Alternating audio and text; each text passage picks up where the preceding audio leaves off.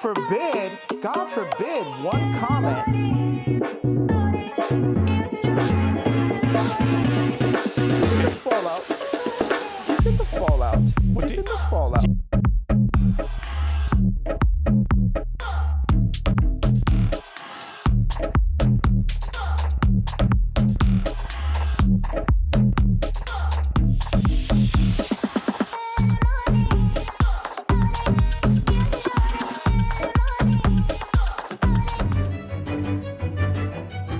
Welcome to J is for Justice podcast. If live breaking news and following true crime is your thing, then please consider subscribing to my channel. And if you like what you see in my videos, please consider giving them a thumbs up.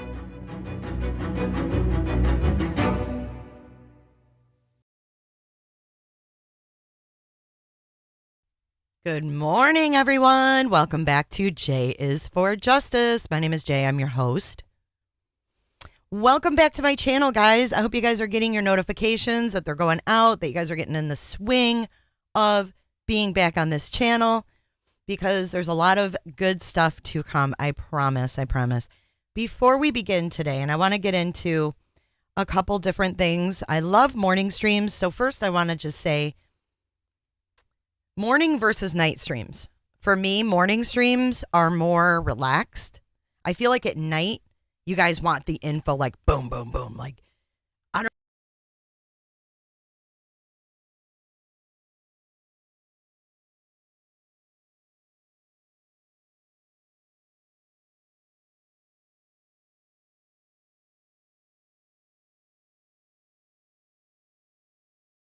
I feel like night streams are very intense, at least for me. So if I'm being like weird about that, let me know. If that's just in my head, let me know. Because I'm not sure. I feel like I'm in the morning, I can take my time, I can show you guys different things, and nobody's really in a hurry. So I feel at night, there's so many different things going on, like everybody's, getting the drama. I feel like night streams are more drama, like more intense, more, I don't know. What do you guys think? Before we get started though today, with that being said, I want to say today is Thursday, June 8th, and I want to wish my parents a very happy anniversary up there in the heavens. And for that, I have put a little video together for you guys just to share a little bit of my life and celebrate my parents here for a couple minutes before we begin. So I hope you enjoy. Let's roll the beautiful bean footage.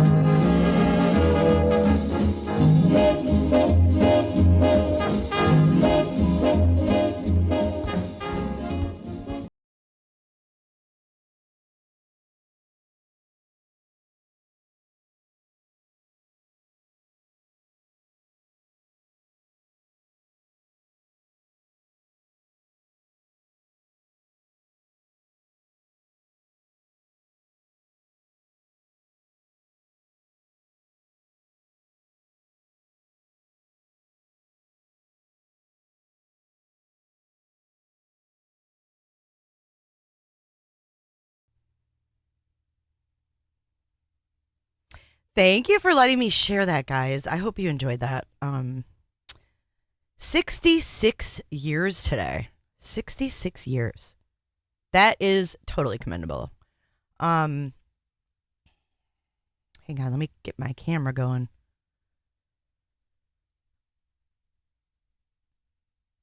I had so much fun creating that this morning. You don't even know. those were a few of their favorite songs. Actually, the Moonlight Serenade was their wedding song. And the other one, Fly Me to the Moon by Frank Sinatra, was my mother's favorite song. And yeah, you saw Baby J in there a little bit. But yeah, they used to dance like nobody's business to that, to the In the Mood. Old Blue Eyes. Yeah, that was my mom's favorite. So thank you guys. Happy anniversary, Mom and Dad. All right. So let's move into our presentation. Before we start on the documents, I want to talk to you guys a little bit about Idaho 4. And I was sitting here and I was thinking to myself, I need to color my grays. No. I was sitting here and I was thinking to myself, like, hi, Olive. I haven't seen Olive in forever. Hello, Olive. And hello, Mandy. And hello, Cammie and Britt and everybody else who's here. Thank you, Angie and Mike, for being here. Appreciate you guys. Where did the students go on November 12th during the day? We saw all the videos or the pictures that they took that day. Where did they all go during the day? Do we know? Because I don't know. She does not know. What? No, I don't. For real, Napoleon, I don't know.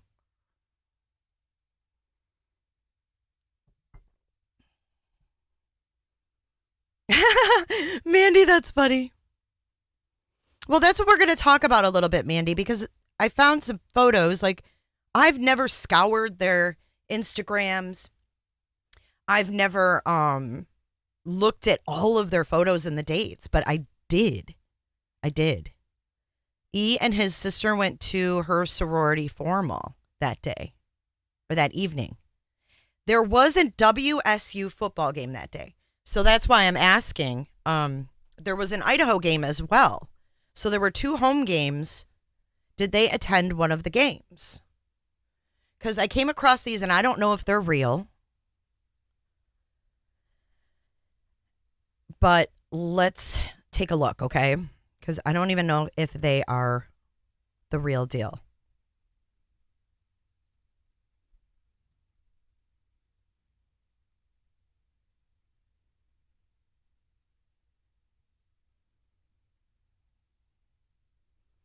Okay, so the first thing I want to talk about, and we're going to get to the ones from the game, but I wanted to show you guys because I know there's been so much talk about the surviving roommates, and I think we need to cut those surviving roommates some slack. Some slack. They were tight. This is September 29th, 2021. Happy Initiation Week, Bethany Funk from Madison. September 29th, 2021. Let's keep going.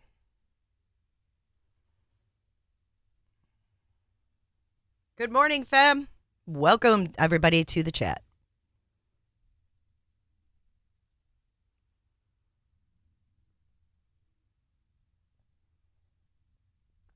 Okay, this one is from May 2nd, 2022. And here they are at King Road. May of 2022. There's Maddie anyways. Gonna miss Moscow weekends like this because it was getting ready to be summer. December 5th, 2021. King Road. Formal.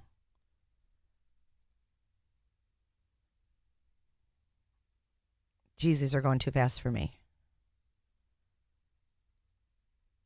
Oh, it's Kaylee's birthday today too. It's Kaylee Jade Day.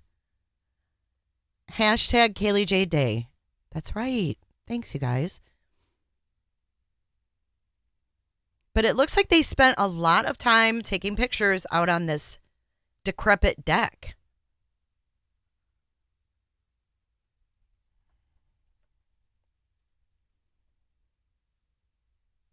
Like I said, December 5th, 2021.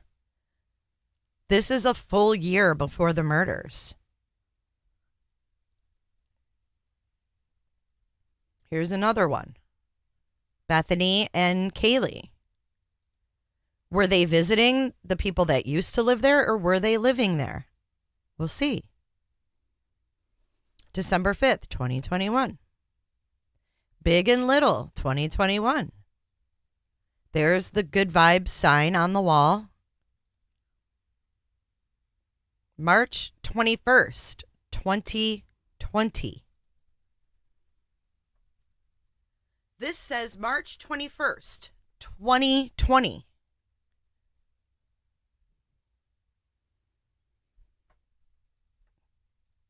Have you guys seen these? Put a 1 in the chat if you've seen all these and noticed the dates.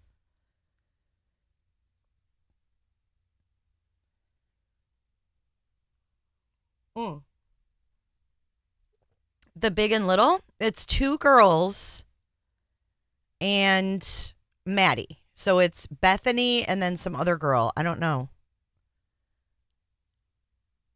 Why did I? Oh, there it is. I was going to say, I knew I showed the whole thing. So this is 2021. And why is this important? I don't know. I don't know who that girl is. But that is Bethany Funk, Maddie, and some other girl. Big Little 2021.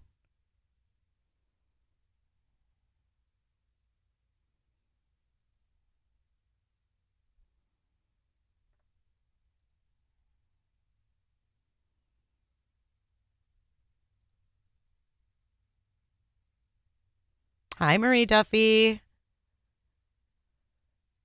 Some of them you guys have seen. Sorry, I'm trying to keep up with chat as best I can right now. So that one was interesting. And then I zoomed in a little bit.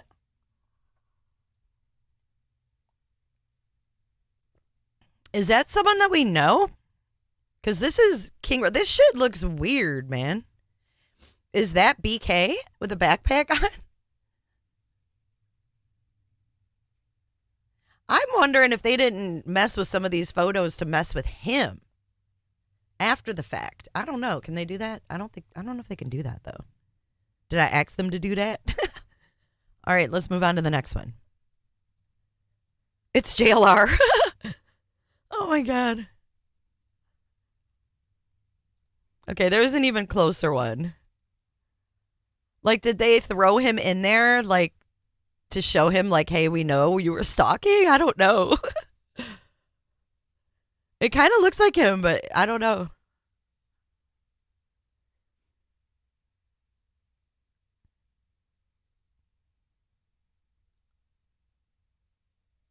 Have you guys seen the pics of BK at the Handmaid's Tale thing? No, I don't even know what that is.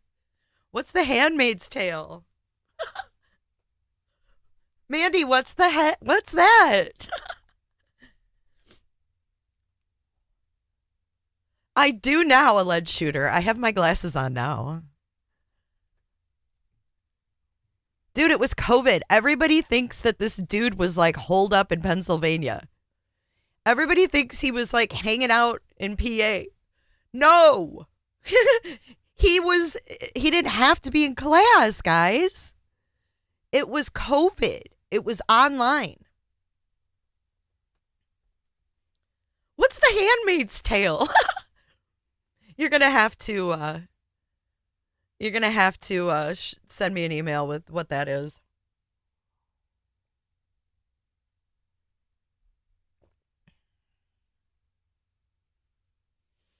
Oh, the little big pick is sorority family tree. One is the grand big sister, little sister, says Mary P. Those are considered to be very serious bonds. So maybe that was Maddie's big, and then Maddie was Bethany's big.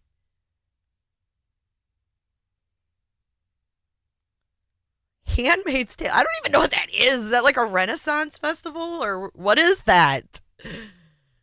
Oh, shoot. Okay. So this is right on King Road. It says no outlet. And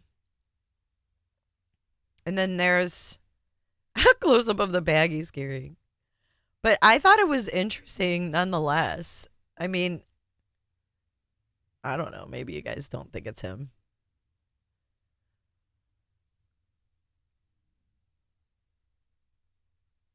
Why would Maddie be Xana's big, though? She's standing next to Bethany. Xana's not even in those pictures. It's not Xana. But there are pictures of Maddie and Xana at the sorority house. So my question was, were they partying here in 2020 or were they living there in 2020? Because we know that it was a party house prior. But it looks to me like the good vibes sign is there.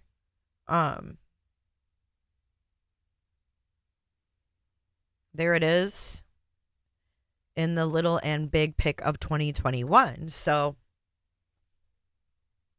yep, there it is. And they had a disco ball there too. So there's the good vibes sign. And I don't think that those kids had just moved in there. I know that there was a, hey, Bridget Survey 319. I know that there was a photo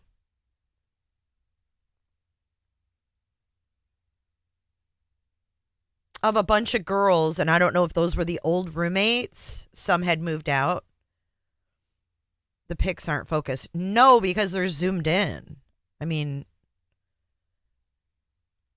I can't focus them because he's in the background, right? When something's in the background, like, plus they're grabs from Google Images.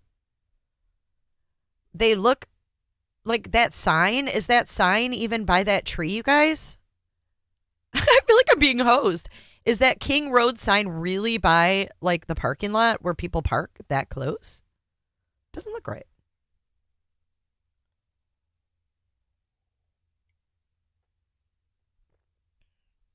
Joe says, Jay, the kids had just moved in there except for Maddie. Albeit Xana and Dylan there for summer. But it doesn't... It's because the TV... Yes, we have an 80s screen.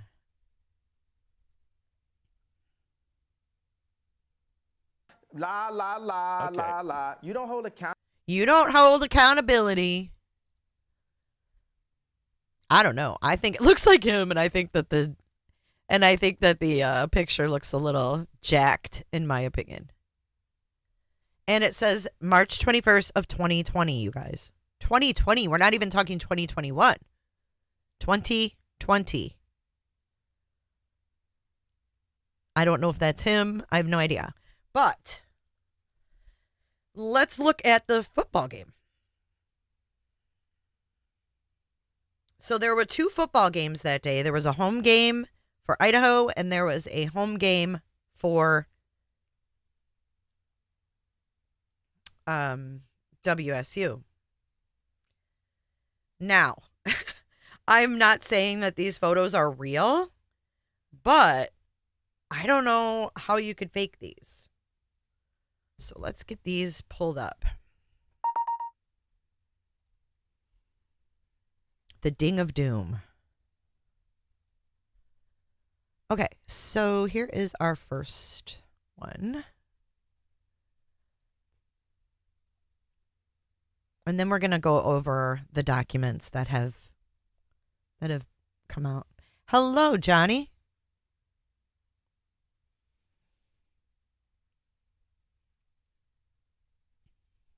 Okay. Here's photo 1.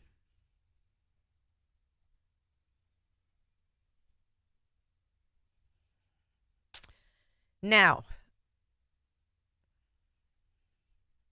what do you guys think of this photo? If you need it bigger, I'll make it bigger. I'll shrink it down in a minute. What do you guys think of this?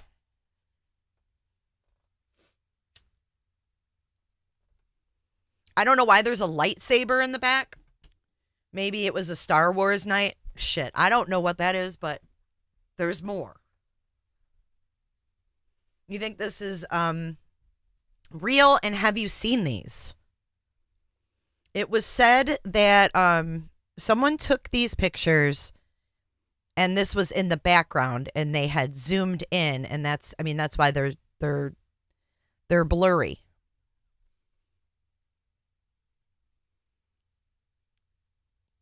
Kelly, that is really weird.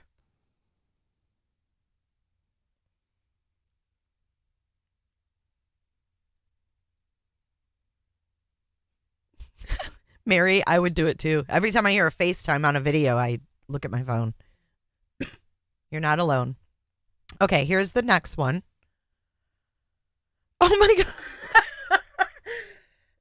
Alleged shooter says, it's Emma Bailey. Oh shit, that's funny. All right, here's another one.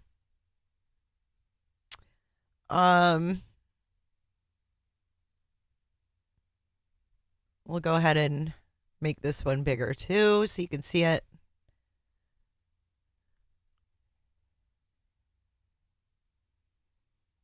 Does that look like Maddie on the right?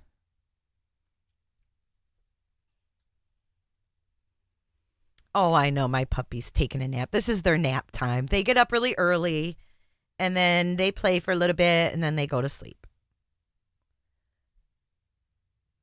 Is that the next door neighbor? Oh, maybe.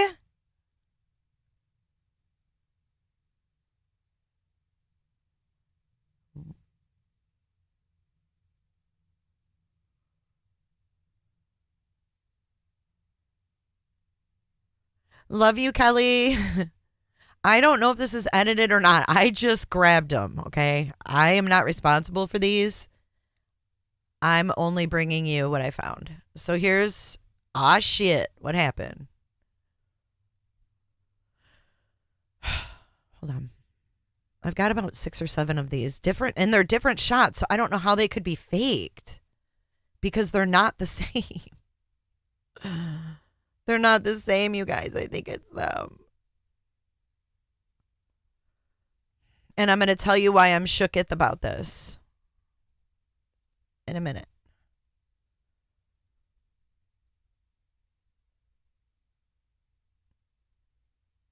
Yeah, that is a really long neck, which made me think that that was faked. Here's another one.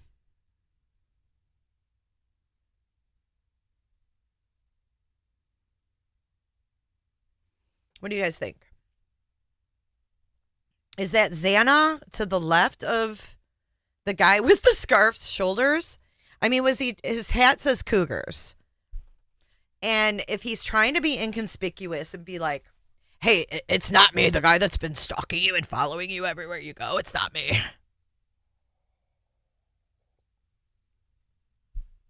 He has 0 neck in the Handmaid's Tale book club pics because I think, okay, you guys, I'm going to tell you what I really think. I think that BK put a lot of fake shit out there that he knew everyone would find, including investigators, when they were investigating this case.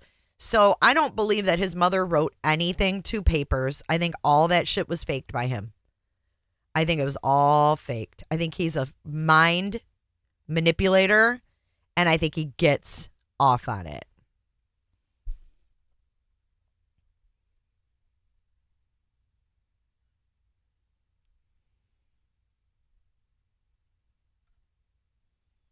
That's what I think. Okay, here's another one.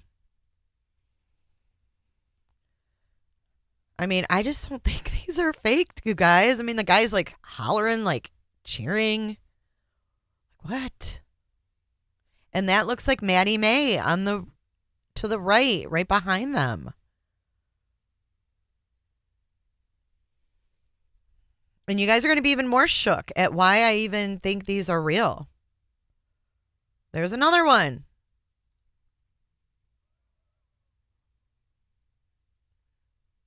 The lightsaber.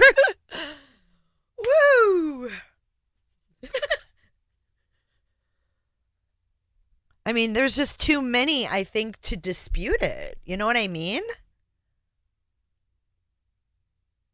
Yeah, those are fingerless gloves. I don't know who that is. At first I was like, is that Ethan?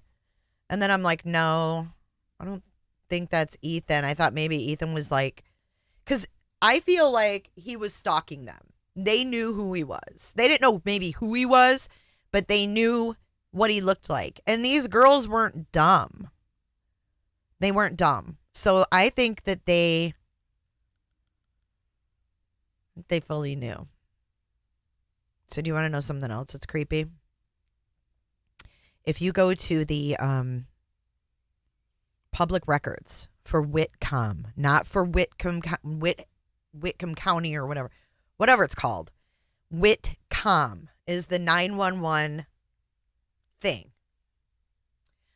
For Washington, for Pullman, Washington, Satina County or something, and Moscow. If you look through the public record requests that have been made,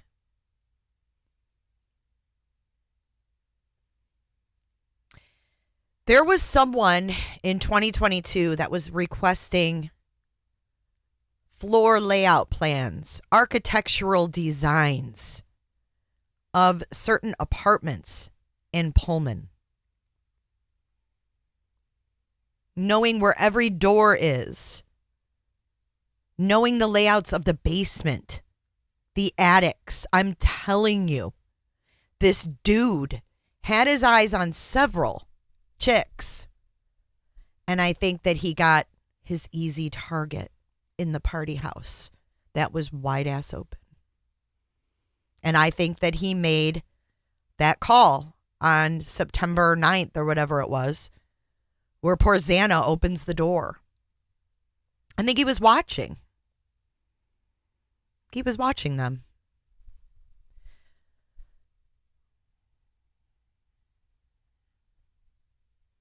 So here's another one. And we're going to get into more information. This might change into a different live because I thought you guys were going to tell me I was crazy. But you guys are seeing what I'm seeing. It looks like the guy at the grub truck, the one with the poncho.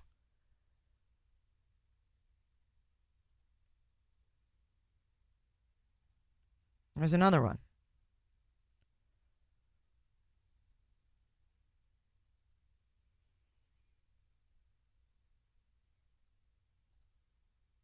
And he may have put these out there. I don't know who put these out there. All I can say is what I found. And I think there's one more. Oh, no, this is just a close-up. There's the close-up. I mean, look at those eyes, dude. It's close to midnight. Something evil's lurking in the dark. The one that stared into the camera for a long time with his hood up, mustache. I don't remember that guy.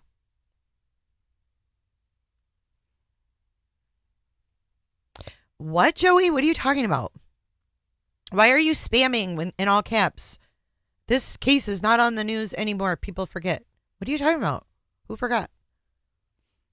Yes. So, okay. So let's go a little further, shall we? Let's go a little bit further. Oh, shoot. I've got a new Nancy soundbite I haven't updated yet, too. Or uploaded yet. She's great. She is wonderful. Here is the new one that's going to go up. This is fitting for right now, in my opinion.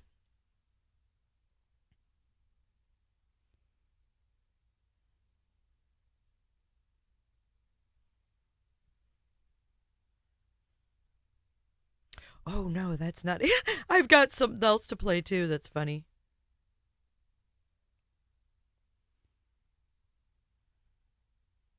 Anyways, I can't find her right now. I download too much stuff. Anyhow,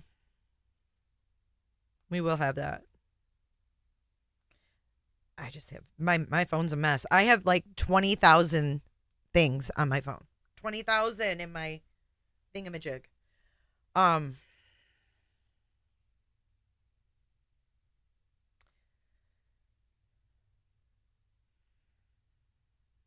One more picture here before we get into the Pullman thing. News have to tell other stories. I mean, it's the news and all. You mean they're being fed what to say? I thought this was an absolutely sweet picture This is Xana and Ethan in the summertime. I think this was taken in like July of last summer. And I just thought,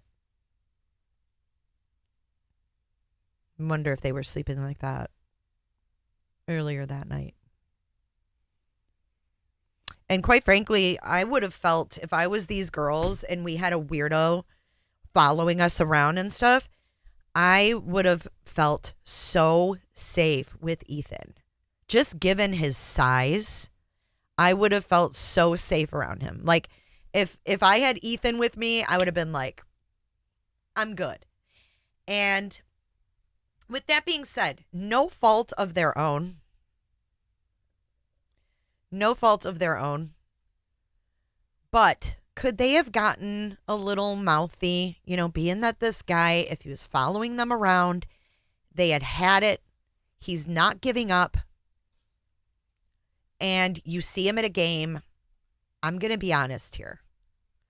This is what I probably would have done if this jackass was harassing and following my friend or my friends. I would probably chew a little bit of gum and maybe throw it at his head. Okay. So with that being said, like Summer would do the same thing. She's like, I would do the same thing. With that being said,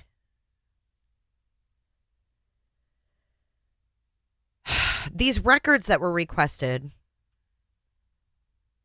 a lot of them say there's no records to this. It's almost like someone requested them just to get these public things in the public in this list, because you can look at what's already been requested.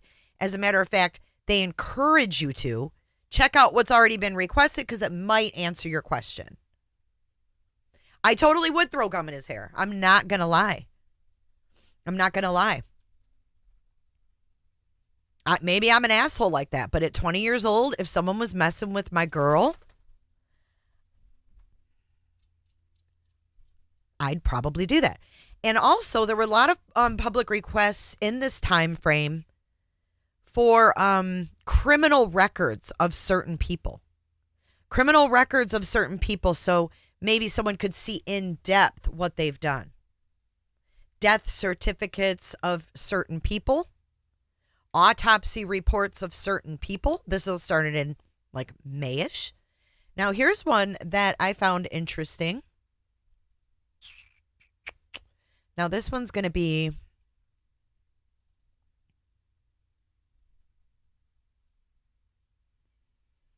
let's just share it via window capture. Let's do it this way.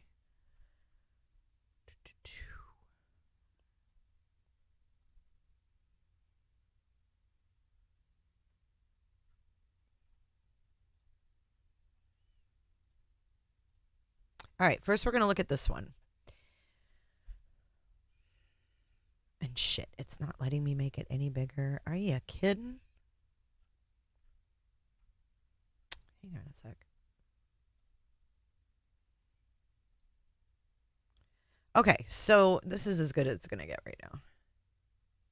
So this is on 5/27 of 2023 in the morning, 10:26, 10:47 a.m. So they're asking for this person's EMS report, fire report, PD report, autopsy report, coroner's death certificate, 911, and it says, thank you so much, Justin. Justin. Ain't nobody got time for that. I am seeking to obtain documentation R.E. Luke Tyler's death. If possible, I would like to obtain the following. Thank you so much, Justin. And then it says, no responsive records. So it's not even something that was there and they redacted. Why? Who's Luke Tyler? What?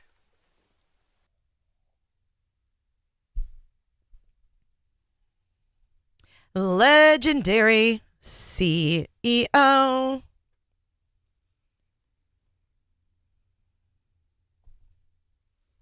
These nuts. Onyo. No football jerseys on. Well, they weren't students there, right? So our Idaho 4 did not go to WSU. Why would they be wearing WSU jerseys? But Xana's sister went to WSU. Xana's sister did. All right, here's another from their little thing here. And we're going to go in depth with this in Patreon this week. I've got lots more. I've requested a lot of records that I'm waiting for from Pullman. So here's another one. Hello, I am Liam Schill, a senior architecture student here at WSU. This is on 10/20 of 2022. I would like to get the floor plans at the Compton Union Building at 1500 Glen Terrell Mall, Pullman, Washington, to use as a precedent study. Specifically, the first floor with the food court and lounge are what I'm looking for. Please let me know if that would be possible.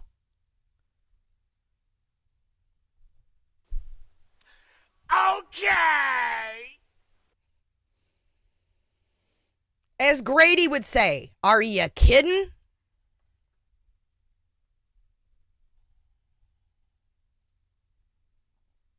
Dude, you guys, this guy did some sick shit. Some sick shit.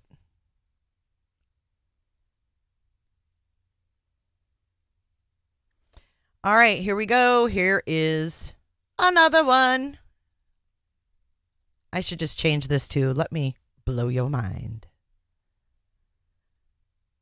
Because this shit's messed up, man. He is a messed up individual.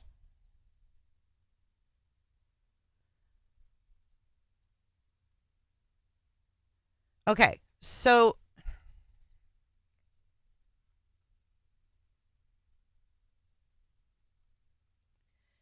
I know you guys probably can't read this because it's small, but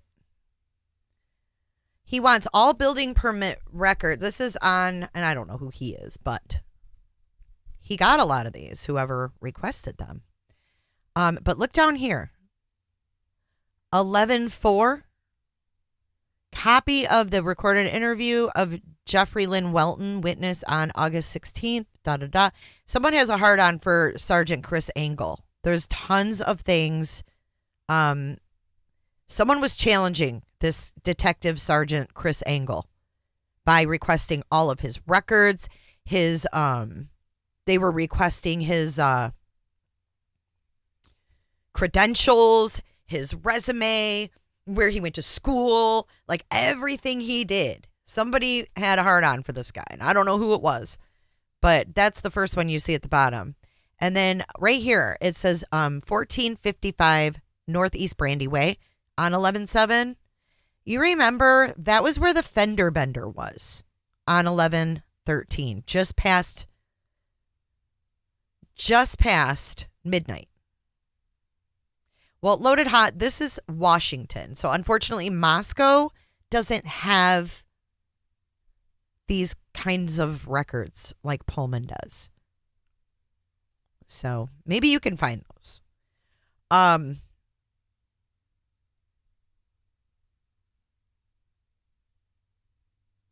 look at the times. I mean, 9:02, 9:05.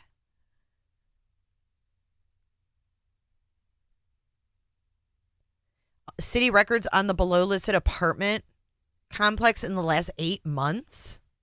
Information, a rooftop deck at the fraternity house was not allowed by the city of Pullman. Construction plans for the SAE fraternity house. Who would need those? Come on, people. Shit don't make sense. Okay, now I'm going to really freak you out. Because if you look here, and we're going to look at these in depth, like I said, in Patreon. I'm not opening every single one. But if you look here, this is scary as hell. Check this one out.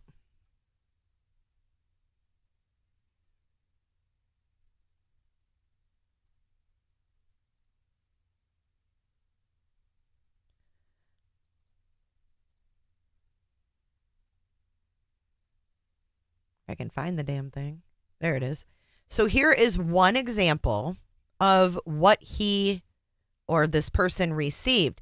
This is the list of documents from one house, guys.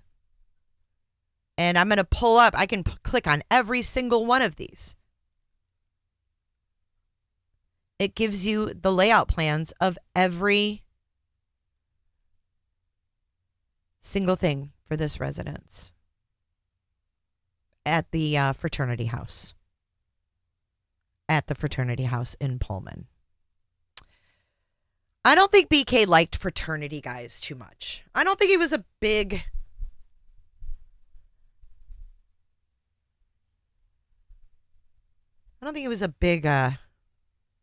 Yeah, it's not creepy at all. Okay, here's more. Let's see. Oh, here's an example of what he would have seen. You want to see this? This is messed up. If he requested layouts of people's homes, this might be what he would have seen. This is 408. Let's see, where is this? Fit to screen. There we go. Okay, so this is the kind of shit they're giving out. You know where the doors are. You know where the freaking windows are. I mean, you know where everything is on this. This is scary shit. You know where the toilet is. You know the sizes of the rooms. You know where the sink. Everything. You know where their vents are, where their ducts are, where their wiring is, where everything, where their fucking fuse box is. Everything. It's scary. This is 400 East Main. Here's another one that was requested. Let me share this one.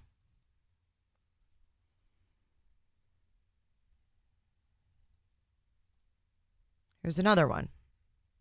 I know it's quite bright, but let me zoom in a little bit.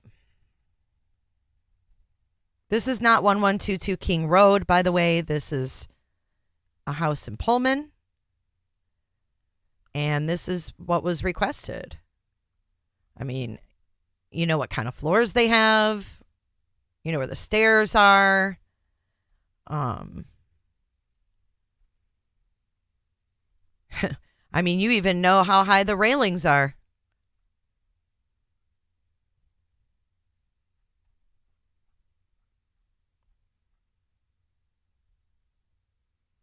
This is a business. It does not, but I did request that information. Ashley Leith, Luke Morgan Tyler, a WSU freshman who died from a hazing incident, died January 20th, 2022. Okay, so I think that this ass was trying to make it seem like the frat guys did it. And I think that's exactly why he called into T-Rev's show and said, the guys in the frat house, like, they asked me, like, if you were going to kill someone, like, how would you get away with that? Well, exactly, Joe. I mean, he did this kind of research and then he figured out, oh my God, these girls aren't even home and there's people in and out of here.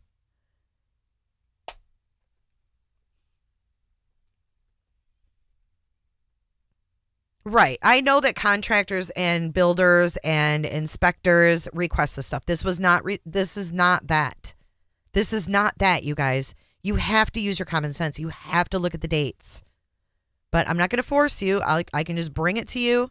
And I'm going to go deeper with this in my Patreon because I think that this means something.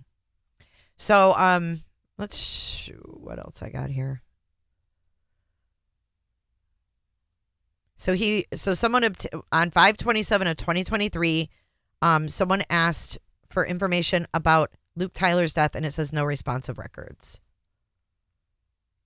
And then here's another weird one from 9/21 of 2022. Okay, let's get off the house things, but I'm telling you, he's not dumb. He may have gotten caught, but he's not dumb. That's what bothers me, is that he's not dumb.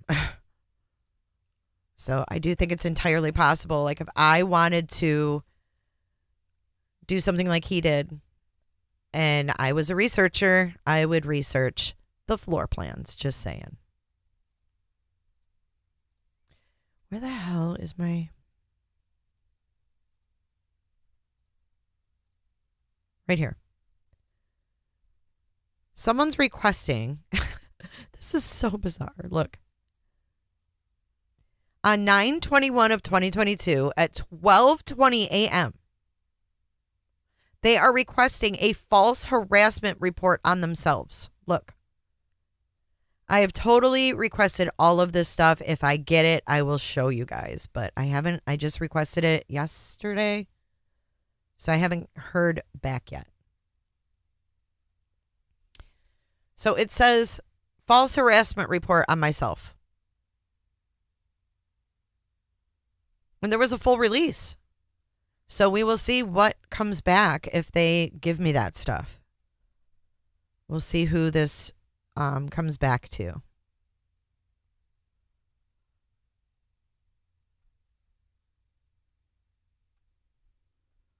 see what else I found here.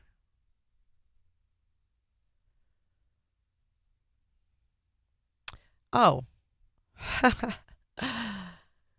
Oh, shoot. Here's another one for downtown Pullman. With apartments above it. Okay, so I looked this up to see what exactly this was. And this is a business downtown Pullman that has apartments above it.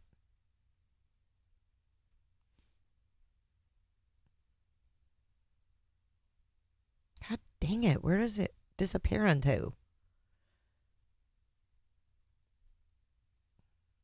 Look at this mess. Check this out. See how detailed that is? Are you kidding me?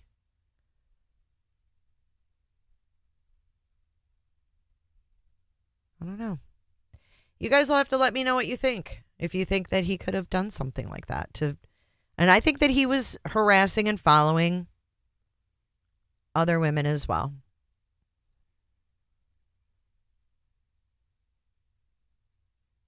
Yeah, he was very techie. Very techie. His thing was, he wanted to work for the Pullman Police Department. He was all about their body cams and all of their technology. And even in his resume cover letter, he said that he mentioned, a rural police department. Like, I can help you because you're rural.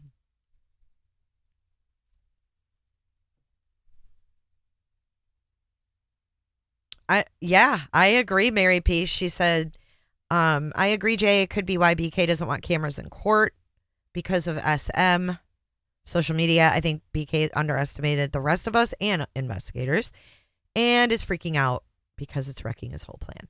I think they turned it around on him. I think they messed with him online as much as he messed with them. And I think we're seeing a collision of some of that stuff. And we have to sift through it right now until tomorrow. I want to thank Megan Holly for... Oh, I turned my alert box off. There we go. Megan, thank you for tipping, babe. We got our first tip. Yay. As you guys know, we are not monetized over here. So, whoop, whoop. Thank you, Megan. Thank you, Megan. It's really easy too. You can tip with your debit card, credit card, set it up reoccurring. I appreciate your support. Thank you so much. And then I also have to thank Brittany Deacon. Brittany Deacon and my sounds still aren't working, but thank you for becoming a Patreon, Brittany. Let me see if I missed anyone else. Suzanne. Thank you, Suzanne, for becoming a Patreon. And Tiffany Eldridge, thank you for becoming a Patreon. I am not monetized on this channel, so if you would like the extra benefits, you have to join Patreon for that. So let's move forward.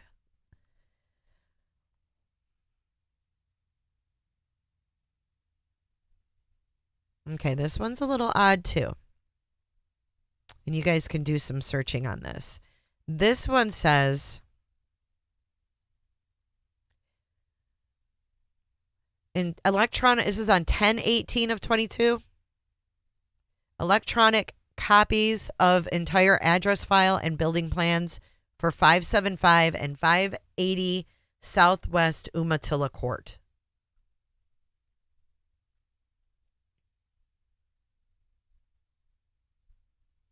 I appreciate you, Megan. Thank you. Thank you for recognizing that.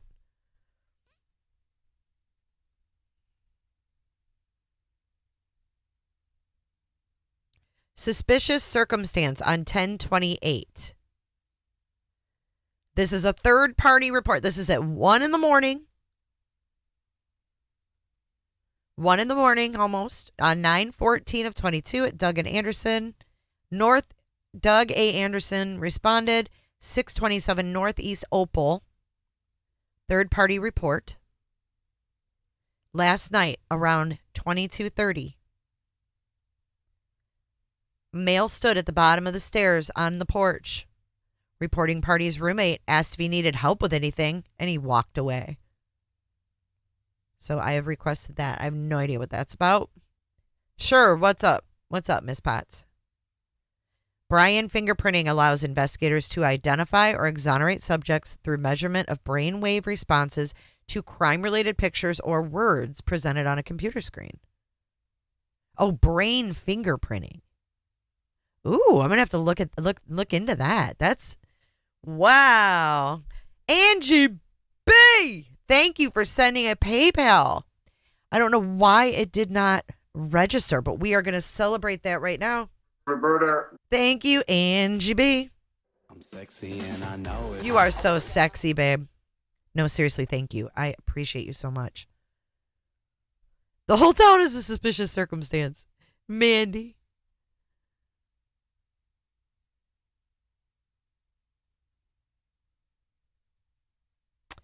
Let's see what else. Okay, maybe we should just get into the documents. We can go into these further. I'm going to wait for them to come back. See what we get, see if any of these are even related, and then we can go from there. But what else was interesting?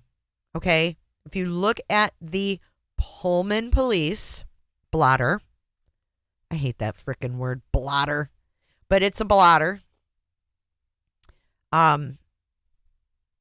We're going to go over this in Patreon, but in the blotter, many people were ejected from that football game at WSU on Saturday, November 12th, for throwing shit.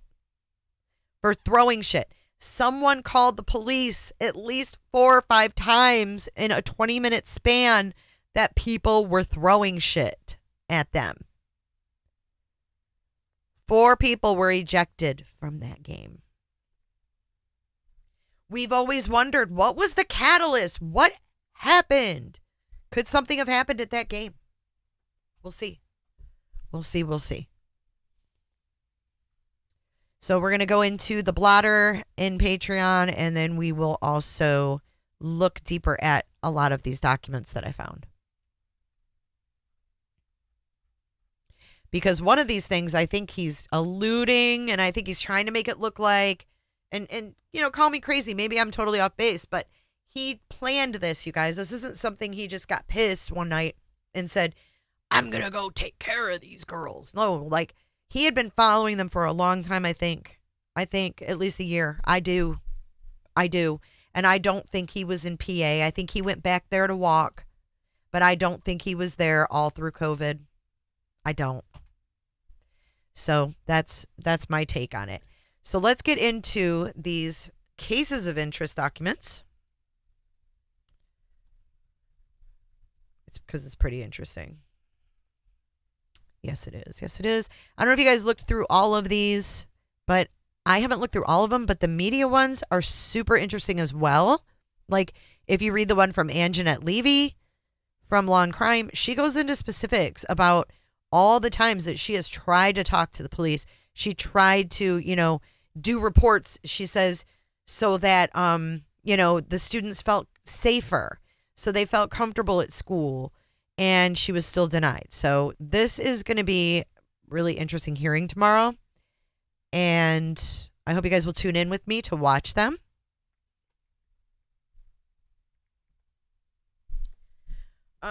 So here we go. Let's see. Where did all my little thingies go? And I want to thank everybody in advance who has donated, supported the stream, even $1. I mean, if everybody donated $1, we have 200 people here. I mean, that is amazeballs. I can't believe I just said amazeballs, but I did.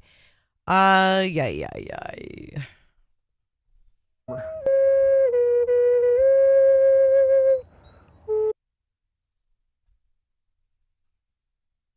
I love morning shows with you guys too.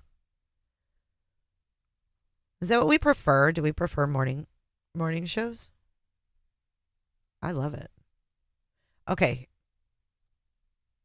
Here we go, guys. How's that? Can you see on the big screen? We're going to get to all these newer ones. But first, I must go get some coffee. So you guys hang out for about 2 minutes. I'll be back in 2 minutes.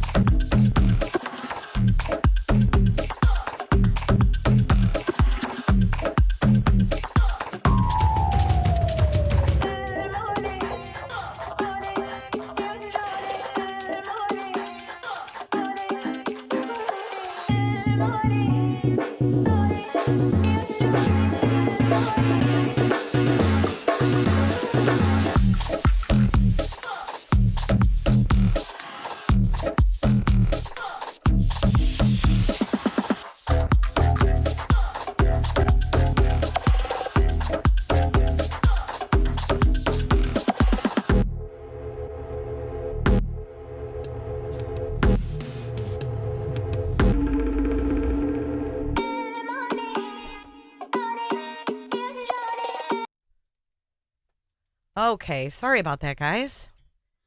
Hello. Hello, Jackie. Hi, Miss Nightbot. Kami, thank you for your PayPal. I want to thank you so much. You guys will get your tip on the screen if you do send it via the Streamlabs link. I think that's how that works. I'll get that all squared away. We're going to have a running, scrolling list of supporters, and you guys are going to get recognized here. I know that being members and everything, it's important. It's important to be part of your community. And I want you guys to still have that sense of community, because I hate coming in here and seeing you guys not green. You know, I'm used to seeing you guys green and be like, oh, they're my people. But you know what? We can turn this around, and you know, you guys will be recognized for your support and for being a part of this community. So I just have to get everything together. This was kind of, you know, something I wasn't expecting. And with that being said, also, today is the day that Nexstar is going to be filing their grievance financials with me. And it looks like I'm going to be given a judgment in excess of $25,000 from what it looks like. So they wanted me, and somebody asked earlier, yes, this is Grady. Shell got me this. They wanted me to agree to some kind of payment arrangement, but they wanted me to pay $5,250 right off the bat to avoid those attorneys' fees. So I don't know the Finn. Why don't you tweet at Team YouTube and ask them?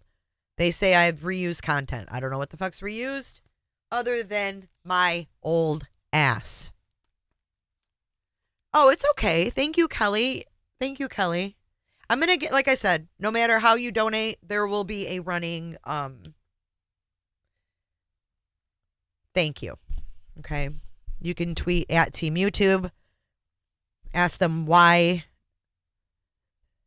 it's reused content for both channels. Hey, Shell. All right. So let's get into our docs.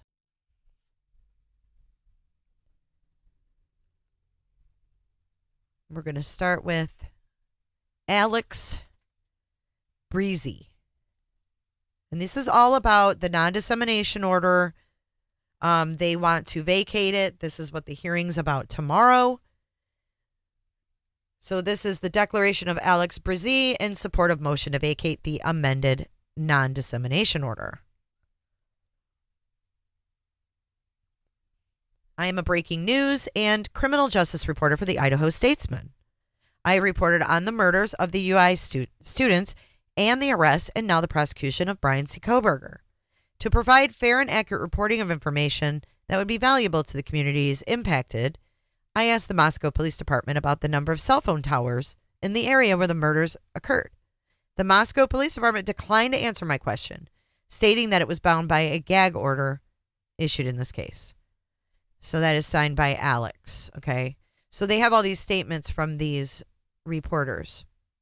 Here's Anjanette Levy's. Hers is pretty detailed. So Anjanette Levy says, since 2020, I have been an on-air host, correspondent, and producer at Law News, Inc., doing business as Law and Crime. Law News. LOLs. One of the members of the media coalition in this action and a multi-platform media company, live trial network that covers true crime, legal news, and high-profile criminal cases. I have over 20 years of experience in broadcast journalism, television production, and reporting and news coverage. I graduated from University of Cincinnati with a Bachelor of Arts in Communication. And over the past several decades, since the beginning of my career in 2001, I have worked as a reporter, producer, anchor, host, and correspondent. I have extensively covered numerous high-profile trials in the past, including Kyle Rittenhouse, Derek Chauvin, Johnny Depp, and Alex Murdaugh. In 2015, I was nominated for an Emmy for reporting on a missing toddler in Milford, Ohio. In November 2022, 4 UI students were found fatally stabbed. On December 30th, Bryan Kohberger was arrested in Monroe County, PA. 4 counts of first-degree murder and felony burglary with a trial set to go forward in October. Just 1 week after Mr. Kohberger's arrest, a gag order was issued in this case, restricting investigators, law enforcement personnel, or attorneys from speaking about the case. Since onset of this case, I have been the lead reporter covering this matter for Law News. LOLs. I have issued various forms of requests for information in order to provide fair and accurate reporting of information that would be valuable to the communities impacted by the murders. Specifically, I have issued document requests, approached subjects for interviews, and sought to speak with various government officials. And she says that she's done this for knowledge or even background purposes.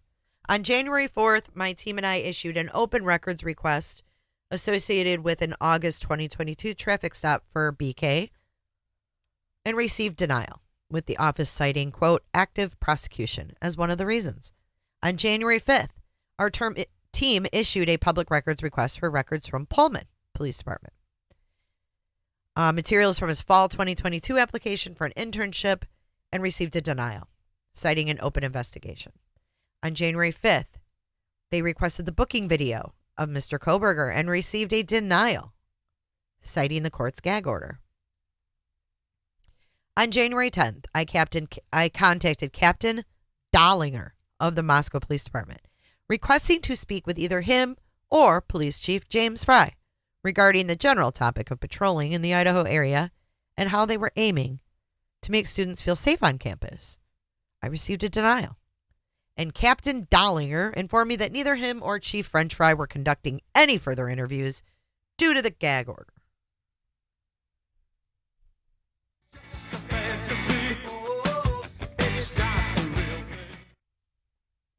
On January 10th, 2023, I contacted Aaron Snell, Communications Director of the Idaho Police, to request information regarding enhanced patrol and an interview. Although I specifically clarified we can conduct the interview in a manner that does not violate the gag order, I did not receive the interview I requested. On April 24th, I contacted Kellyanne Valoria, legal counsel for one of the surviving housemates of the students who were murdered, to request a copy of the motion to quash. Ms. Valoria responded by attaching a copy of the court's gag order and did not provide any information. Finally, on April 24th, I filed a request to inspect or copy judicial records with the Latah County Courthouse in Moscow. Specifically, I requested documents related to the subpoena for Ms. Valoria's client and the motion to quash regarding same subpoena, despite the fact that these were documents publicly filed in an open court. I received a denial written response. In regard to the inquiries and requests made reference in paragraphs 8 and 9, I was specifically informed that I was being denied access to pertinent information regarding the matter due to the gag order. That is Ann Jeanette Levy. She works for Law News, DBA, Law and Crime. Chris Ingalls. We're going to breeze through these. Chris Ingalls is an investigative reporter for King TV. And he says to provide fair and accurate reporting that he thought would be valuable to the communities. He asked Major Christopher Paris of the Pennsylvania State Police whether law enforcement had launched any review of unsolved cases. Major Paris declined to answer my question, stating that he was bound by the gag order. I mean, does this seem stupid to you?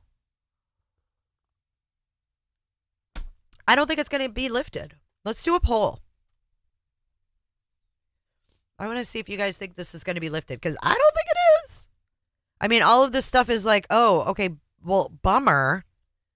Bummer that you can't get your interviews, but this isn't about your interviews. Laura Ingalls Wilder. The Little House books. I had the Little House books.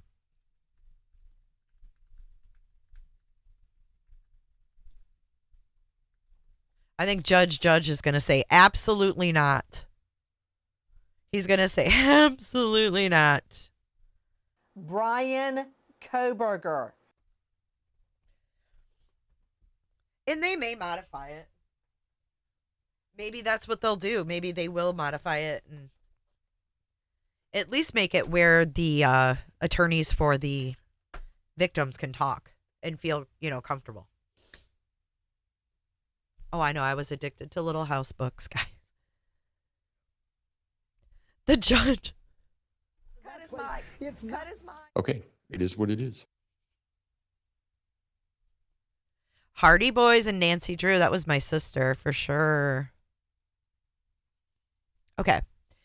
Let's keep going. Gonna need a more slaw in a second.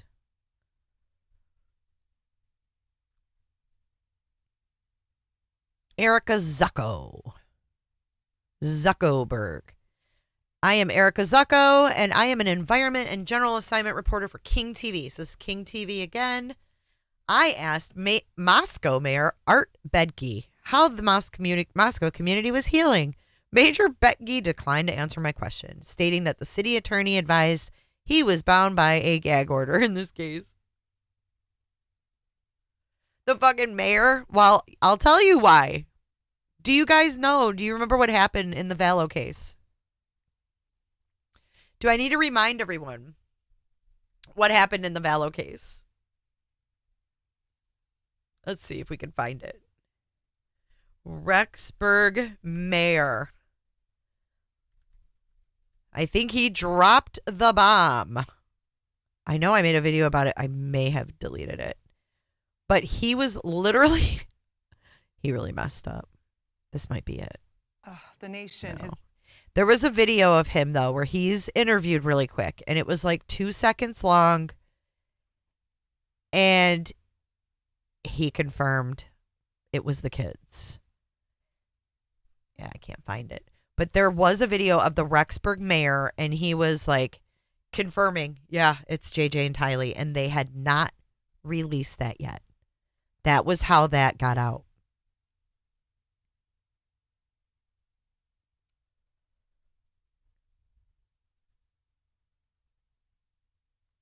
All right, so here is Elizabeth Boydston, a.k.a.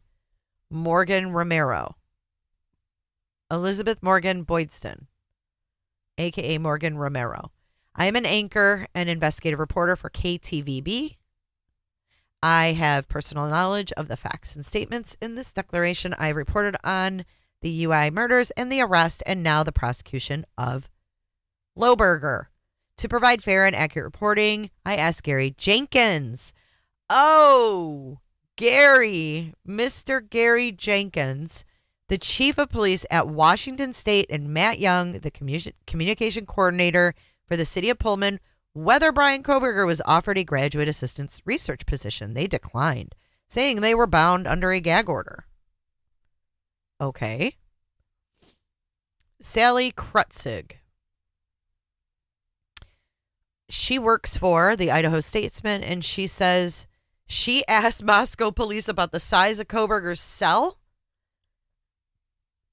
and the size of the jail, and they declined to answer her questions.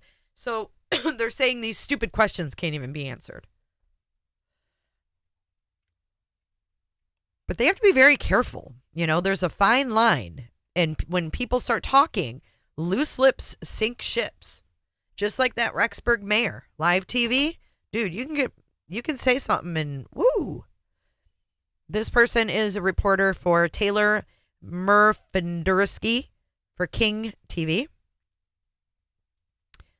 And their public record requests were denied.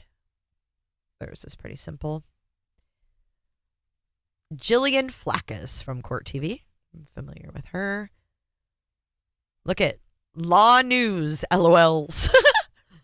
All right. I am the assistant news director for the Pacific Northwest, or she's the AP. Pacific Northwest, Alaska, and Hawaii for the Associated Press. Before learning there would be pool coverage for Mr. Kohberger's arraignment, the Associated Press intended to send 2 or 3 representatives to cover the proceeding. When the Associated Press learned there would be pool coverage of the arraignment, it decided to send 0 representatives because the Associated Press knew the pool coverage would provide all the information needed to accurately and fairly report on the arraignment. So they're showing, hey, we did this pool camera and we didn't have to be there. It wasn't a shit show. We weren't all there, you know, causing a ruckus, making your town a circus. You know, it all worked out fine. So maybe that will work for them. Wendy Olson. Let's see what she has to say. And while we're waiting for this document to load, if you could click that like button, that gets me back into the YouTube algorithm so people start seeing my videos again. Wendy Olson, I'm a partner with the law firm of Stoll Rives. And what? Counsel for interveners in the above captioned matter. Attached hereto is Exhibit A, a true and correct copy of a letter submitted to Minnesota's Advisory Committee. What does Minnesota have to do with this?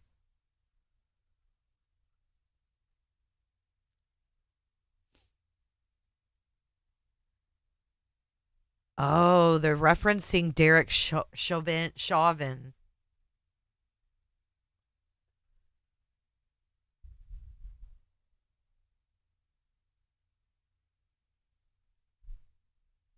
I'm not reading all of that, but they want a pool camera, basically. Let's see.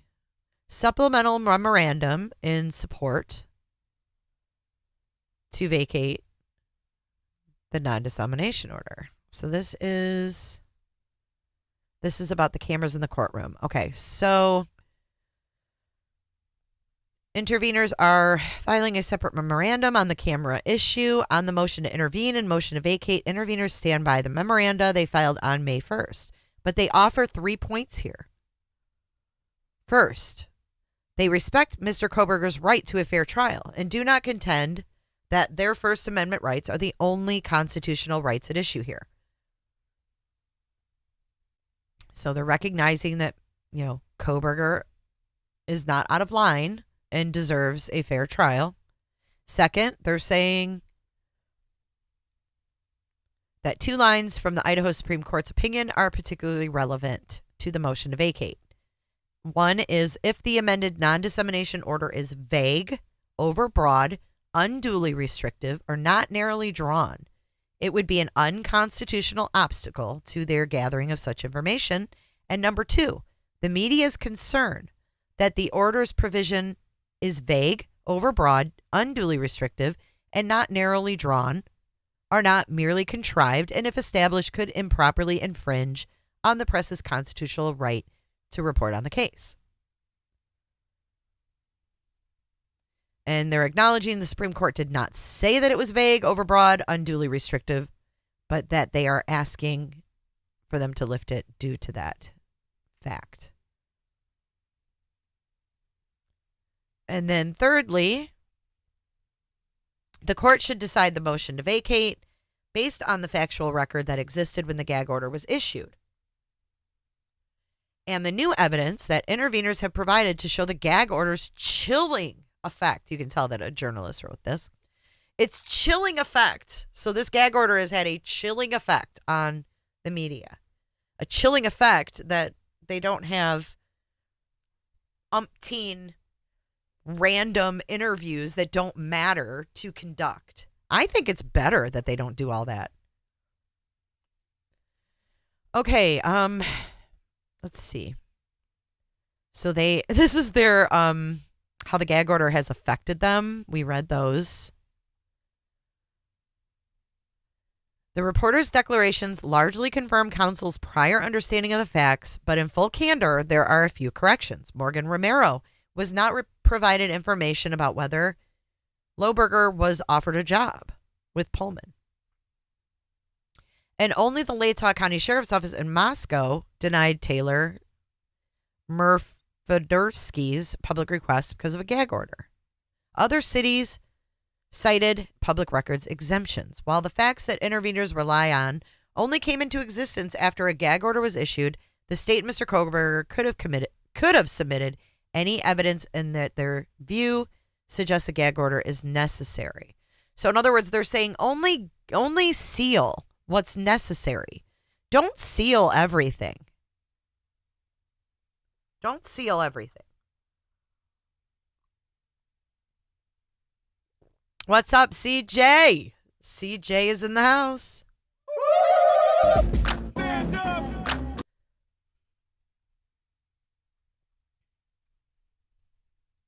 Oops. Okay, our next one. Let's see. Supplemental memorandum on cameras in the courtroom. Community's interest in this case. Coverage will be not unobstructive and consistent, and recent high-profile cases show that the court should allow camera access. So we're just going to scroll through these. We know the background of the case. This is their legal mumbo-jumbo, and they say that many community members throughout the University of Idaho, Moscow, the state of Idaho, and the cities in which the victims' family members reside who are impacted by the heinous crimes committed this past November should have an opportunity to see and hear these proceedings for themselves. Audio-visual coverage will provide the best, most objective opportunity for the many community members who will be unable to attend in person. The court should thus afford those community members that opportunity, while strictly enforcing, as it must, Idaho Court Administrative Rule 45 safeguards to protect all other interests. The recent prosecutions of Derek Chauvin and Lori Vallow. Now we're getting, just wait for it. this is probably going to end up like Lori Vallow, where we get maybe just audio, which is better than nothing, but it sucked. Did it not? It sucked. In my opinion, anyways. I like seeing people, you know? I like seeing people.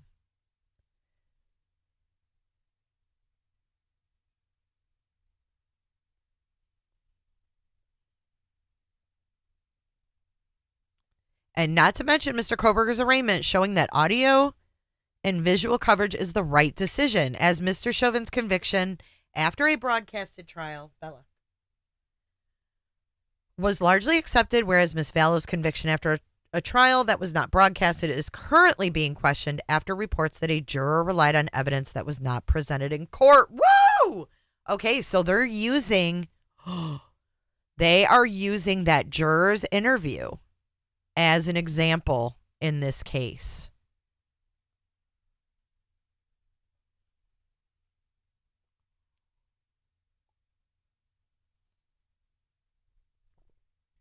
Interesting. The community's interest in this case, as reflected in the First Amendment, favors allowing camera access. So they're using that to say, hey, you know, you're not going to have that problem. You're not going to have, you know, everybody's going to see everything that's going on, so there'll be no question.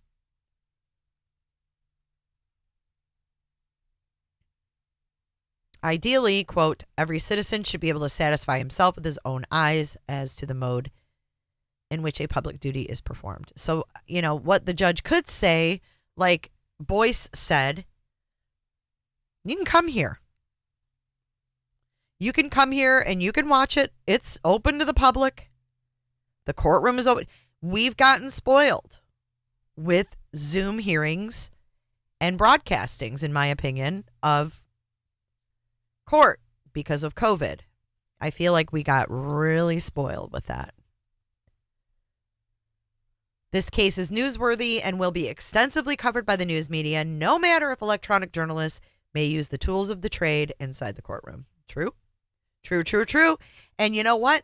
They may. Here's another thing, and I'm not done reading through these, but they may want to cite some of the fake news that's put out there, the fabricated news. If this is broadcast, there's nothing to be fabricated because we can all see it in real time, right? Nobody can make shit up. In other words. So they're saying here that coverage will be unobstructive and consistent with the rights of all involved.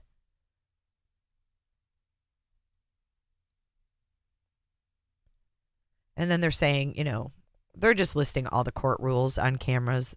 Like, we're going to follow your rules. We're not going to do anything bad. Recent high-profile cases. And they talk about Lori in more detail. Wait till we get to a little bit of evidence that they submitted. So here we go. Here's the hearing, 6/27 of 23, and this is on the grand jury's materials. Now, I listened to Scott Reich talk about this last night, and he's like, grand juries are private. They're always private. So I don't know if Bryan's playing games and getting his lawyer to file these, but they're private and they're always given to the defense. So what he said, though, is that the prosecution, why are they dragging their feet on this? Why aren't they just giving him the grand jury stuff? Why are they making him wait? I mean, the trial's right around the corner. So comes now state of Idaho, and they're saying about the grand jury stuff that access to the audio and transcript is controlled by ICR 6.2c. The overriding secrecy and confidentiality of grand jury proceedings is described in ICR 6.3. Reading them together, the only exceptions to the secrecy and confidentiality are A, for counsel to listen to the recording of the proceedings or obtain a transcript, B, the list of juror votes, and C, disclosure of what was said or done in the proceeding by order of the court for good cause shown. 2, the defendant's motion to make available the record of all proceedings of the grand jury goes beyond what is permitted by applicable court rules. So in other words, by law, they have to give over a record, either audio or a transcript or both, a list of the juror votes, and a disclosure of what was said or done for good cause shown. You know what he wants? Bryan Kohberger wants these people's names.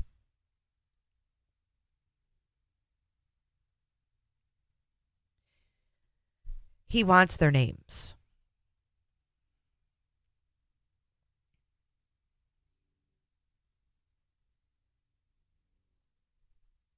Why? Probably to harass and intimidate.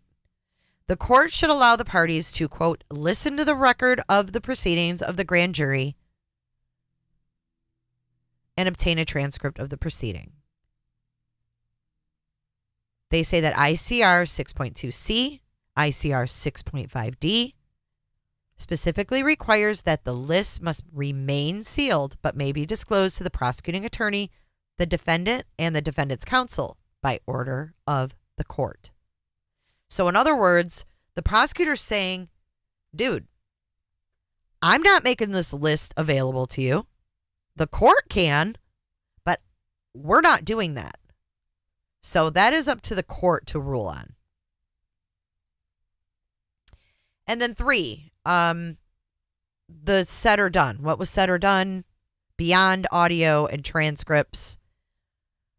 And a list of jurors can be done by order of the court for good cause shown. So the judge would have to make that decision, is what they're saying. Grand jury proceedings are intended, to the extent possible, to be secret. He can't stand it. This is driving him nuts. He has to know everything, and he has to dissect everything. And I bet this has his anxiety on edge. They've got this dude breaking down.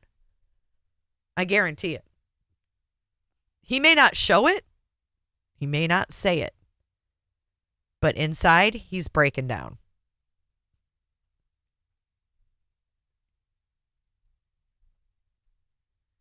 So here is another order. The state's coming forward and saying, unfortunately, the state and the defense have not been able to reach an agreement. Consequently, the state submits the following for the court's consideration. And this is a repeat of what we just read. So they're asking the court, you make the decision, because I'm not handing this over, because I'm only handing over what the law says we have to hand over.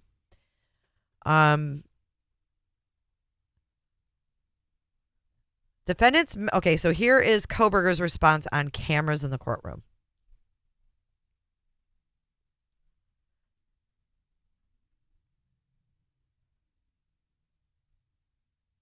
Yeah, we're going to read this one. Okay.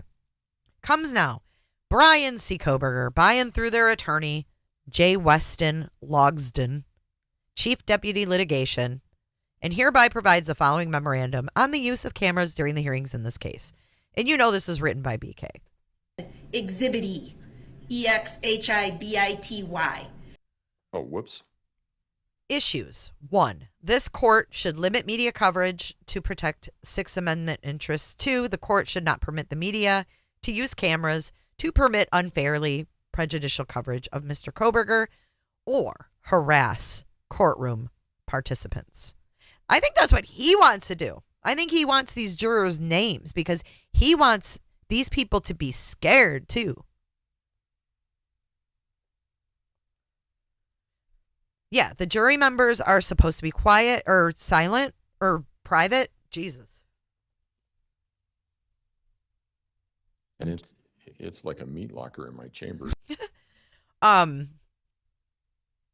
He wants the names. Mr. Kohberger's charge and subsequent courtroom proceedings have captured the attention of local and national news as well as social media. The court has previously permitted cameras in the courtroom in regards to this case's prior proceedings. Now, see, if he asks for social media coverage of his case, they have to show him for part of his case. So he's getting copies of shit that's out there.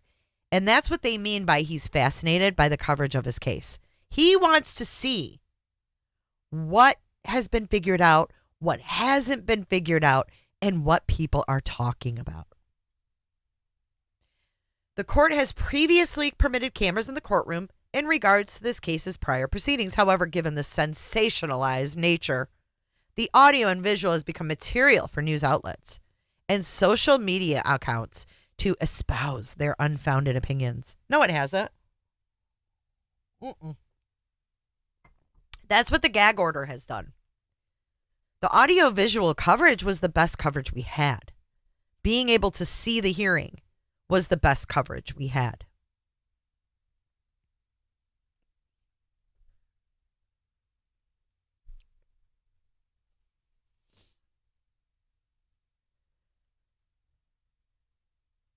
Following each of Mr. Kohberger's court appearances, numerous social media posts have been made regarding him through Facebook posts, YouTube, and TikTok, and a podcast. He loves this shit.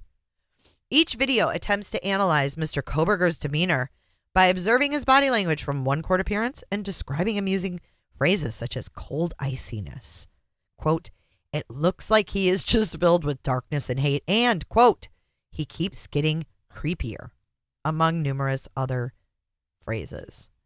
And here we go. They use Sidebar, which is Miss Anjanette Levy, Law News, LOLs.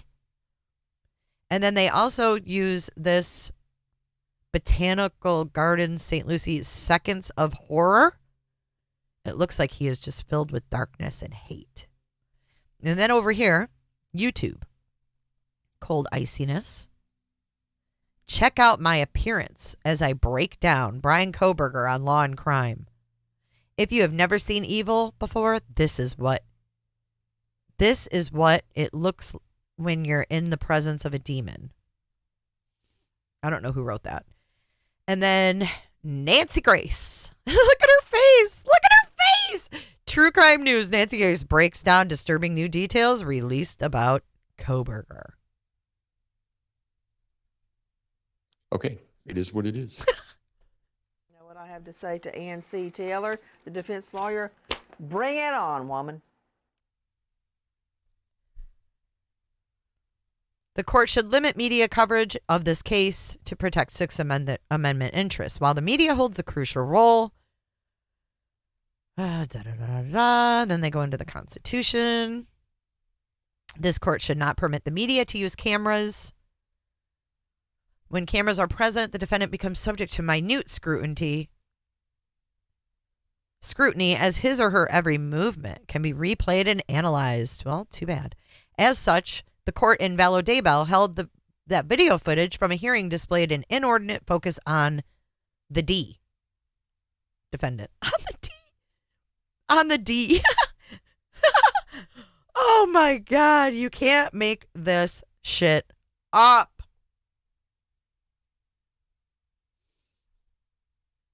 These nuts.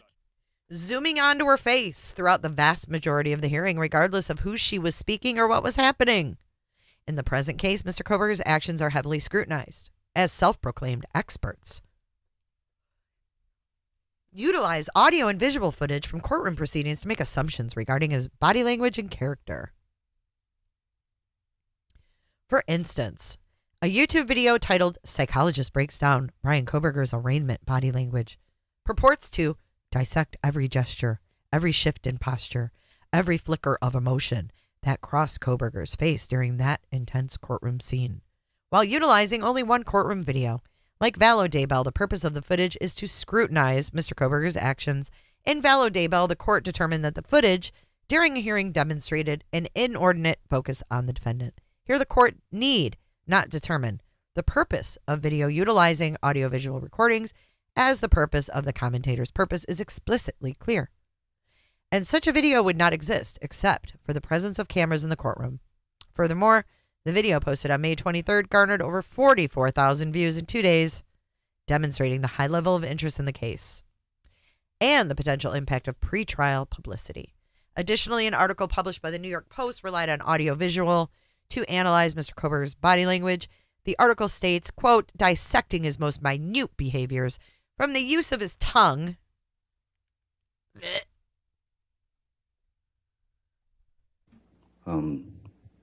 Sure. to his controlled reactions, and the tone of his voice can paint a picture of his mindset. By doing so, the recordings are once again being utilized to scrutinize Mr. Kohberger as the expert reached an uncorroborated conclusion after viewing only one video.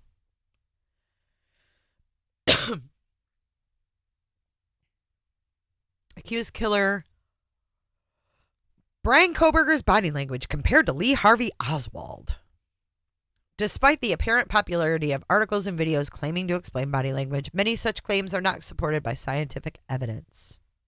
In fact, studies have repeatedly shown that body language cannot be accurately read like a book.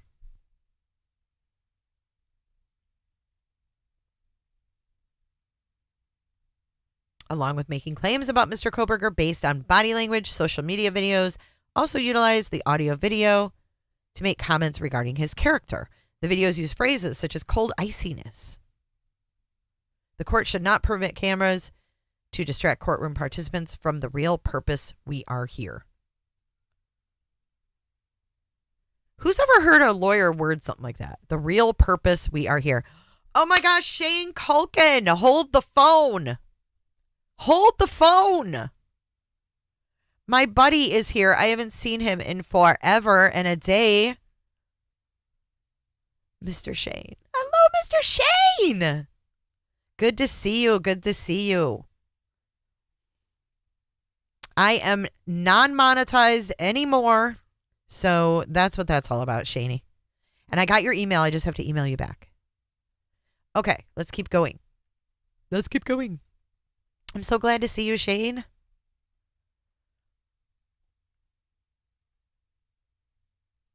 Okay, so that's that one. Let's move on to the next. Defendant's motion to shorten time. Comes now. Bryan C. Kohberger by and through his attorney, Ann C. Taylor. Bryan Kohberger Hereby moves the court for an order shortening time for hearing the defendant's motion to take judicial notice of press coverage and defendant's motion for order permitting Zoom participation at hearing for witness or to continue hearing in this matter. And that was June 6th. Now, motion to take judicial notice of press coverage. This is crazy. Comes now, Bryan Kohberger through their attorney, J. Weston Logsdon. They asked this honorable court to take judicial notice of the press coverage in this case. No hearing is required for a court to take judicial notice of publicly available media coverage that is not subject to reasonable dispute. Courts have routinely taken notice of things like web pages and social media postings. Although Mr. Kohberger notes this court may simply take judicial notice on its own of any press coverage it is aware of, he specifically requests the court to consider the attached articles. Caitlin Hornick, capital punishment. Families of Bryan Kohberger's victims will seek death penalty for Idaho murders, suspect, and speak out on plea deal. The U.S. Sun, Madeline Coggins, Parallels of Evil. Ted Bundy, spelled wrong. Survivors speak out, linking their gruesome attacks to Bryan Kohberger's. FoxNews.com. Stephanie Pagonis, accused Idaho killer compared to Lee Harvey Oswald. New York Post. Sherry Mossberg. Here's why Idaho student murder suspect Bryan Kohberger may have chosen to stand silent. CNN. Fatma Khalid. Idaho murder victim's father has a warning for Bryan Kohberger. Newsweek. Melissa Koenig. If they are in over their heads, then acknowledge that more than 6 weeks after Idaho murders, Kaylee Gonsalves family lawyers questions if police are capable. Daily Mail. And then finally, John Webb, Gonsalves family attorney, speaks out on 1 month anniversary, KHQ. Oh, we've got more here. There's a screenshot, so we know that he's seen all this shit.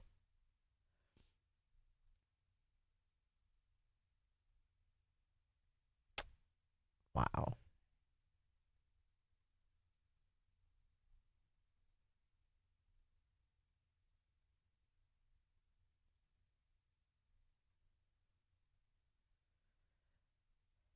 They just want justice for the deaths of their daughter, Maddie, and Xana and Ethan. It's just part of the process. You know, the tort claims notice that I filed. It's just standard procedure. So I think that also what could happen here is the Gonsalves family has already made it clear they want the death penalty.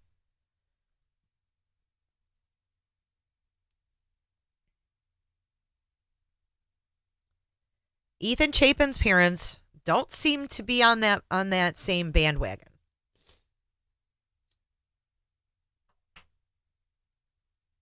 So I'm wondering if the Gonsalves plan to sue if the death penalty is not sought out. Is that possible?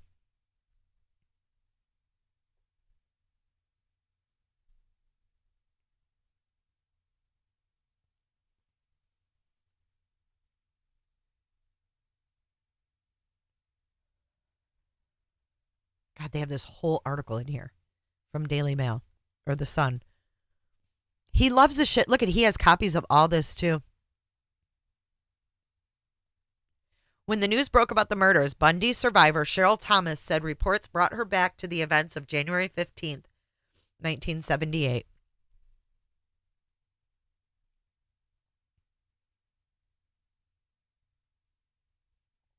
Early in the morning on January 15th, Bundy broke into the Chi Omega sorority house at Florida State, where he unleashed hell on sleeping sorority sisters.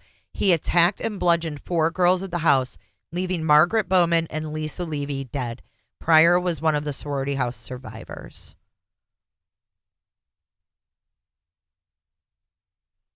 While police rushed to the Chi Omega house, Bundy fled the scene and ended up breaking into a nearby duplex, where he attacked Thomas in her own bed. My neighbors heard when I was being attacked. They heard moaning, so they called, and they could hear through my wall, my phone ringing. I didn't answer. Then they called again, and they heard running. So at that point, Ted Bundy was running out and getting out through the kitchen window, and they called 911 because it was just too weird of a sound going on next door.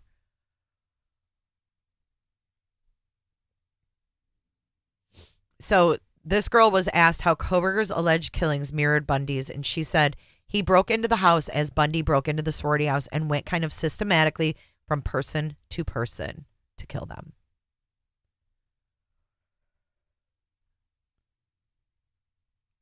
God, he loves this. It makes me sick that he's able to see all this, to be honest with you.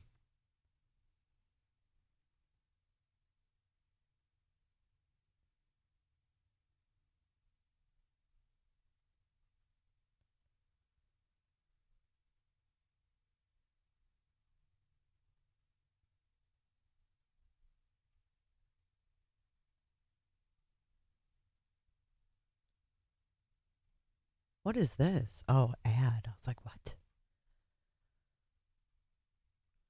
So here's the final exhibit. Exhibit E. EXHIBITY. Exhibit F is finally the Daily Mail.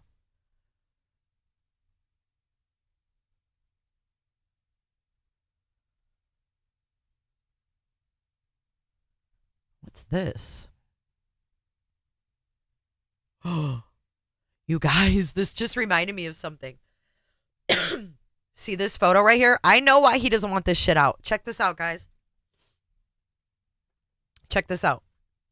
There was a Moscow police blotter report of someone removing the reward signs, tearing them down. Remember when Steve G was like, I get it. You don't want these things around your town. It wasn't the police, guys. It was Bryan Kohberger. Bryan Kohberger. The devil is dancing tonight.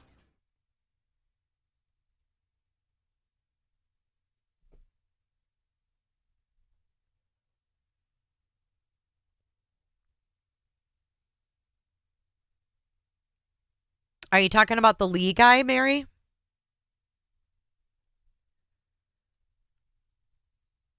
But I think they may have video of him taking down some of these signs.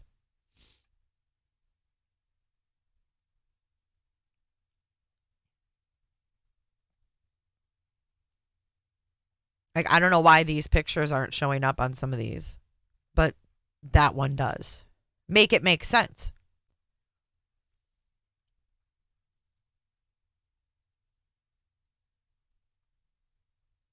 Exhibit G. The house.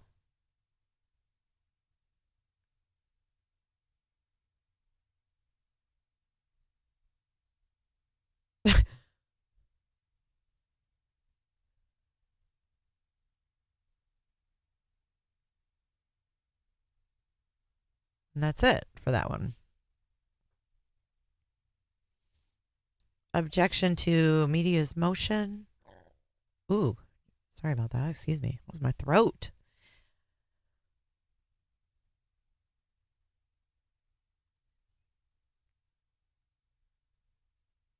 God, it's just the same stuff. Just, I'm not reading all of this, but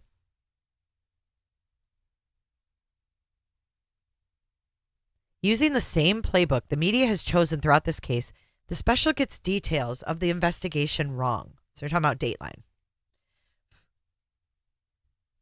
So look, he's now wanting to analyze Dateline and say, Dateline, you got this wrong.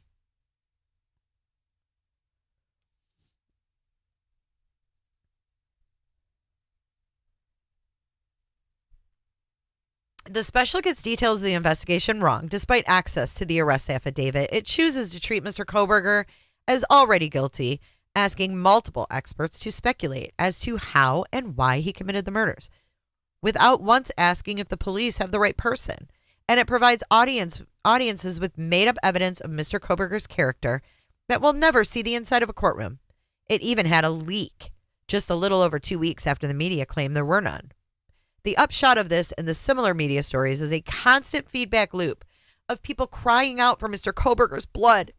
One of those that now leads that pack happens to be a lawyer who has inserted himself into this case.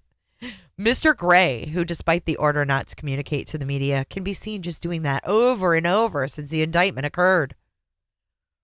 Most recently, on June 2nd, 2023, the media filed an additional memorandum in support of its motion, as well as 8 declarations of various reporters, previously contained in counsel for the media's own declaration, apparently to illustrate the dangers of hearsay. According to the media's new memorandum, this court should not accept an ambush of evidence from the actual parties in the case, because we had our chance back when we both agreed to the non-dissemination order. In this maelstrom, Mr. Kohberger once again objects to the media's demands and asks that this court to uphold the rule of the law.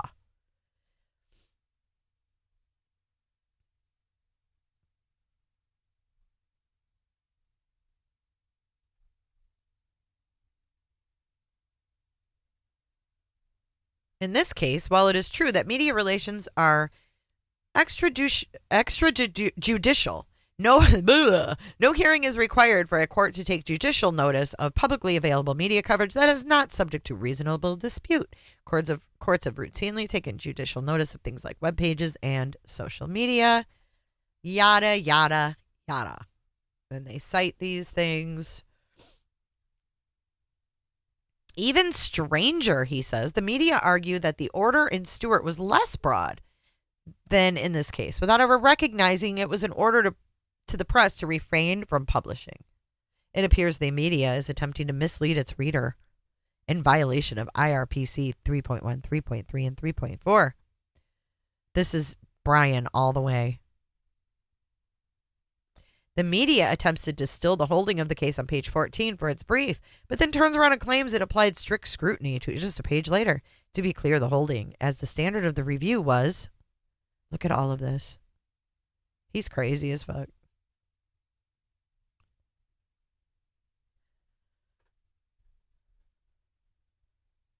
Okay, here we go. Listen to this part. This court now has the opportunity to make a factual record. The media is in its most recent filing, argues the parties have had their chance to do so and claim to permit them to do so now. Would be an ambush. This argument is difficult to take seriously, especially given the fact that Mr. Kohberger made it known he would provide a record on May 11th, 2023, when he objected to the media's attempting to have a quick set hearing.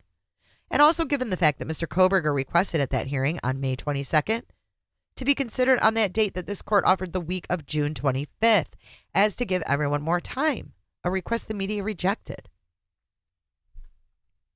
This court can consider the nature of the publicity. The media coverage of this case has been uniformly abysmal. Even ignoring the true crime community on social media, professional media such as NBC Dateline, News Nation, and Fox News have been a never-ending circus of bad facts and worst opinions, all intended to see Mr. Kohberger killed. To be sure, none of these organizations know Mr. Kohberger, and some will occasionally remind viewers that he has not been convicted yet, but none put on any substantive information about the case, preferring instead to tantalize viewers with gory theories and whatever nightmares their parade of experts can create. Even after this court admonished the media at the previous hearing in this case to recall, it has a duty to truth in upholding our Sixth Amendment. Finally, this court can consider the behavior of the attorneys and their agents. For whatever reason, Mr. Gray has apparently decided the amended non-dissemination order does not apply to him. No, that's not what he said. That's not what Mr. Gray said at all. Mr. Gray clearly said in the last hearing, he said, I just want clarification. I have had a list of questions and they haven't been answered. So can you just clarify it? Because I don't want to get in trouble. Attorneys for the other victims and witnesses have all remained silent. The parties have been largely silent, though, if it can be believed, NBC Dateline claims to have a leak, comparing the coverage of the experts, giving their latest fantasies to the public, to Mr. Gray expressing his client's support for the death penalty. Mr. Gray had more than twice the exposure to the public as the most widely heard expert. As for prejudice, he is so mad. He does not want the Gonsalves to have a voice. He does not want them to have a voice. As for prejudice, the most obvious is the effect on impaneling a jury, as the above quoted cases note. Mr. Kohberger also offers the declaration of Dr. El Alahi, explaining how the media's constant barrage of negative news subtly alters a jury pool. However, there are other groups affected by constant negative publicity. The media's insistent on seeing Mr. Kohberger convicted and killed can have effects on others who are part of the case. Witnesses seeing the insanity. What? Witnesses seeing the insanity may not want to testify. Okay. First of all, if you're subpoenaed, you got to testify. If you are subpoenaed to testify, you can't just say, no, there's too much insanity. There's too much insanity. I don't want to do this. Why are people such idiots? So in one hand, he is intelligent, and in the other hand, he's really, really stupid.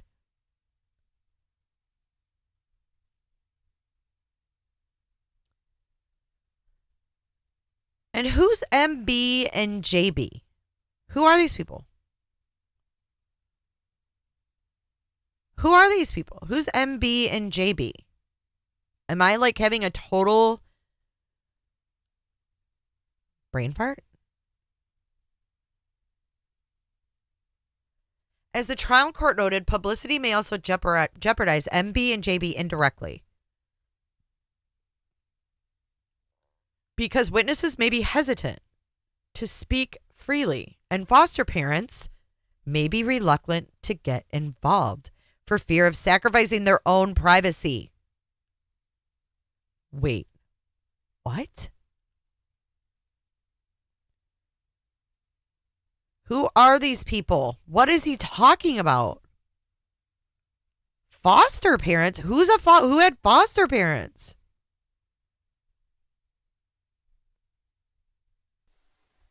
What?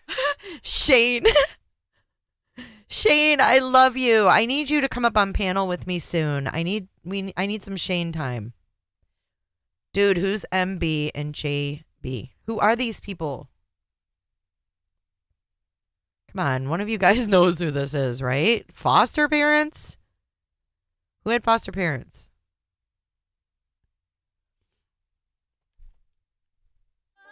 Roly-poly, daddy's little Betty. Betty's gonna be a man someday. Okay, so correct me if I'm wrong here. Michael, maybe Michael, but who's Jay? His sisters are supposedly Amanda and something else. What's his other sister? Amanda and shit, I can't think. So who's adopted? I've been telling you guys, Kohberger is adopted, man.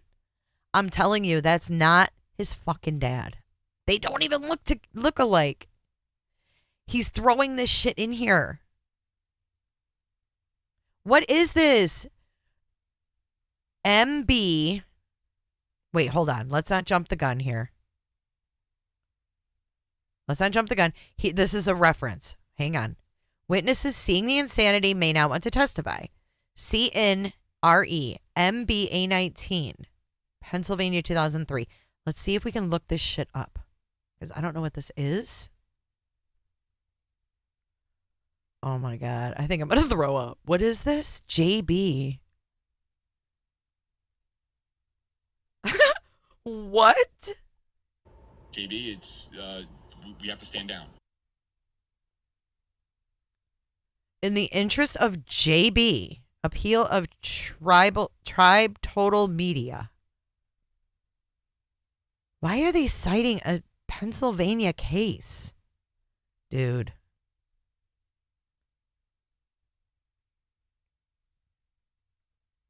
What the fuck? We summarize the history. Okay, I have to go get a Coke Zero before I read about JB. Who's JB? And who's Miss Hauk?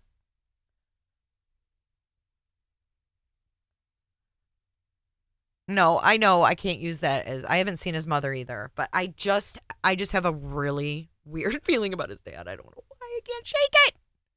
Kenzie Marie Hauk? Who is JB and why is his name protected? Because he was a juvenile.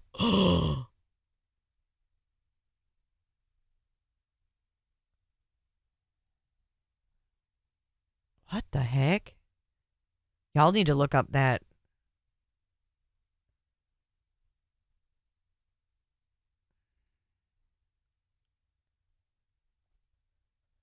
But why is he mentioning freaking Foster? Like, why would he even bring this up? This makes no sense. Why he would cite this case. I know. I need to go get a drink. Hold on.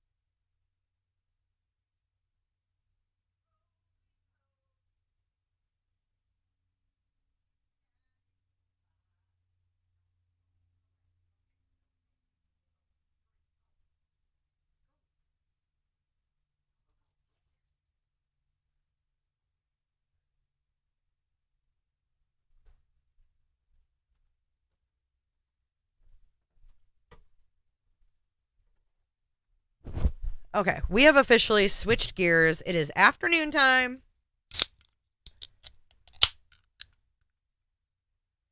Time for a Coke Zero versus coffee. Okay. Let's see here. The rehabilitative purpose of the Juvenile Act is attained through accountability and the development of personal qualities that will enable the juvenile offender to become a responsible and productive member of community. Oh my God. I don't understand why they're quoting this juvenile shit. This has nothing to do with him. Well, it might. Wait, what? The court addressed as an issue of first impression the question of whether juvenile proceedings may be closed to the press and general public in the interest of MB, specifically before the court in REMB, was a matter involving juvenile dependency proceedings, which were initiated after the 8-year-old sister of the 2 minor children was murdered. The Westmoreland County Children's Bureau brought a petition alleging that the children were dependents due to a lack of proper parental control. PG Publishing filed a motion seeking to open the juvenile dependency proceedings, which the juvenile court denied. Wait, did somebody find out something about an adoption? And this is bizarre, man.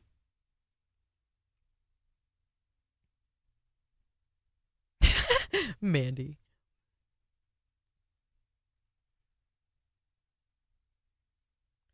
Okay, did you guys look up this person's name?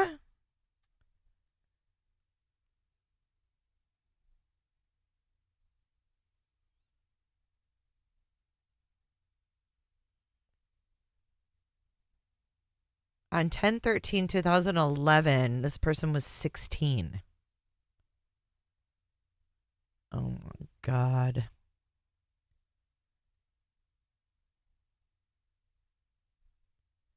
So what happened here?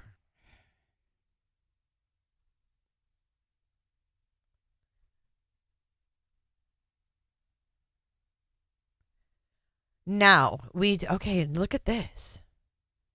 Now, we do have prepared here the testimony from the juvenile probation officer, Pat Miko, and he will be called. JB's counsel will be questioning him on that, just to explain the rationale and the reason of why it's so important. In these types of cases, not only will the court have to determine if a crime was committed and if the juvenile committed that crime, but to make an adjunct, whatever. In the dispositional stage, this is not an adult case. Oh my God. We next address the appeal presented at docket number 1503 WDA 2011.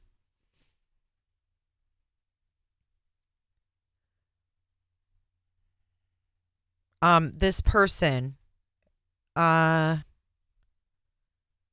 on, I'm almost to the bottom and then I'll go back up to the top. This is weird. Some kid shot and murdered his sister or something in Pennsylvania. What the fuck?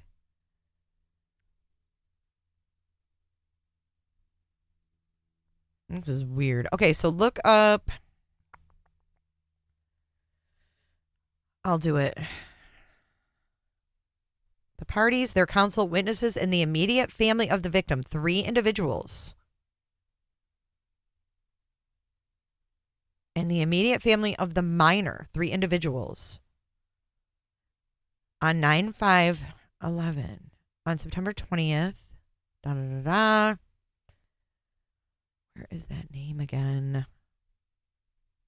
I am shooketh right now.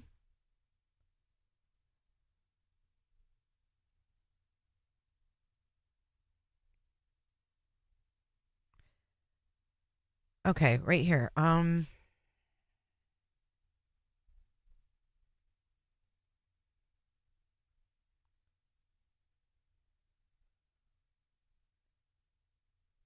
All right, I need to slow down because this is weird. He put this in here for a reason. He wants to see this shit come out in the news, and he wants to see it. There was someone's name in here. Now I can't find it.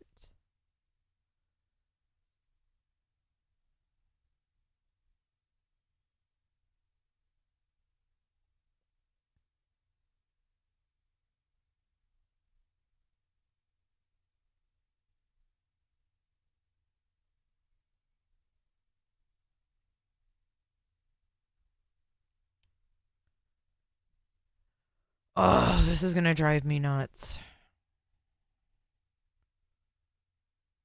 All right, let's go down, down, down. There was someone named, and I was like, oh my God, we need to look up that name.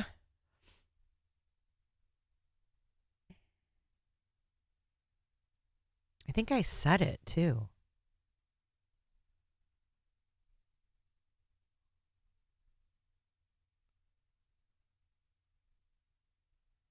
It was something about the...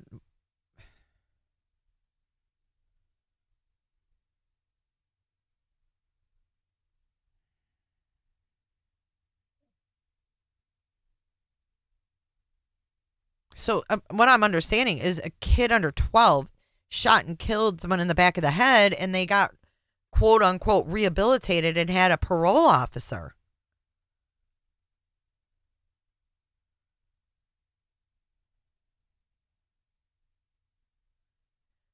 While it is true that the children's names and certain details about their family life have been publicized, we believe at the trial, as the trial court did, that the fact that they have received some publicity enhances their need for privacy. Furthermore, we do not agree with PG Publishing's provocative argument because JB was initially charged with the heinous crime of an execution-style murder. Oh my God. That's scary stuff.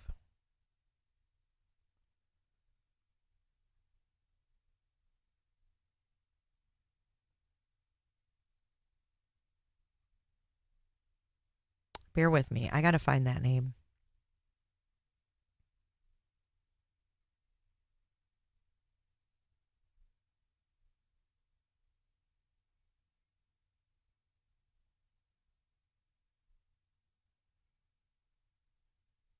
Or was it in the other, in the Idaho one?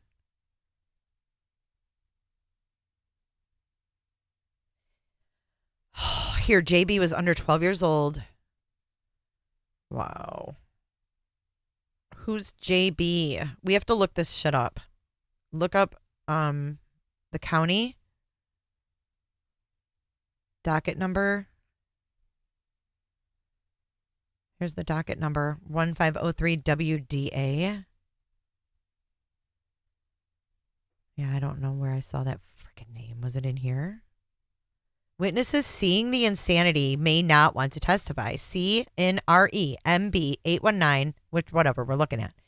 As the trial court noted, publicity may also jeopardize MB and JB indirectly because witnesses may be hesitant to speak freely, and foster parents may be reluctant to get involved.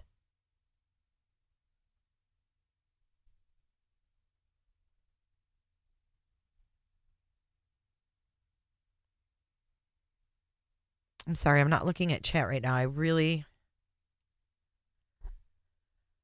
want to see if there's anything to this because I found some things early on that led me to believe that Bryan could have been adopted, and this is fascinating to me.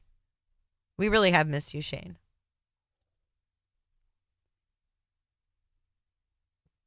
I hope your new job is going well.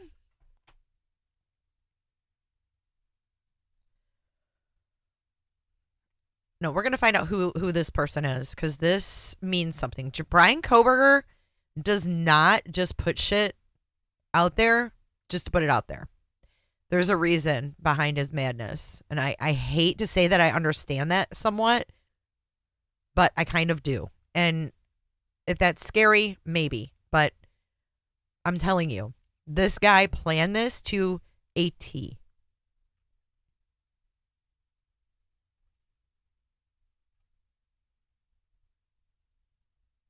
So this is going to be, let's go back here and look at this one. Here we go. Here we go. Okay, here's some names, guys. We've got, this is filed February 26, 2003, Westmoreland County. Criminal number 51 of WCCB 2001, Joseph T. Moran and Walter McGuh. Karen Kiefer, Scottsdale, for AB. John McCreary, Latrobe, for JB, Senior. James Liberto, New Kensington, for guardian ad litem. Leslie Uncafer, Vandergrift, for guardian ad litem. And Mary Greck, Greensburg, for Westmoreland County Children and Youth Services.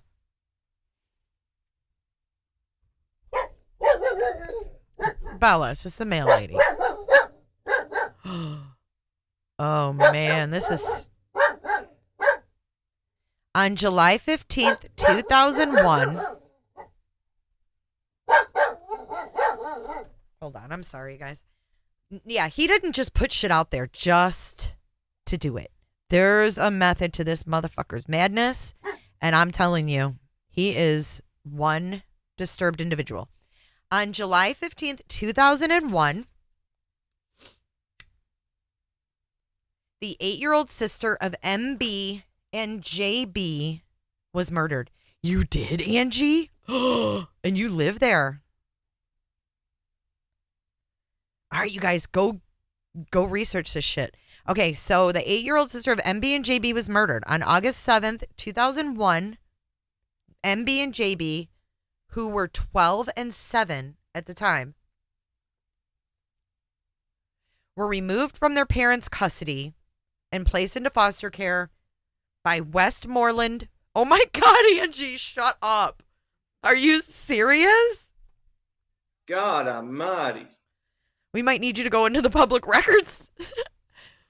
Whoa. All right. Soon after, the WCCB filed a petition alleging that the children were dependents because they lacked proper parental control or supervision and adequate physical, mental, or emotional care.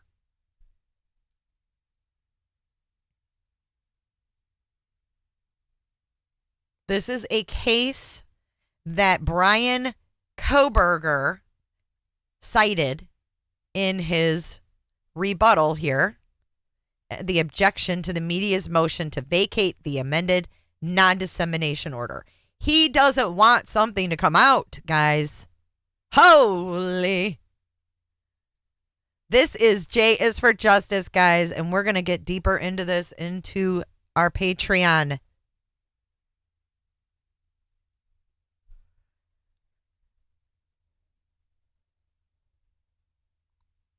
In the ensuing months, the local media published numerous articles about the homicide and the parents' battles in family court to regain custody. Additionally, the media published reports about the parents' alleged theft from a funeral expense fund created for the deceased child and about a sexual relationship between the alleged perpetrator, 35-year-old Charles Koschalk, and MB. Who is 35-year-old Charles Koschalk? Who is this dude? Why is he on the bridge? Why is this all? See, he, oh my God, you guys. I can't with this dude. I literally cannot. He hosed all this shit. Look at this. Why is he on these railroad tracks like the bridge guy?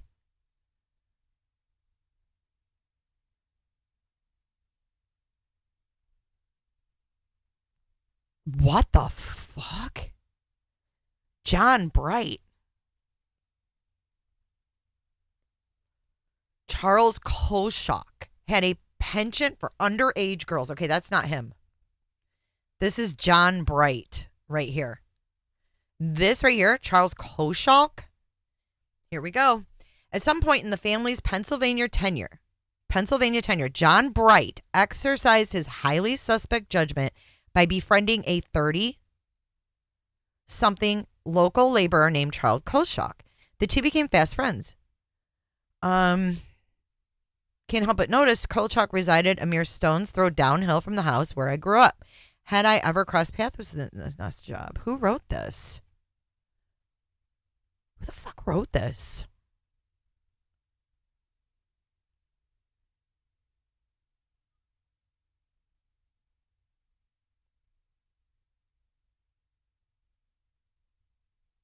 Whoa. Dude, this is deep. This is deep. He saw the 8-year-old riding her bike and thought it'd be fun to take her deer hunting. So they went home and got a shotgun and drove into the woods. What? 8-year-old Annette Bright vanishes. A.B. Annette Bright. Remember the thing with Demetrius? Now listen, hear me out. Hear me out. The thing with Demetrius, there was also a guy with the last name Bright who was beaten by Demetrius at that apartment complex in Washington. His last name was Bright. And I requested those records and they won't give them to me. They said that they are exempt from public disclosure.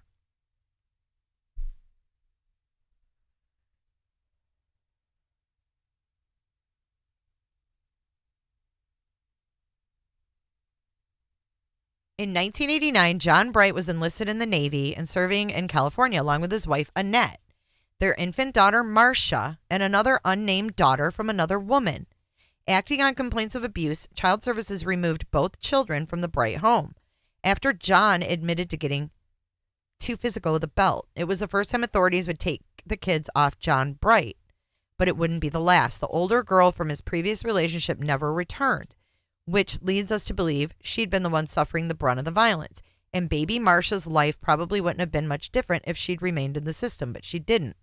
Likely due to child welfare's predilection for keeping kids with their biological mother at any cost. Marcia was given to the Brights, but things only grew darker as the years passed. In 93, who's Annette? What is that ringing a bell? But only after things grew darker and the years passed. In 93, the couple gave birth to another daughter, Annette, named just after mom. Just a year later, a boy entered the mix, this time named after dad.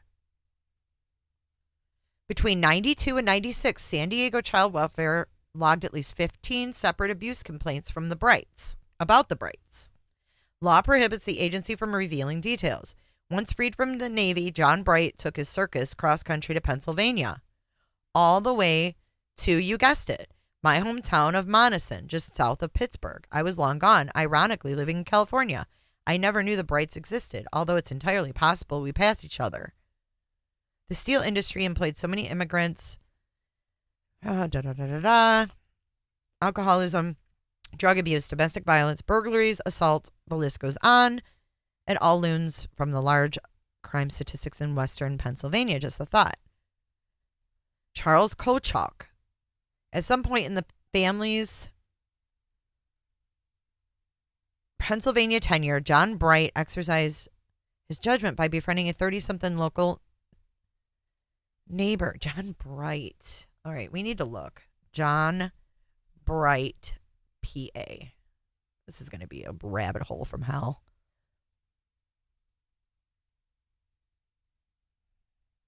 Here's something from 2022.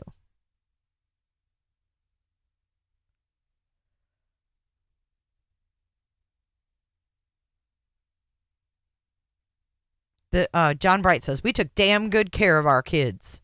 This shows you how heartless children's services can be. They don't help families. Basically, it's like kidnapping to me. It don't make them any better than the guy who killed my daughter. So who killed his daughter? Okay, let's keep going. So they moved in with one of the Bright sisters in Pennsylvania, in Masontown, Fayette. I see all of you from Pennsylvania in here.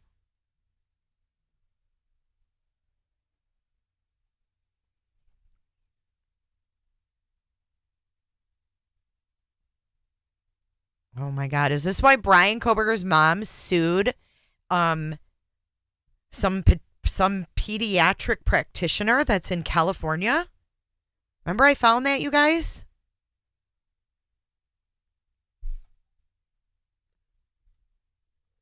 John Bright said Marcia and another daughter, Julie, from a different relationship were taken away for about 3 weeks in 94 when his wife was pregnant with Annette.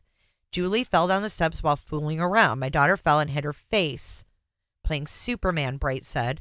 School officials noticed bruising on her face. I went to court to get them, Bright said. Julie no longer lives with the family.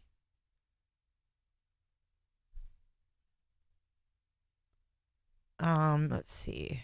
Caseworkers from Westmoreland County Children's Bureau, aided by Monessen Police, took custody of Marcia and John Bright Jr. Tuesday evening. John Bright took Marcia to the Monessen Police Station around 5 p.m. to be questioned by authorities for a third time since Annette's death. She was taken after the interview, and officers and a caseworker that then went to the Bright home and took 7-year-old John as well. Charles, who was accused in Annette's killing last year, convicted of corrupting the morals of a minor. He was arrested after her parents called police. I am so confused. John Bright said he's not been told where the children are staying.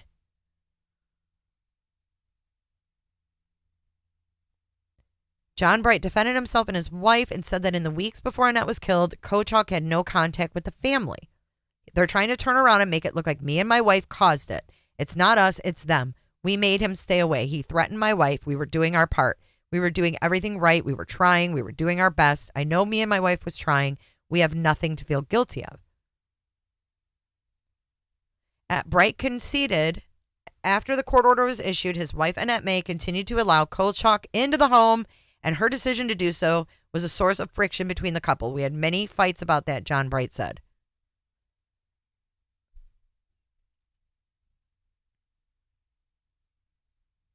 Okay, this is a friend of Kolchak's who had been at the bunker years ago told police of his... What? Monessen Police and Westmoreland County detectives yesterday searched for a 20-gauge shotgun that is believed to be the weapon used to kill 8-year-old Annette Bright. Authorities have said the man accused of killing her, 34-year-old Charles Kolchak, told them in a confession he had taken Annette deer hunting when the gun went off and killed her accidentally. Officers yesterday searched unsuccessfully through 300 yards from Kolchak's house, where they believe Kolchak constructed a bunker 8 to 10 years ago. A friend of Kolchak's who had been at the bunker years ago told of its existence and led them to the general area yesterday. The bunker is located at the end of a 6-foot tunnel and is described as 8 foot wide, 4 feet high, and 4 foot deep. Geophysicist Peter Hutchinson and his assistant Laura Barta of the Murraysville-based Hutchinson Group used radar technology to scan the area. Crouch said that Hutchinson left the equipment with Monessen, police so they could continue their search. In addition, they used the equipment to scan an unfinished block warehouse that Kochak was contracted to construct recently. Police believe he may have hid the weapon there. Bunker? A bunker? What's this? Mark Colombo pauses during a search for a 20-gauge shotgun. All right, we're going to look at Mark Colombo. Let's look at this.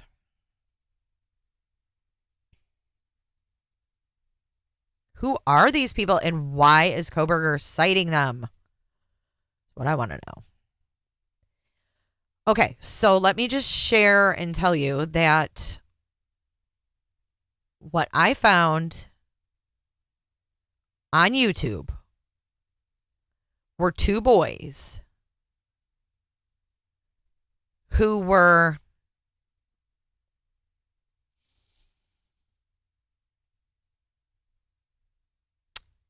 in a bunker, they said.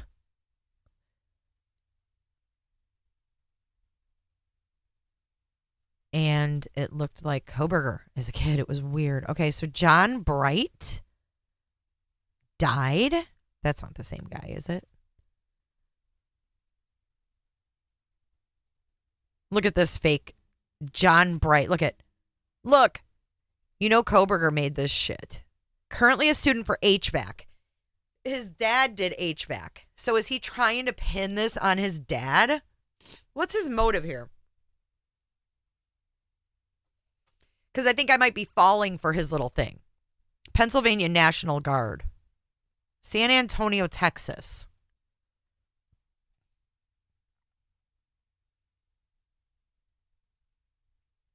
Senior sniper.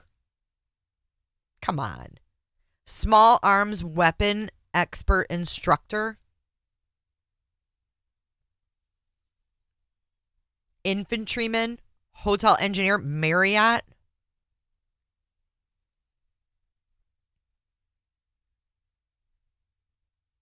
Secret security clearance. What is all this shit? And the dude looks like he's what? 20? Fake.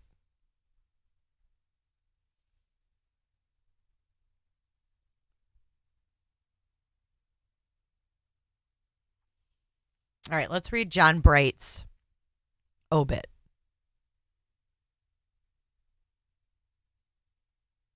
Which is probably fake too. Who put this up? Schneider Funeral Home. Yes, Grandpa Burger. Yes, he does have a. Yep, 1978. Michael Kohberger has a record for stealing a car. All right, August 18th. He was 59. He was born on November 8th in Great Lakes, Illinois. He was the beloved son of Joan Fast and late Hulan Bright. John was the owner of Bright's Firewood. I don't think, it's the same guy.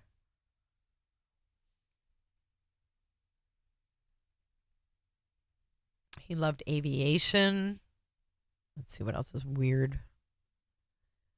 He flew seaplanes in Alaska. Da-da-da-da. In addition to his mother, John is survived by his beloved partner of 8 years. Da-da-da. No funeral service. Okay. That looks fake as fuck. OMG. Yeah, that's not John Bright. Because look, that might be his son. But look, a 71-year-old man. This is in 2001.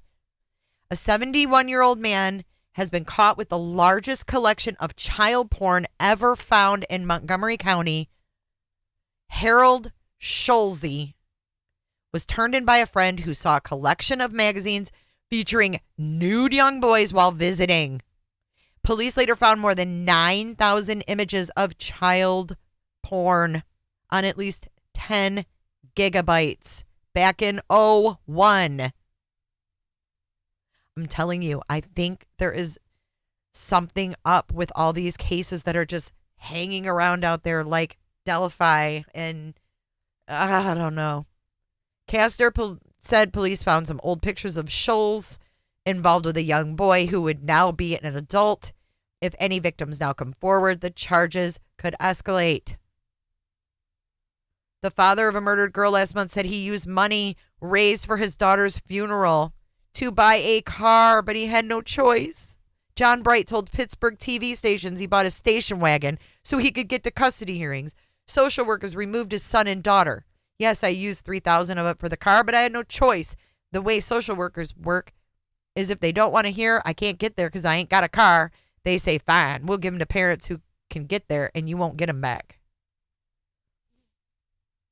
Margaret Hill set up an account for 8-year-old Annette Bright's funeral. She said John Bright and his wife have used nearly $5,000 from the fund to buy a car. The Bright's daughter was shot in the head last month. Charles Edward Kochalk, family acquaintance, is being held on homicide charges.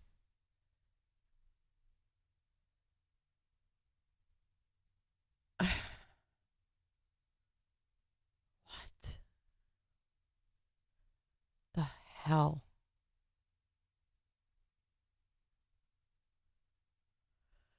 All right. I'm going to bite. I'm going to bite Kohberger.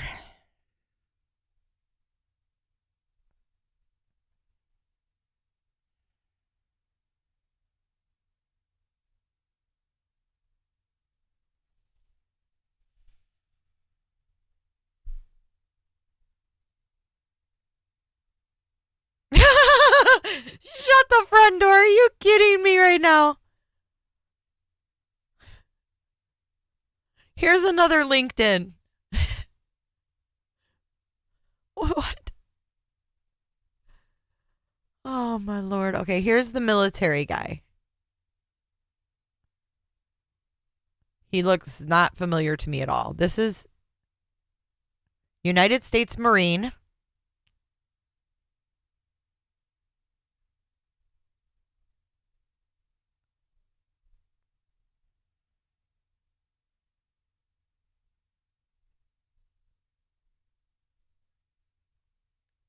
But it's not Schultz. Alberta Schultz? Who are these people? All right, now we're officially in a rabbit hole. I need to see what this guy looks like. He was the beloved husband of Rosemary Schultz Gulliford. Let's see who this is.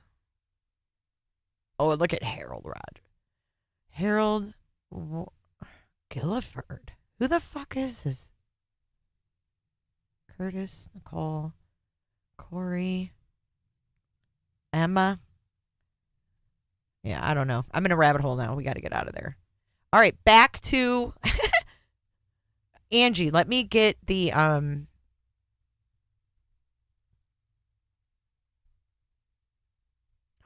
here's the Brights right here.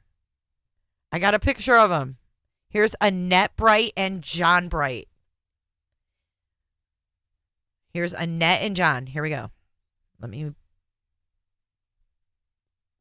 pull this up. I love our day streams. Can I just say that right now?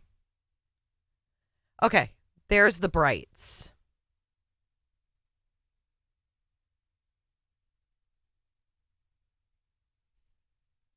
Why do I feel like a lot of things that have been done and put out there have been to trigger someone? If not BK, they've been put out there to trigger someone. J Lord, have you guys dug around on the Gonsalves family? They are chameleons. No, but I feel like Steve has taken on some looks of certain like other cases of other people. Mm-hmm. Yeah, I understand it's on the other side of the state. I'm just like, why is he citing this? Okay. That's my question. Why is he citing something about foster parents? Okay. Anyways, we're going to move on from that. We will go over this in the Patreon. I will show you what I found on YouTube because it's now gone. It's gone. It's no longer on YouTube. And it was Rogers' channel with the last name Rogers. So that was odd as well.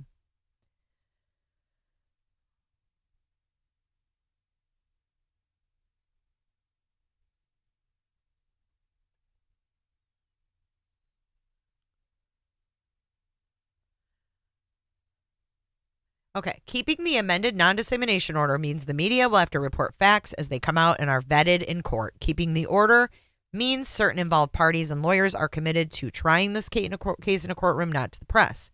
Keeping this case in the courtroom sends a signal to the public that our courts and participants believe in that system. Yeah, he doesn't want this shit to come out. He does not want any of this to come out. This dude's got some deep-rooted issues. And, I mean, would that really be surprising? If he, did use heroin? A lot of addicts are masking the pain, guys. Could he have been abused? Could he have carried out some heinous act as a child? Maybe not murder. Maybe not murder. Or is this just simply a mind fuck? Is it simply a mind fuck? Or is his sister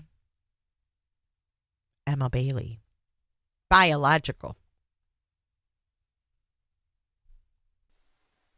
What?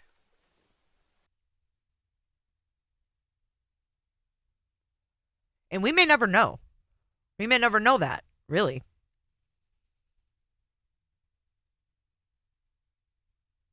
Because if she was for some fucked up reason his biological sister, and she has information and they don't need her to testify with that information, then she doesn't have to be in court. I wonder if he's wondering if maybe this past case was brought up in the grand jury. I am not Jasmine, I am Aladdin.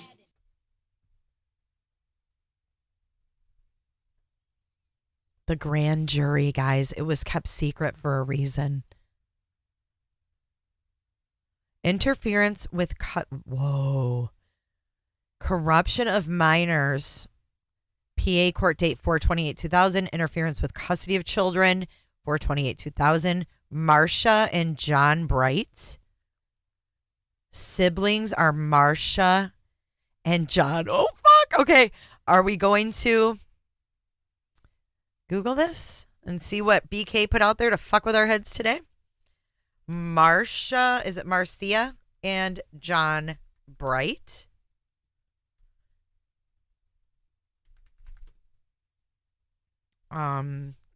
Child custody case. Real life horror. Kolchak pleads guilty. Marcia Clark is coming up. Marcia Sells. I don't see anything. Let me come back and see if I'm even looking at this right name. Oh my God, Karen Tobin. Check age when they were 22 in 2001. Siblings, Marcia and John. 7/22/02. He was 32 in 01. Okay, so how old is Michael Kohberger? It just seems weird that they would totally like cite this case. All right, let's do something here. Marcia Bright, PA.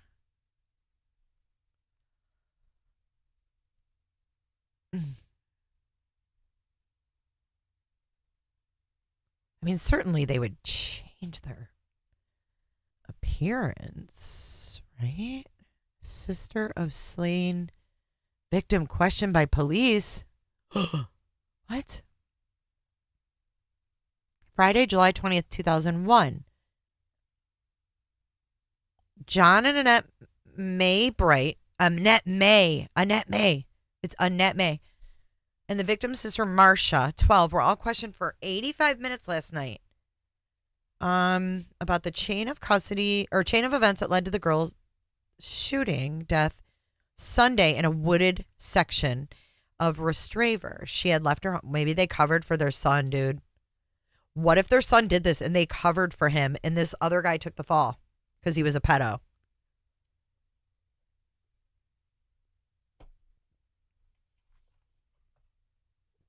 Whoa. Because I don't know about you, but when I follow that Delphi case, that shit don't look right to me. Like, when I look at Delphi, the bridge guy looks a lot like the grandfather of the one girl, and it creeps me out. Because people always go deer hunting with little girls and then accidentally shoot them. Look, we were sitting in the woods watching for deer, and He just shot Annette by accident with a 20 gauge shotgun. Oh, okay.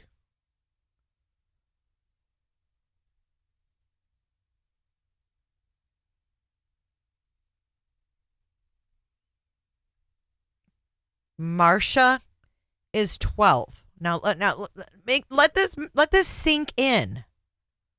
Marcia Bright is 12 at this time. Marcia Bright's companion and family friend is a 34-year-old man. What? Who thinks that these people were like selling their children out or some shit? It was like some Wells shit. She died of a single gunshot wound to the head, and her body was found early Wednesday morning in an area that investigators said he instructed them to search. Despite their vast age difference, Kolchak and Marcia Bright were frequently together. That is sick. Without her parents' knowledge, even though a court ordered him last year to have no contact with her, after the couple complained, he kept her overnight on March 4th, 2000. No sexual charges were filed against the man in that incident, but he pled guilty to corrupting the morals of a minor. He was sentenced 23 months in jail, but was credited for the time he served and released on parole. Yikes. Shit makes me mad. Despite the court order, he continued to see Marcia and provided gifts to her and her family. The Brights' apparent willingness to allow Marcia to maintain steady contact with Kolchak has led to numerous questions by investigators, officials, and the public about what was going on in the Brights' home. We know what happened, said a weary Treader who has worked nonstop since Annette was reported missing Sunday night. Now we need to know why this happened. Treader said investigators had no plans to file charges against the Brights, who went to the police station from the funeral home where they were making funeral arrangements for Annette. Marcia Bright and the couple's son, John, 7, remain in their parents' custody. I don't feel sorry for the parents, said Lisa Sarber, who was headed to the library last night with her son, Cameron. It's their responsibility to take care of their kids in the proper way. Let's look up Cameron Sarber.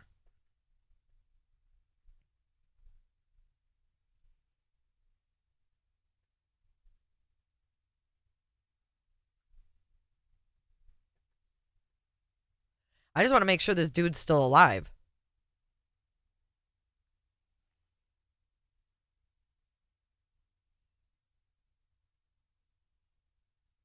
Here's a wedding website. Let's see. I just want to make sure he's alive. Let's see. Paulina and Cameron, June 3rd, 2023.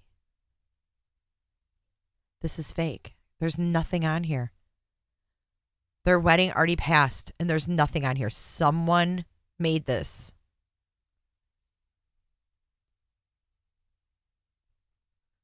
Why would they have nothing?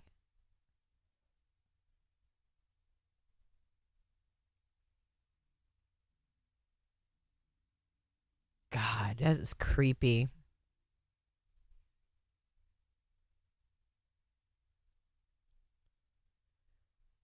Sarber echoed the sentiments of many people in the community expressing sorrow that the Brights lost their daughter, but also feeling anger over their failure to maintain more control over their family. So this lady spoke out against the family. Sarber echoed the sentiments of many people in the community expressing sorrow that the Brights lost their daughter, but also feeling anger over their failure to maintain more control over their family. The Brights arrived at the police station at 5:45. Marcia arrived a few minutes later, accompanied by 2 women believed to be friends of the family. The Brights refused to comment when they left the station a little more than an hour later, except to provide details about funeral plans. A few minutes later, Treader escorted Marcia Bright out of the city hall into a waiting car. The interview with the Brights and their daughter capped a busy day for investigators who spent hours at the Kolchak's home at 412 3rd Street looking for evidence. A search warrant filed with the West Newton District Justice Charles Christner said that police were looking for a shovel and other digging tools, firearms, ammunition, and other weapons, clothing or shoes belonging to Koshok or Annette, an answering machine, and tapes and physical evidence such as hair and blood samples. Investigators removed several bags of evidence from the home, including one containing several long guns. It was not clear if the police recovered the 20-gauge shotgun. Koshok cut the shotgun into pieces with a hacksaw, according to an affidavit filed in support of the search warrant. The affidavit also said that Koshok admitted to police that Annette was home on Sunday. He said that they drove together to the location of the shooting in Rostover. Police believe she was killed sometime before nightfall. Defense attorney Jeff Monzo of Greensburg said yesterday that Koshok was remorseful about Annette's death and was fully cooperating with police and FBI agents who questioned him. The funeral will be held at 11 tomorrow at the Newness of Life Ministries. Burial will follow in Monessen Cemetery. Angela Bright Memorial Fund. Wow. This is deep. Here is another article. Sisters Connie Heiss, Rose Hauer, learned that their niece, Annette Bright, had been found yesterday. At left is family friend, Candy Evans.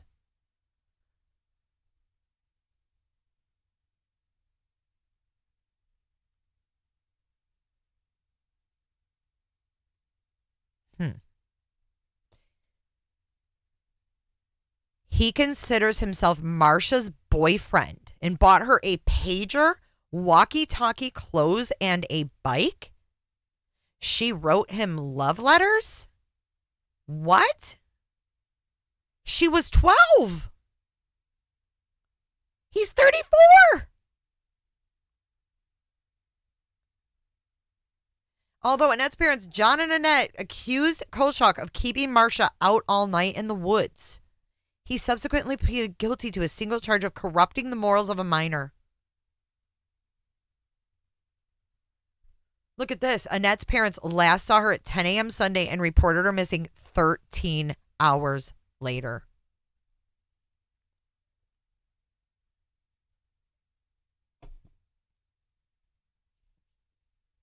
This dude was a bricklayer and a former maintenance man for the fire department.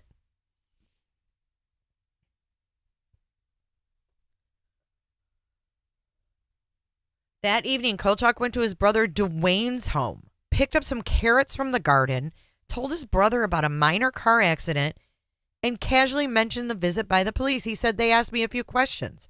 I said I didn't know anything, and then they left, Dwayne recalled. He played it off like he didn't know anything. Dwayne Koshok.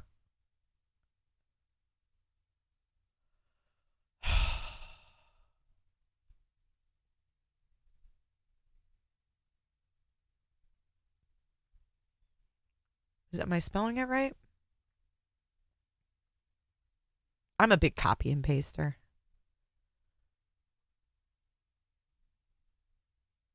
This is kind of what we do in Patreon, just so you guys know. Dwayne Koshok? What?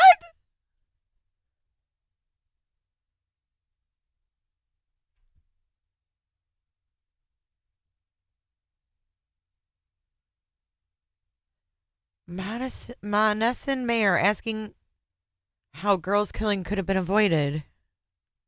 Craig Thompson talking to the mayor. Whoa, this is really weird. They're talking about it in diners, on street corners, on radio talk shows. How does...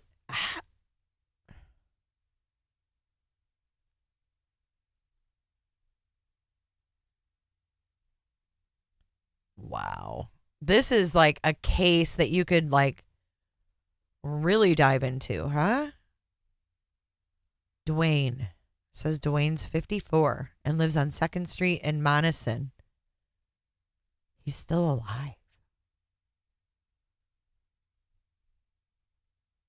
Bella Kolchak?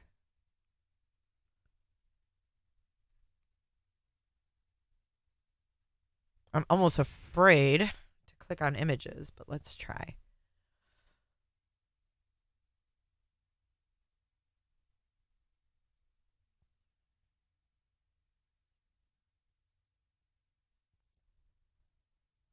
Yeah, I don't see anything. Excuse me. Sorry. My allergies are bad. Yeah, I don't see anything here. Okay, that'll be something we'll have to look more into. Let's go back.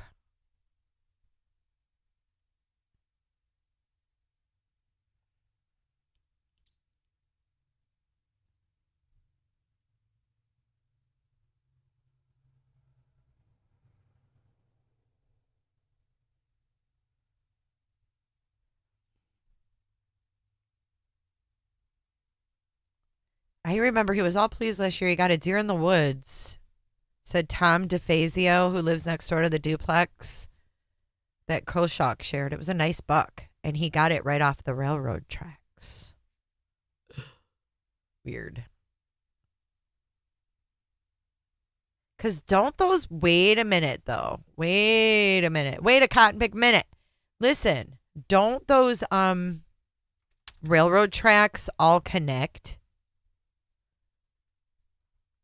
This is the family friend and the siblings of Annette. The siblings are on the right, and the family friend is on the left.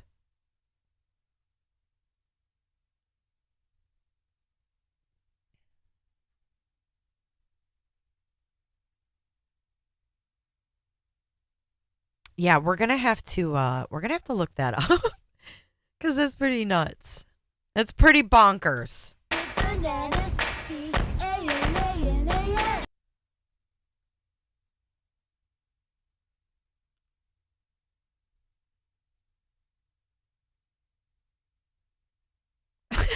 Okay, we're getting out of there. All right, hop out of the rabbit hole. Let's hop out. Oh, true crime ASMR. Annette Bright. Someone did this in 2021.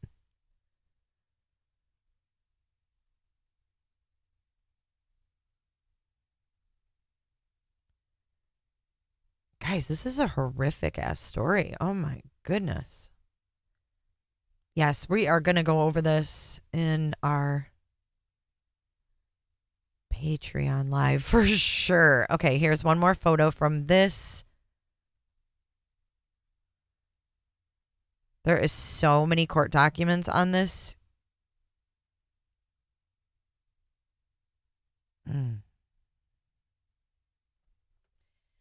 There's got to be pictures of these children out there somewhere by now, I would think.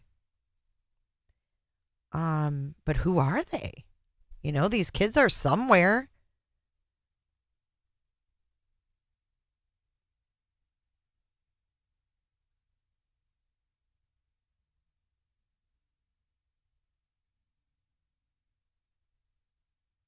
That is some scary business there, man. Some scary business. Shane Culkin, do I have you shook yet?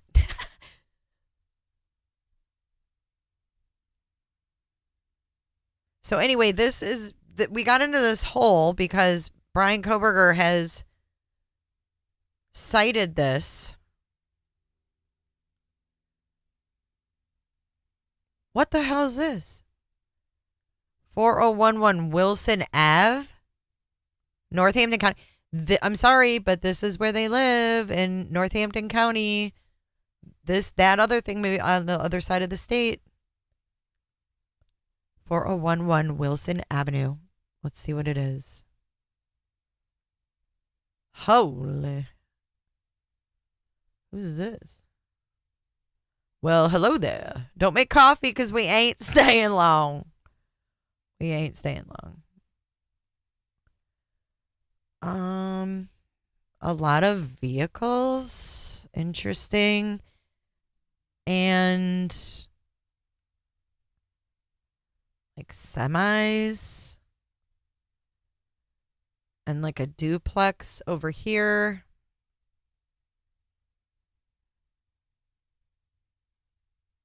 Fernwood Farms. Townhouse and garage rentals.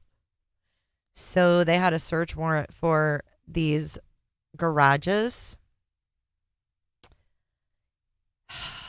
Kind of like BK's storage unit.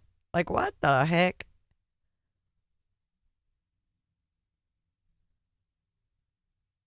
I don't know what this is. Let's see. This is weird, man.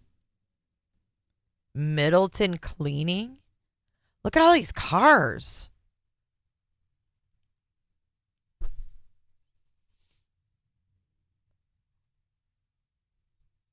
This is Sketchville.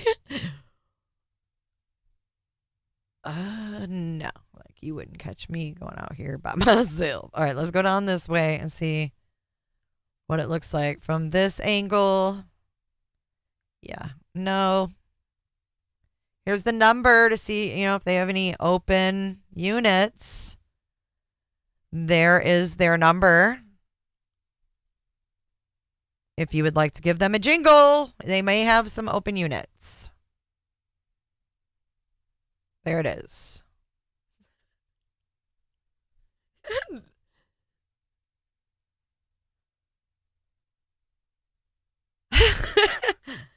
J. Lord, this is a lot better than the destruction of Moscow weapons and drug disposal deep dive. I don't know what that means, but.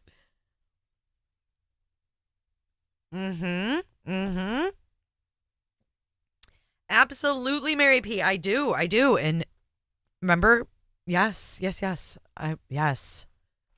We're going to go over so much new stuff. I cannot wait for our next Patreon live stream, guys. All right. I'm sorry if I feel like I've been ignoring you. It is definitely not on purpose, but I do want to recognize the people that have sent me some tips during the stream while I was blabbing my mouth.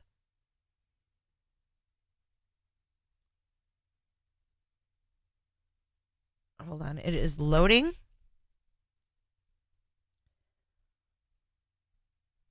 So this is the Creep Town dude associated with that murder. Tons of shitty vehicles sitting around and some weird garages. So, like I said, we're going to get deep into this in our Patreon group. Let's see if there's anything that stands out in this before we move on from it.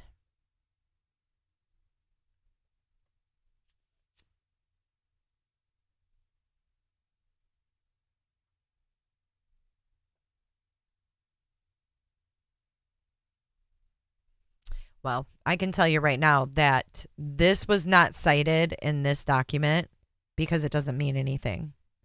He could have cited a million other cases to talk about non-dissemination orders and gag orders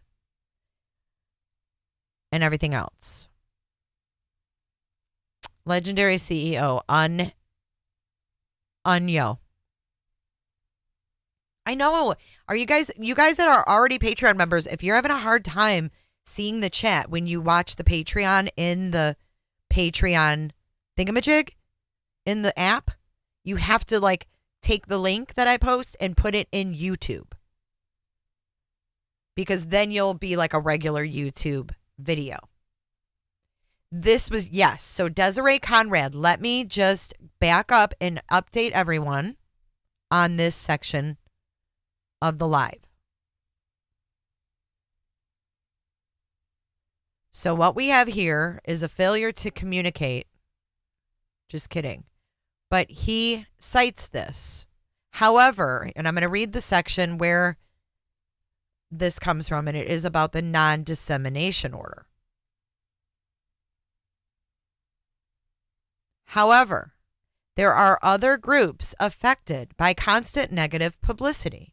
The media's insistence on seeing Mr. Kohberger convicted and killed could have effects on others who are a part of this case. witnesses seeing the insanity may not want to testify. CNRE MB 819A.2 D59, 64, Pennsylvania, 2003. Quote, as the trial court noted, publicity may also jeopardize MB and JB indirectly because witnesses may be hesitant to speak freely and foster parents may be reluctant to get involved for fear of sacrificing their own privacy. Those afraid of testifying are far more likely to have information that will exonerate Mr. Kohberger, as they will have to deal with those who the media has helped convince that no amount of evidence matters in this case.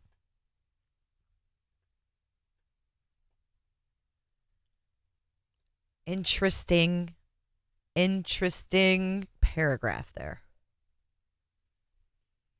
Those afraid of testifying are far more likely to have information that will exonerate Mr. Kohberger, as they will have to deal with those who the media has helped convince that no amount of evidence matters in this case.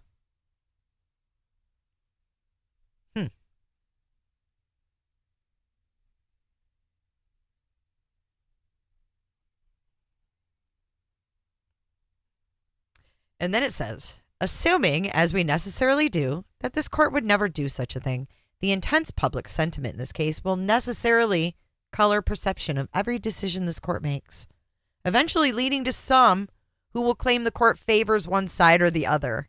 None of this is good for our justice system. All of it is an absolute disaster for Mr. Kohberger. Boom. Boom, right there. If that isn't the most honest thing that I've heard from Mr. Kohberger thus far, that would be it. So what is an absolute disaster? Is it the interest of JB and MB? How about JR, a minor in the Superior Court of Pennsylvania?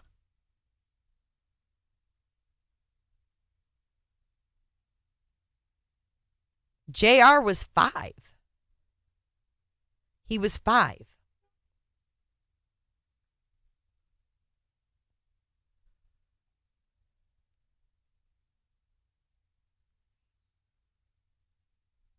Says here, Berks County Children and Youth Services petitioner for and was granted emergency custody of the minor child, JR, on March 2nd, 2010. On March 11th, 2010, the minor child was declared dependent and placed in a kinship foster home. On June 7th, 2011, following a permanency review, the minor child remained dependent, but custody of the minor child was returned to the mother. Unfortunately for mother, they petitioned for and were granted emergency custody of the minor child again on November 2nd, 2011. Following a dispositional hearing on November 9th. The minor child was placed in foster care. As of February 5th, 2013, JR resided in foster care with Jose Perez and Luz Morales.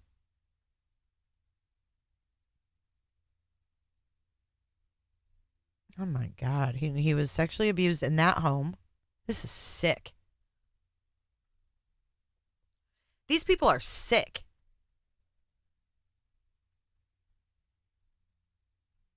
Bunch of pedos, man. That's all this is that he's citing.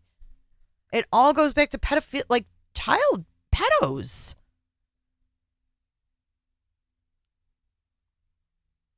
Let's see what they ended up doing here.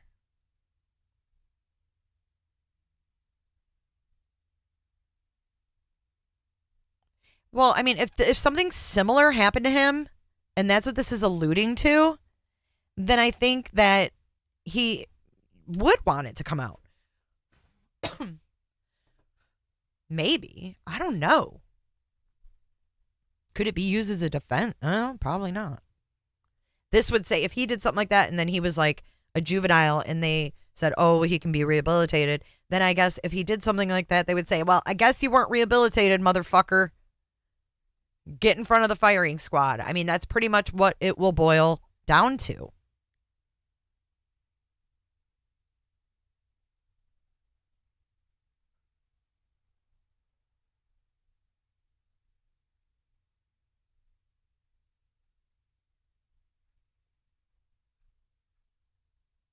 I don't know what the heck.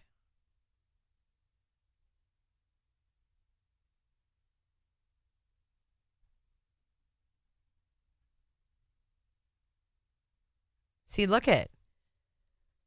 In the interest of MB. This is exactly what he quotes right here. Moreover, our holding in the interest of MB regarding the application of the constitutional presumption of openness in dependency proceedings did not effectively emasculate the statute's confidentiality requirements. In the interest of MB, this court addressed whether the press and general public could assess a dependency proceeding. We found a rebuttable constitutional presumption that juvenile court proceedings, like most other judicial proceedings, are open to the public. However, as it relates to the GAL's broad statements herein, we also concluded that juvenile courts possess an inherent power to control access to the proceedings and may deny access when appropriate. So they go on in the interest of MB. This is all connected. So who are these people? And why in the hell is this in Bryan Kohberger's docs? Here's something from 06.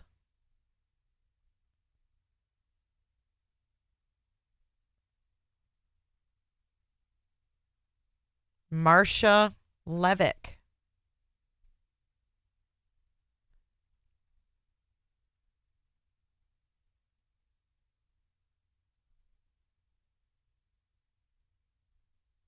What is this? In the interest of GT, in the interest of JF.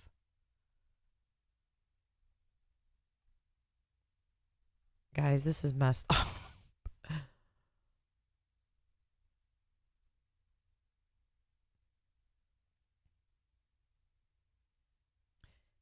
What? This is a brief. Okay, in support of petitioner KW.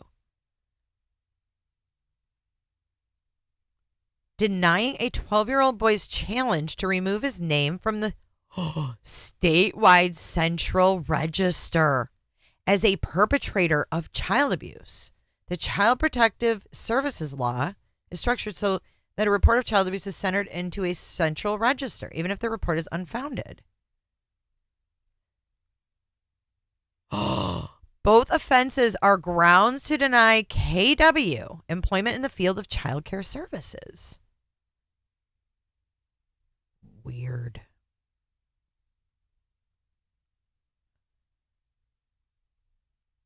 Yeah. Mary Ann Kohberger sued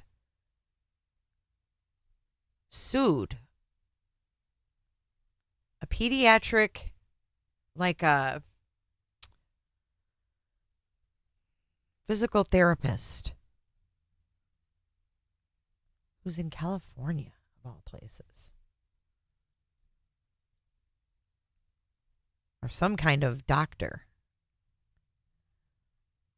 What?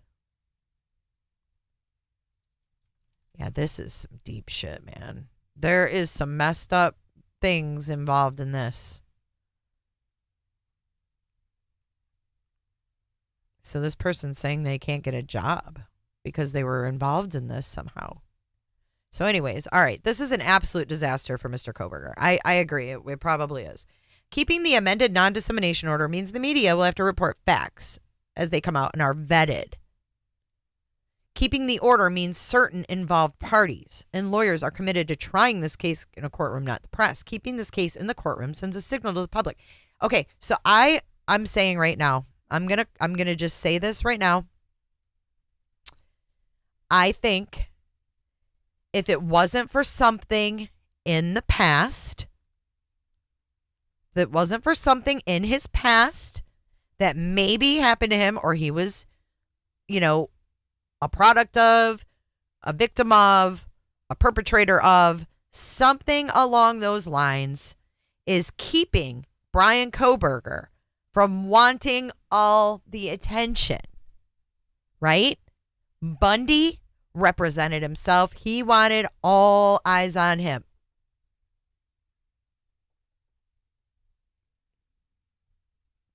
All these killers like the attention.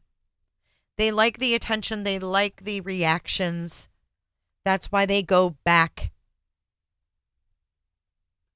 Oh, maybe he did go to a rehab out in California, for the record. That's a good thought. That's a really good thought.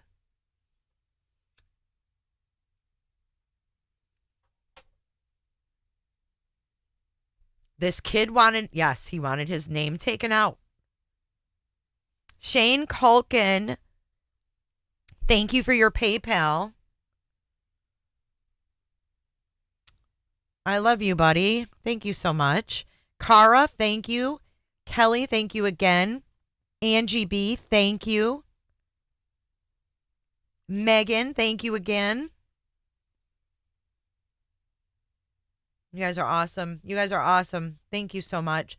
Just when I think, oh my God, I'm going to have to give this up, you guys fucking are the best. You really are.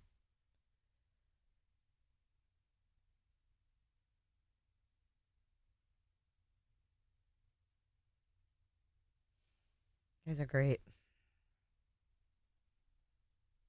Wow. Cheryl. I love you, Cheryl. Auntie Cheryl sent me a donation. Thank you so much. Okay, guys. Oh, man. BK is...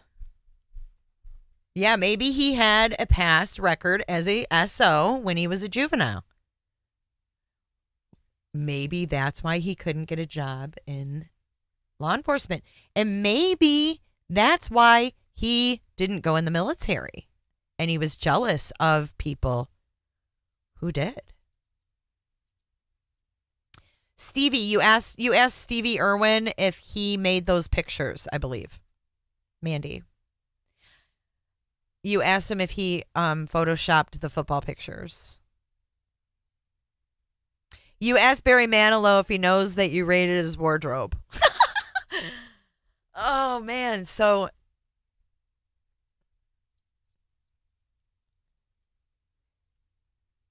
what do you guys think? Do you guys think that there could be a reason? I mean, obviously there's a reason that Bryan Kohberger recognized this case in his response about media coverage. He doesn't want media coverage. Otherwise, I think he would.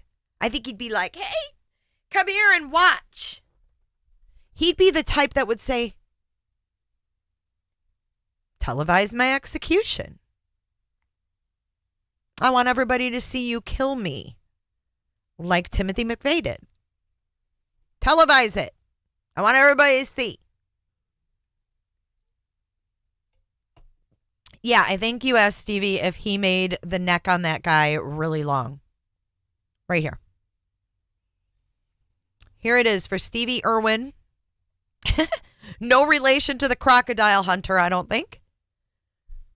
But she wanted to know if you knew that Barry Manilow raided your wardrobe and if you made these photos because the neck on this dude is really long. Bree, I think there's a lot of similarities in a lot of cases. Have you guys, since we've been really, digging into this case, have you noticed when you watch other shows or, things on other cases that you're like, hey, this is kind of similar? Or you see parallels, rather. All right, let's get back to our doc. We're not through these. We need to get through them. But I'm loving this long stream with you guys to talk this stuff through. This is how we figure shit out. So he's right now, he's getting on Mr. Gray. and the Gonsalves family.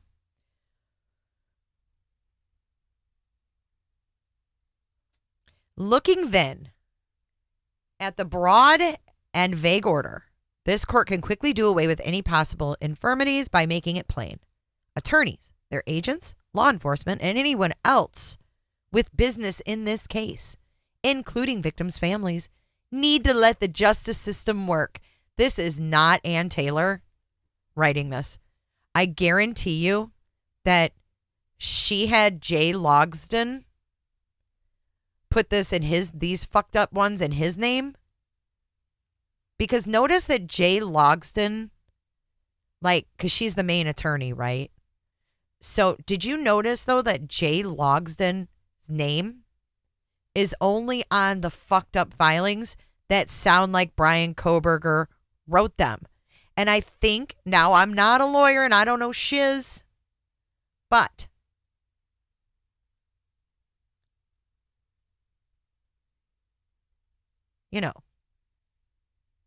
maybe he's putting that shit in there because she don't want to put her name on it because she thinks it's horse shit.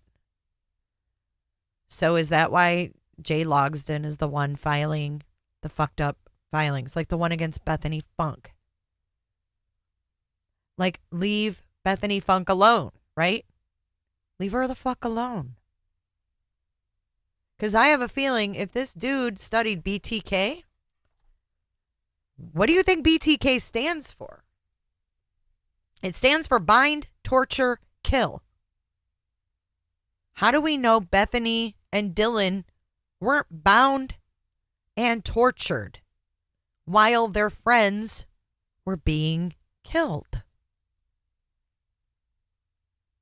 There's a reason those girls didn't call the cops, and it's not fucking drugs.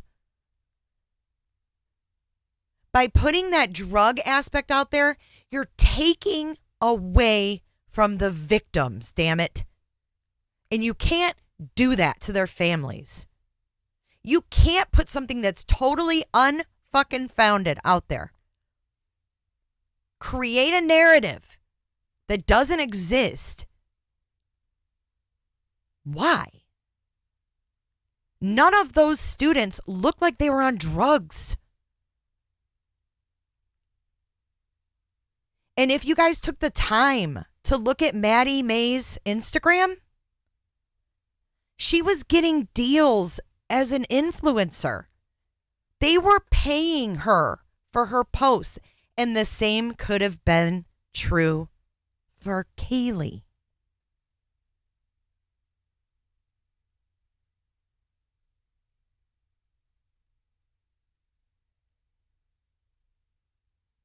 This is not the words of Ann Taylor or anyone who has a law degree, in my opinion.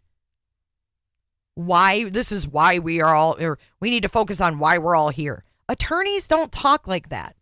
Now, if I'm wrong, I will watch The Lawyer You Know and see if he addresses any of this stuff in these documents. I'm not a lawyer and I'm not claiming to be. But to sit here day in and day out, like the scumbags that they are, going on and on about drug this and drug that.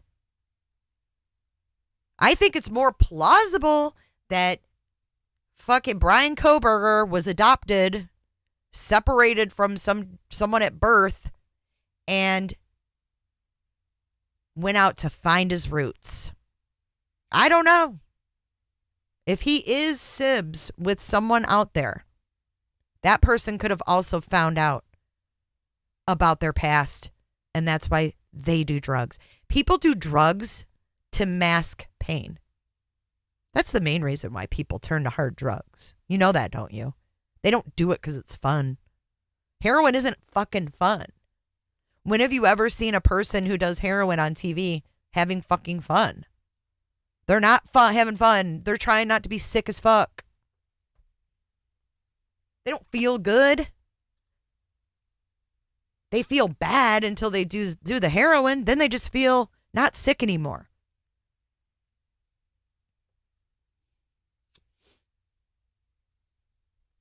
Let's keep reading.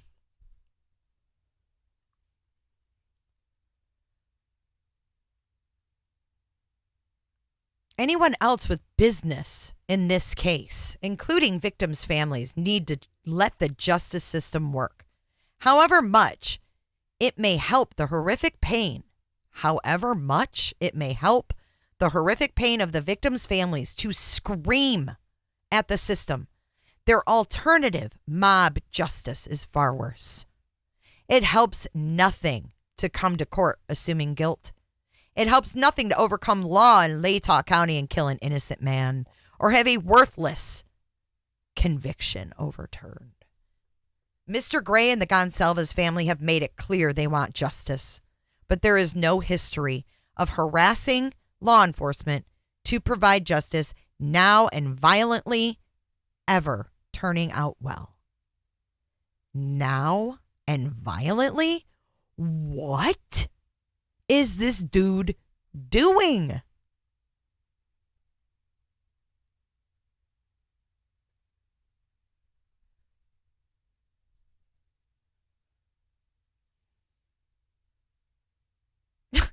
This is him. This is him.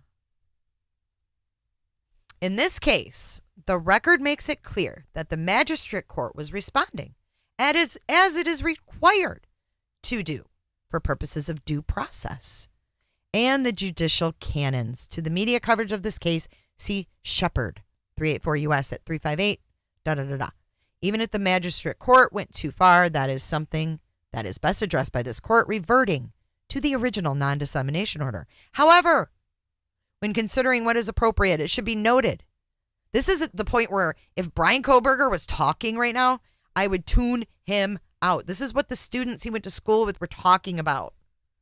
Cut his mic. Cut his mic. He never shuts up. Except the attorney whose behavior brought it about and has defied it is trying to get this court to let them talk to the media. There's really no benefit to our judicial system so long as it is ethical and cares to find truth to changing the status quo. Conclusion.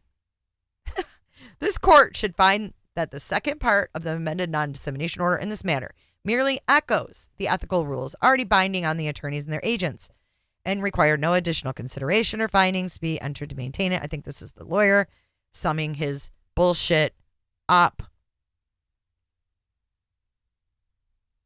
This is Jay Logsdon trying to save himself, summing up Bryan Kohberger's fucking mess that he just put in this response. And who's Dr. L. Ali? Let's see who he's quoting there.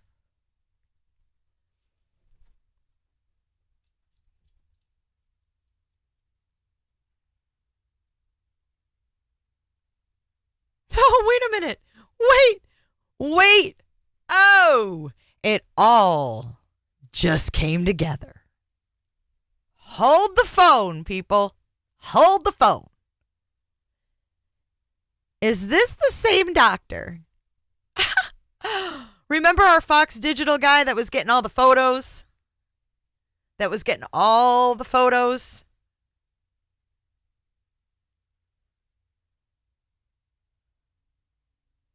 And he got threatened on Christmas. And it came from a doctor. And it was a frickin' Indian named doctor. Do we need to revisit our friend Derek Shook? Let's revisit Derek Shook. Oh, Lordy, have mercy on my soul.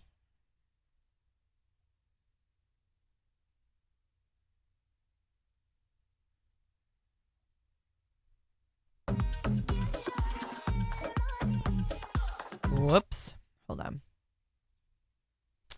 Got to find our friend Derek Shook. He reported these emails that he was getting that were threatening him for his coverage of this case. And if you recall, Derek Shook was the one that was out there getting all these photos. He was zooming in on the windows. He was showing us everything, aka showing Bryan everything, and it drove Bryan crazy. He wanted this dude to stop. Stop. I found it. 1,000 miles.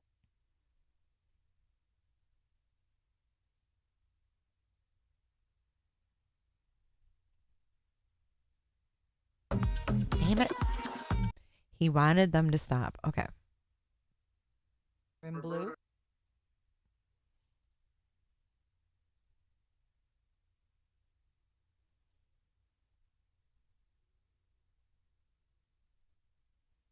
All right, let me share my screen. You guys are going to have a flashback from a past live, okay?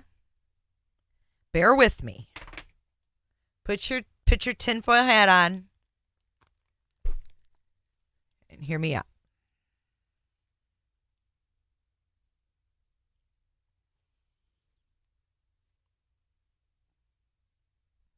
Hey, Jenny. I mean,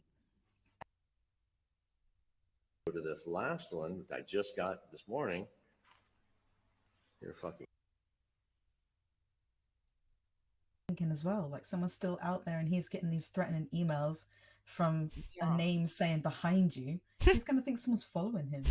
yeah. Scary. Oh, okay. Yeah. And he used the name, the dude that threatened this guy used the name behind you. So if you remember, there was outside looking on Reddit, which I think was when Bryan was outside looking. Then he became inside looking once he got inside. And this guy he's saying, I'm behind you. And he said this has never happened, and he's been paparazzi for years and years and years and years. It's just too coincidental. All right, maybe this will trigger my memory if we listen to this part again. What's going on? Well, I've been here since the crime commitment was started, and I've been covering Fox Digital, so I've been taking lots of photos. My names are on the photos, and so it started yesterday. I got a message from Batman. From Batman? I don't know who it is. It went through my photography website, and it says a God-sized hole in your heart. Okay. Then we go to here, and then it comes from behind you. You can read it.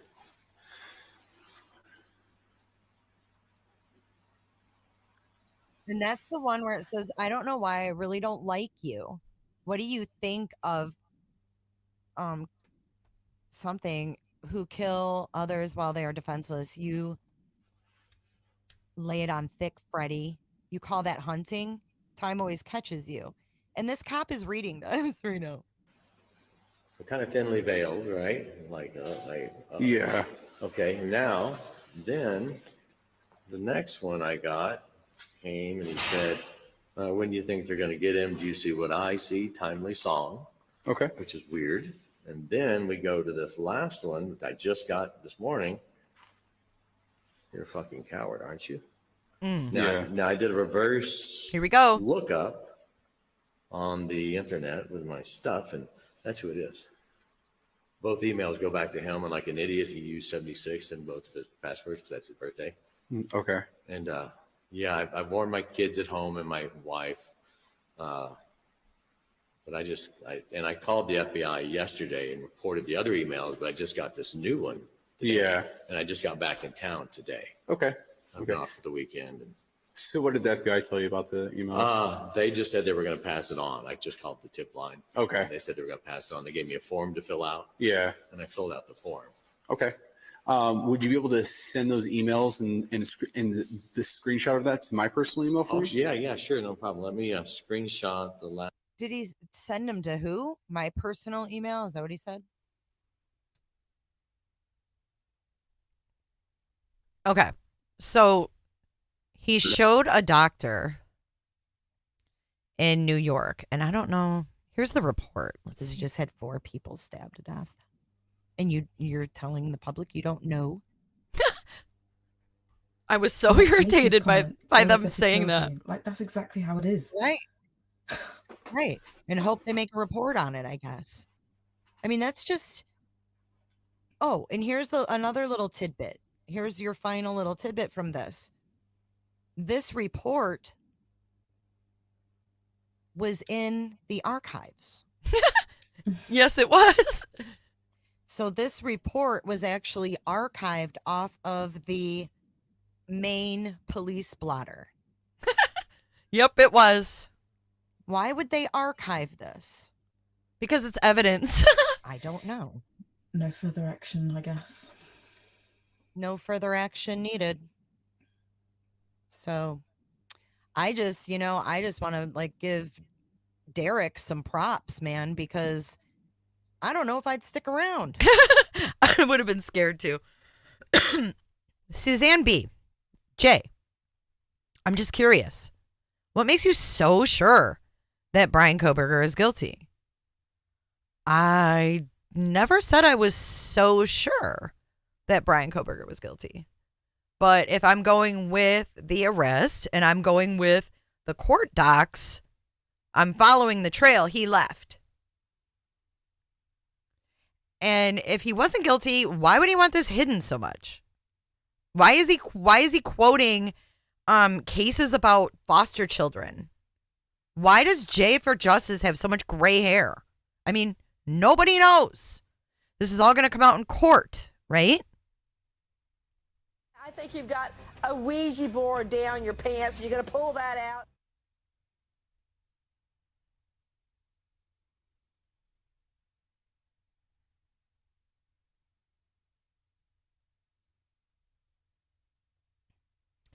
Elizabeth Moore, your deep diving leads to many live revelations in reference to the cases you investigate. Your elephant memory uncovers many relevant connections in the documentation to support them. Thank you, Elizabeth Moore. I appreciate that because I do feel like I don't just come on here and go like Tyler Feller. Tissue found. I mean, who is that gross? Have you guys seen this? I do think too much because when things don't make sense, my mind doesn't accept it. My mind needs to make sense of things. And when they don't make sense, that's when I'm like, I've got to figure out why this isn't making sense. And it's because there's way more to this. And thank you, Agape Love. Please smash the free like button. It's a free way to get this channel out to more people. This is this case. So what are you basing his innocence on is what I ask you. Okay? Are you basing it just on, just because, it's one thing to have a presumption of innocence. It's another thing to go, I'm going to ignore everything I've heard and seen. And I'm just going to sit here and say, yeah, he's innocent. Now that's ignorant. And it's ignorant to go the other way too. But what we're doing is we're following the documents in this case. We're following cases he is citing. You don't get anything closer to what other than he's citing in his own motions. So I ask you, what are you basing his innocence on? The fact that Truth and Transparency says this is a drug deal gone bad? Get the fuck on out of here. Did I ask you what somebody I don't even know thinks? No, you didn't. La, la, la, la. Just the dumbest thing. And it's so rude to the families. Like, you really think these families are going to go, oh my God, you've helped my family so much? No. Because even if it was drugs, do you really think they want that out there? No. No. It's rude. It's grifting. And it's wrong. There's not one lick of evidence that we've seen in any of these cases cited that there's drugs involved in this. Not one shred. And I'm so sick of hearing it. Look in the eyes of the Gonsalves family and tell me that you're going to sit there and carry on this narrative to their face. It's sick. It's sick. Because even if it is related to that, you're trash for throwing it in their face. You're trash for throwing it in their face. Because that's trashy. Sorry. Talk about it once. Throw it out there. Leave it the fuck alone. Now you got all these other kids involved, all their friends that are in their Instagram from 2020 that they were close with. It's wrong. And when things are fucking wrong, I say it's wrong. And you know what? I'll probably get slapped with another lawsuit. And they'll probably turn me into Next Star Media and say, she's using your videos. And call Dateline and say that I'm a homophobe and a racist. And get me kicked off a show. They can do that all day long. It doesn't change the fact that it's trash to do that. It's trash. Throw it out there. Make a video. Put your speculation out there. Do you have to be right that badly that you have to beat it to death? Sick. Mm-mm. All right, back to our documents. The doctor, quoted here. Interesting. And I think we finished. Here. Oh, look, he's got exhibits. He's got exhibits. These nuts. Exhibity. This must be the proof. E-X-H-I-B-I-T-Y. This must be the proof that he's innocent. Get ready for it, guys. Here are Bryan Kohberger's exhibities. Dude, for the record, I sit back, man. I sit back for months. How long has it been since this happened?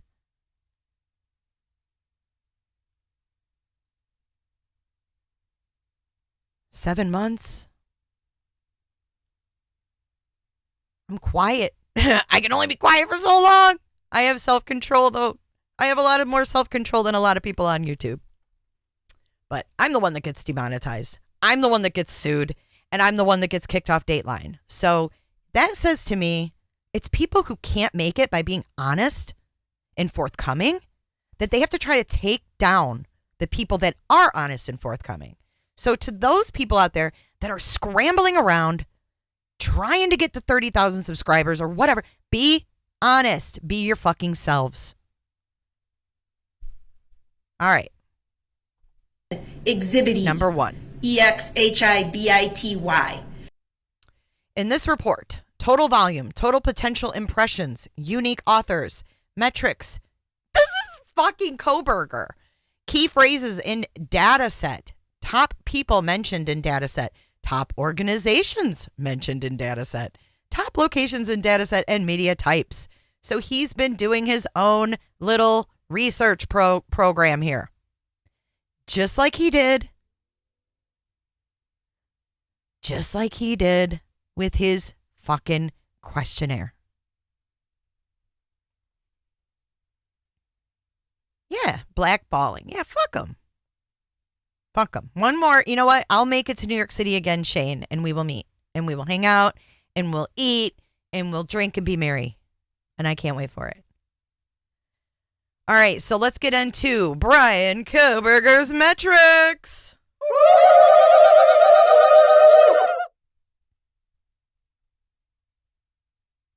Public defender, overall media coverage data, 11.322. This is all sideways. 26623. This was produced on the True Scope platform at Bryan Kohberger's request. Look at the impressions. He is oh my God, he is in love with his analytics. This dude gets a hard-on his analytics. Are you kidding? What? So he got 46,000 views, 2.1 billion impressions, and 4.2 thousand unique authors of content about Bryan Christopher Kohberger. I think he's having his lawyers run these stats for him because he's saying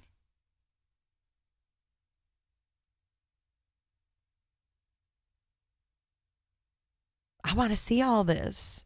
This is a way for him to see his media coverage, don't you know? This is a way for him to see everything. And he loves it. Agape, thank you for subscribing. I appreciate you.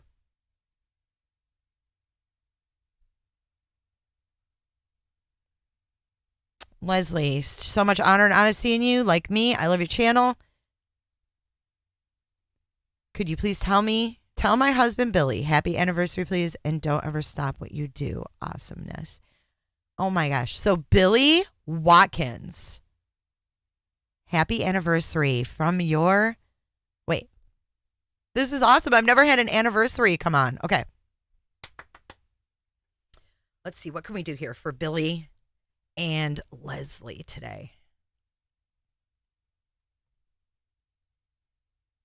Okay, here we go. Billy and Leslie. Happy anniversary to you both. May you have a freaky night. Reliving those first moments when you first met. I'm sexy and I know it. Roly-poly, daddy's little Betty. Betty's gonna be a man someday. Happy anniversary, guys. I hope you have a wonderful night. That is commendable. I wish you would have told me how many years. So let us know in chat how many years you've been together. I felt like Delilah for a minute there. All right, next one. Here's our potential impressions. Look at this. He wants it broken down by social engagement, potential impressions, and volume. We've got that. Look, potentials. He's got his potentials in yellow. See that peak? He loves that. That's Brian's Woody right there. The potential impressions. And then look at. I'm going to say, Brian, your potentials went down. Your potentials went down. But then social engagement got a Woody again. Make it make sense. All right. And then we have, what's this shit? Phrases in data set. Oh, look, we have a little thing put together. These are the phrases in the last week. Quadruple M. Early morning hours. Madison Mogan. Preliminary hearing. Death penalty. Cell phone data. Guilty plea. Santa Kernodle. Knife sheath. Washington State University. Felony burglary. First degree murder. Idaho 4, Idaho. Kaylee Gonsalves. Moscow police. Old Bryan Kohberger. Idaho police campus home last year. College students. Moscow police chief James Fry. Trial date. Idaho students right in the middle of this thing here, this algorithm, whatever you call it. Latah County District Court, Pennsylvania State Police. Degree murder. Many students. Bryan Kohberger, grand jury. Ethan Chapin, first time murder weapon. Idaho State Police, Latah County Prosecutor Bill Thompson. Fox News Digital. He hates our friend Derek Shook. He hates him. He fucking hates him. Poor Derek. Idaho AP, graduate student. Idaho college students. I can't even believe I'm reading this. Well, thank you. Feminem. I have chunky undertones too. Rental home. Idaho college students. Graduate student. Bryan Kohberger. Crime scene. White Hyundai Elantra. Old criminology graduate student. Old. Nearby. Washington University. He is a sick, sick fuck. If you remember to on Reddit, it came out early on. God, it drives me nuts that it's sideways, but it came out on Reddit early on, and he posted Google Trends of searches on 1122 King Road to point out when he started searching the address on that house. He put a lot of evidence out there.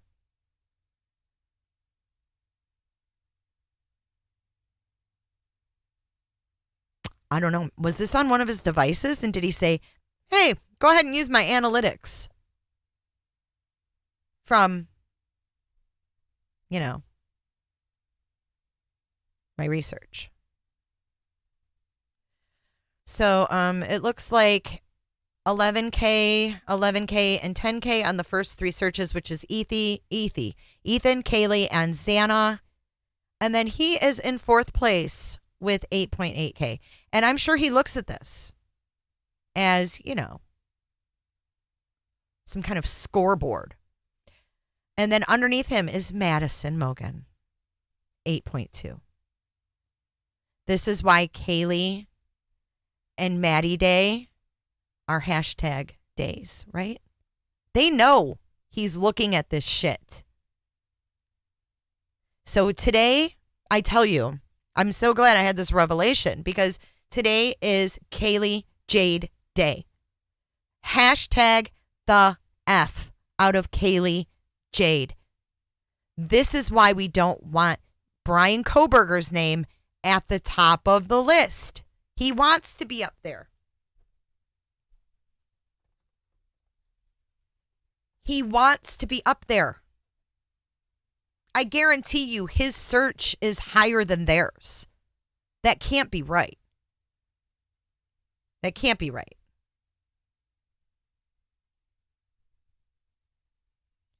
And then underneath that is, because I don't believe Madison was under him. I think they're taunting him. I think she was the target. I think they're taunting him with this. It's just what I don't know why. I just do. James Fry, Bill Thompson, and Taylor. They're all in the thousands. Bryan Kohberger's. And then Kernodle. Oh, here's more. University of Idaho, Washington State, investigators, Associated Press, Moscow Police, FBI, Idaho State, Facebook, and CNN. With the highest being the University of Idaho. So I think he also wants to get them to agree because he's showing, hey, the college is being put on blast with 13,000 hits. Now we have this bullshit. Oh my God. I am going to have to just save this. Hold on. I can't keep looking at it sideways. It's going to drive me up a wall. So let me pull it up over here instead. You guys, this is good. This is good info. Like, this is why you have to take your time and not listen to people who say, tissue found. That is just nasty. That Tyler Feller, he made a video and his thumbnail says, new tissue found. What is wrong with that? What is wrong with people? Fucking kidding me. I don't even know what to say to that kind of stuff.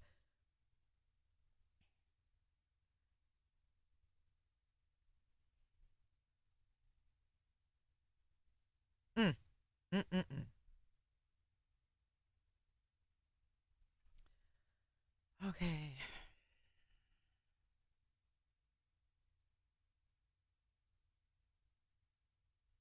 My goodness. What is this?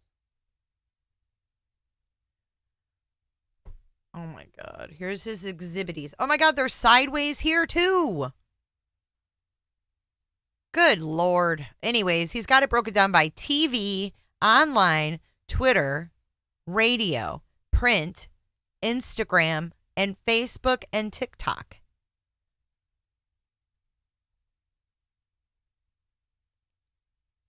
Now, I find this interesting because as a content creator, TV is 32%. Online is, it looks like 28%. Twitter is 26%. Radio is 8%. And print is 2%. Instagram is small. And Facebook is really small. Interesting, huh? Potential reach. He's got all these. Look at. He's got all these people listed. Are you kidding me? Look, Mayor Art Betke, FBI, Moscow Police, Latah prosecutors, Kelly Valoria, Shannon Gray, Jason LaBar, Elisa Masseth, Jay Logsden, Ann Taylor, James Fry, Brett Payne, Lawrence Mowry, Dustin Blaker, Ingrid Beatty, David Nye, Ashley Jennings, and William Thompson. Authority figures share a voice. What? The Moscow police have the highest volume in the data set with 24,585 stories and the largest potential reach at 61 billion impressions. What? Oh my God. Jennifer Coffindaffer, Mark Levy, Lady Digging, Jane Heathley, 2-for-1 Chum Gum, Hearsay. What? New NE Post official, Northeastern Post, Victoria. Who are these people? He wants us to look this shit up, you guys. Rebecca Boone and Skippy 45. All right, Kohberger. I'll take the bait on Skippy 45, and then that's it.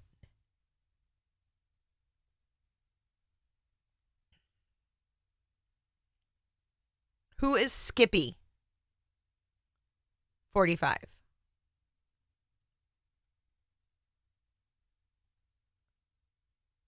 What? Who is this person? Why are they quoting him?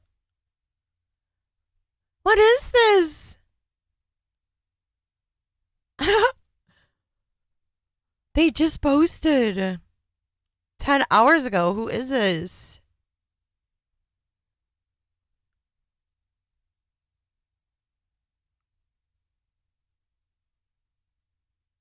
They must be posting a lot of his shit that he's mad. I don't know. They must post a lot of court stuff. Let's see. I didn't look at their followers. They only have 385 followers. What? Justice matters. Every contact leaves a trace. Walk on the wild side. Do you guys know who this person is? They're not followed by anybody I know.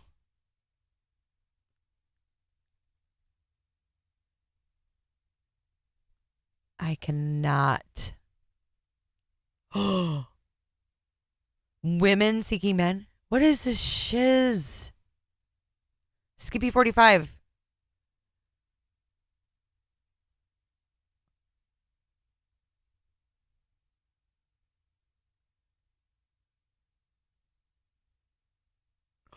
It's Joseph Morris. He changed his name. See, this is what these fuckers do. Oh my God, you guys, I'm not even sharing my screen. Look. Look. Hold on. He changed his name to Skippy. Remember, he was the one putting out fake shit. No, I'm not on the chart, thank God. But look. Go back here. I didn't show you all this. So I put at Skippy_45. And I went here and I'm like, who is this? Justice matters. Every contact leaves a trace. And I'm like, what? Like, who is this? And they just have like court stuff. And then I went back and then I clicked on this one. And look, it's Joseph Morris, that guy that puts out the fake shit.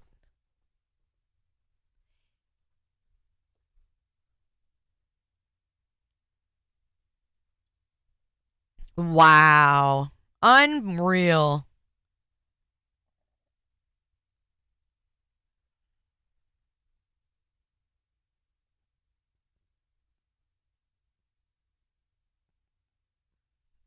Dave, just Dave.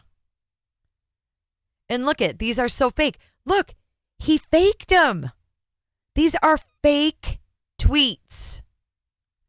Look at the date and time. This guy is we just uncovered a shyster on this live. Can I get a hell yeah? Another one bites the dust. What in the hell? He's the one that's put out so much fake shit in so many cases. Look at the date. These are fake sites or fake things he's made up. No one cares about him this much to tweet him. Look at, he's tweeted himself with all these fake things. Wow.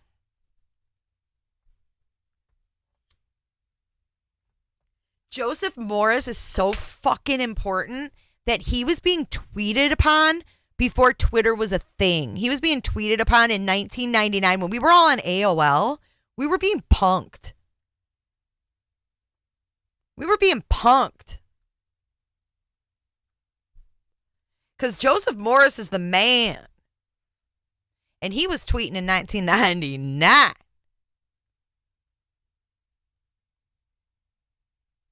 Baby D. No wonder he's so goddamn important. All right. Let's go back. Shit. This is funny. Okay. I hope I'm not on here. I haven't gotten to all of it. Lady Digging Jane. We'll have to look at all these, lady. 21 for 1. Chum gum. Hearsay. Okay, now we've got Jennifer Coppendaffer. She's not as important as she thought because she down there. Look. Rebecca Boone. Whoever Rebecca Boone is. The suitcase lady. Is that who that is? Who's Rebecca Boone?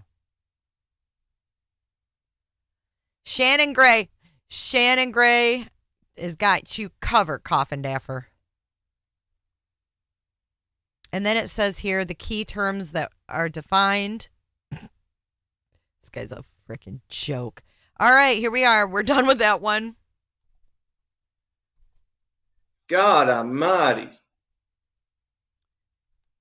Exhibit B. Now it's Exhibit B. Prepared for the Law Office of the Public Defender of Kootenai County. True Scope Media Monitoring and Measurement Process and Methodology. He wanted, nope.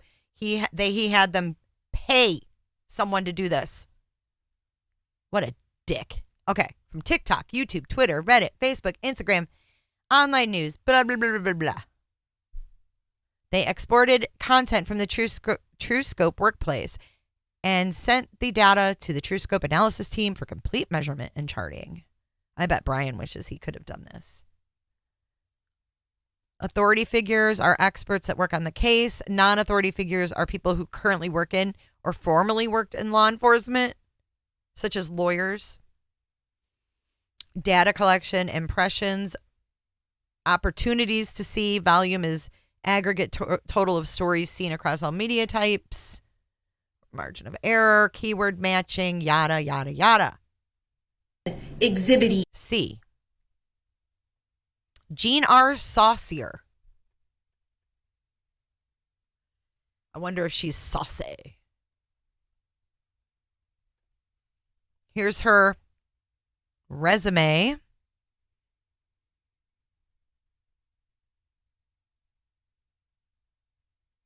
Universal Information Services, Burrell's Lucy, independent contractor, video monitoring service, surveillance data, PR Newswire. This lady started in Chicago in 2001. That ought to be interesting. She was a media relations person in Chicago back in the early... Oh, look! She also worked in Illinois in the 90s when there's a lot of cold cases that are unsolved. Imagine that. Exhibit D. Amani El Alahi, PhD, social psychologist and social cognition researcher. Where is his location? We don't know. We don't get it. The scientific report of the effects of media coverage on prospective jurors. This guy has, from Michigan. I have a doctoral degree in social and personality psychology from Michigan State in '02.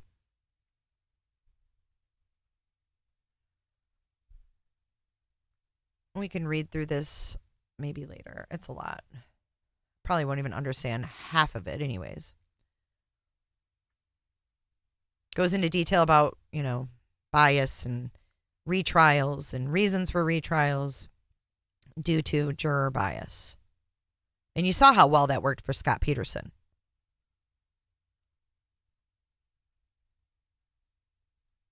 So then here is all. It's like a college research paper. Ridiculous. Exhibit E. It's Exhibit E. We have Amani's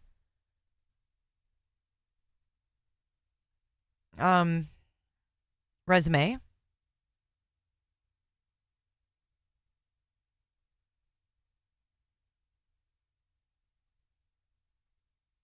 No wonder he had heard of this guy. Look at how many publications he's been in. Public interviews regarding research.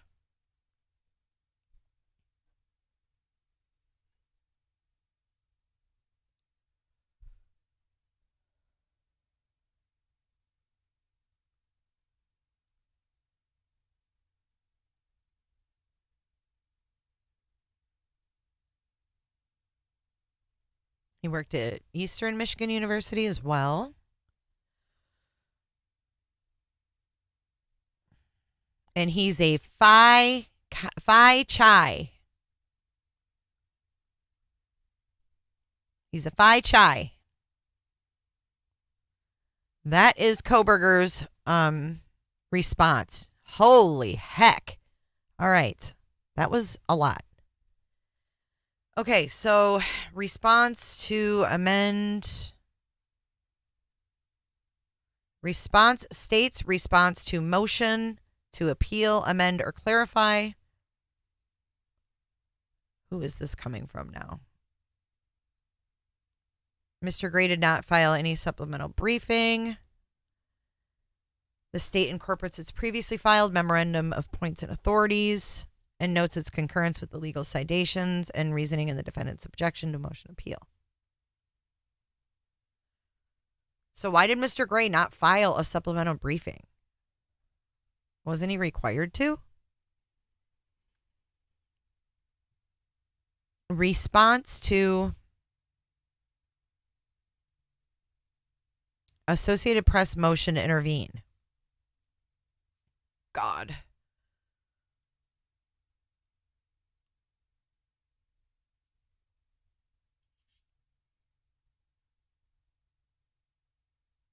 Guys, tomorrow's going to be pretty interesting. I have no idea what this even means.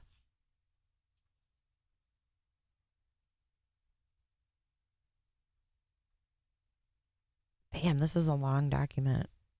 Is there any exhibitees?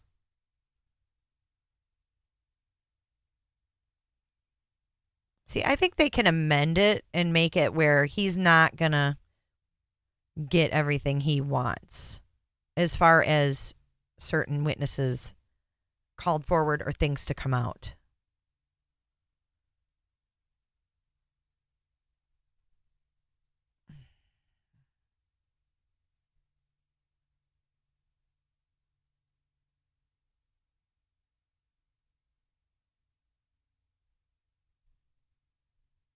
That's just too much. Okay, so state's brief on video and photographic coverage.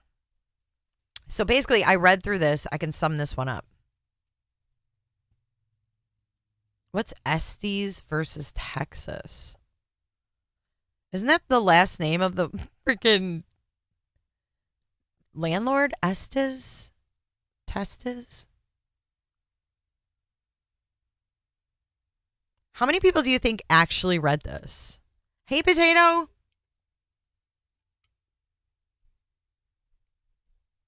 We've had a great stream today.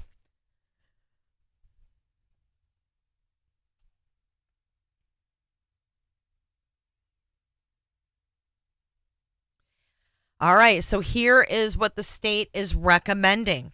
As guidance, the state has attached the recent decision by 7th Judicial District Judge Stephen Boyce in the case of Idaho versus Lori Noreen Vallow.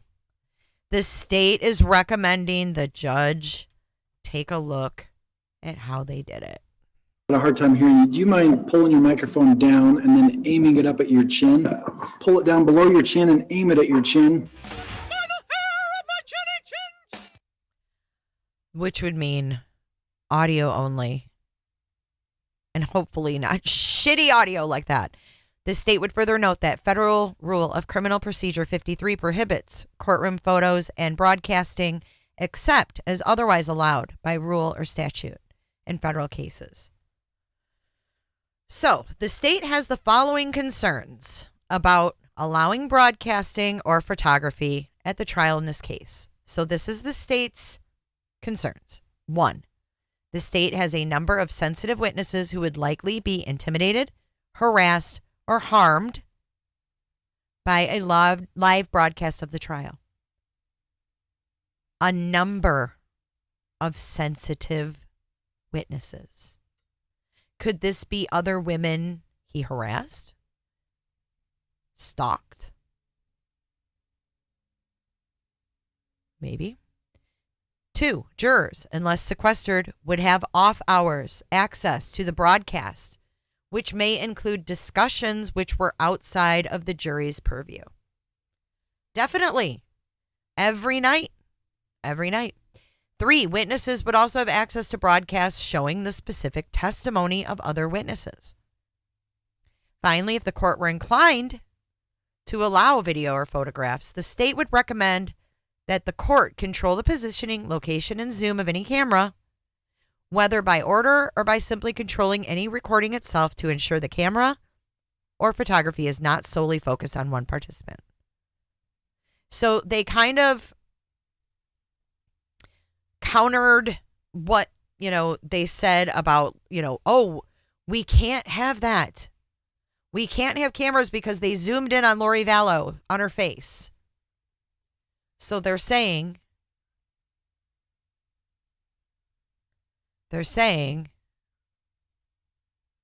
we won't do that. The court can order that we don't do that.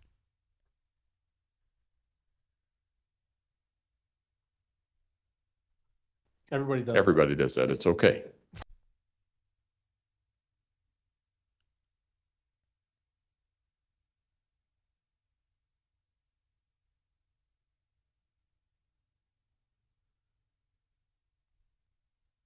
And I don't think that it hurt Vallow to have that audio out every day. Obviously, it didn't. But now, did it? Because now there's that issue with the juror. So they're either going to do nothing, no video or audio, or all, I think. I think going in between was a problem.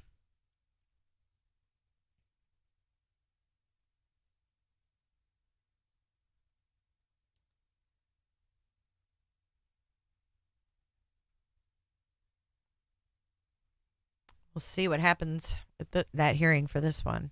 So this is just a copy of Boyce's thing they attached. Stipulation for protective order. This is our last document. Come now, the above named parties. They're undefined attorneys. This protective order pertains to records obtained from the University of Idaho during the course of the investigation. These records fall into 2 categories: records pertaining to Maddie Mogan, Kaylee Gonsalves, Ethan Chapin, and Zana.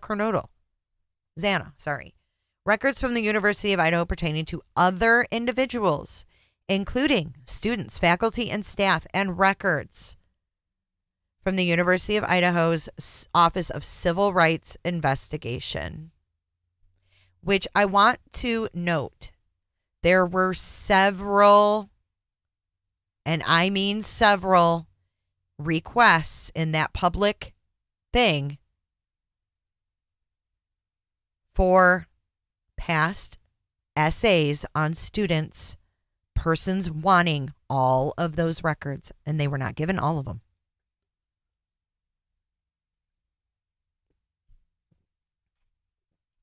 Eric Piscali.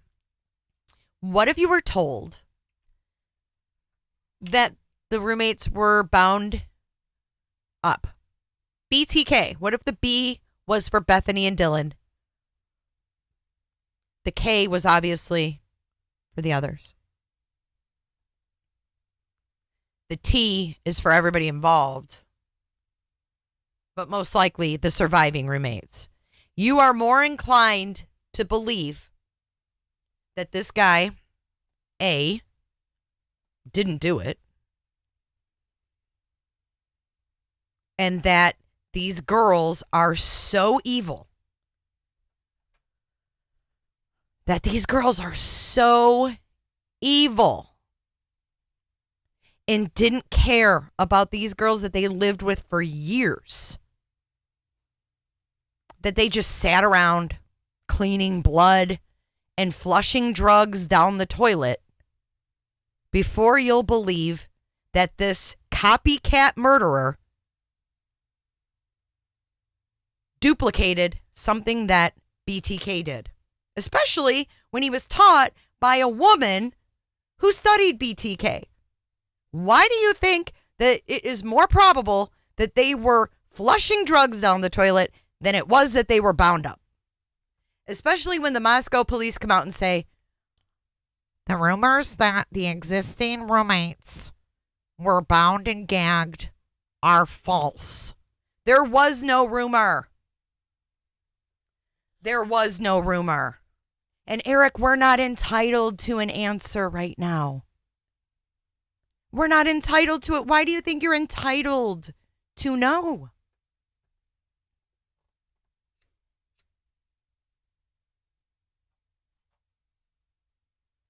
I mean, you've got to use common sense. Get out of the YouTube twilight zone.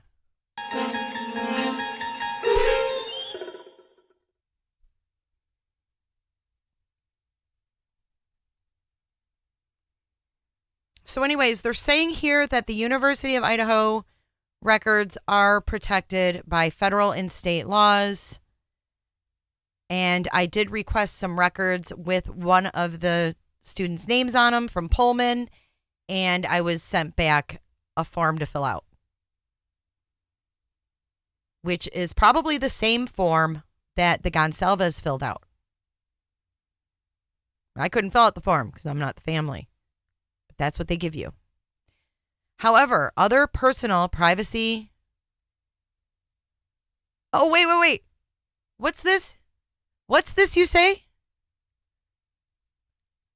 FERPA issues in this case do not apply to University of Idaho records regarding Maddie, Kaylee, Ethan, and Xana. However, only personal privacy protections remain, including protected information. The state will redact that information. The parties will comply with the protections afforded by said rule. As to University of Idaho records other than those pertaining to the victims, the parties stipulate to the entry of a protection order limiting access to those records to direct review by defense counsel. Other than the 4 victims, they want a protective order limiting access of those records to direct review by defense counsel, and with the provision that any further dissemination for use of those records would be prohibited absent a specific court order or further stipulation of the parties. They want to keep this shit out of BK's hands. This isn't about keeping it out of the lawyer's hands. They want it out of BK's hands.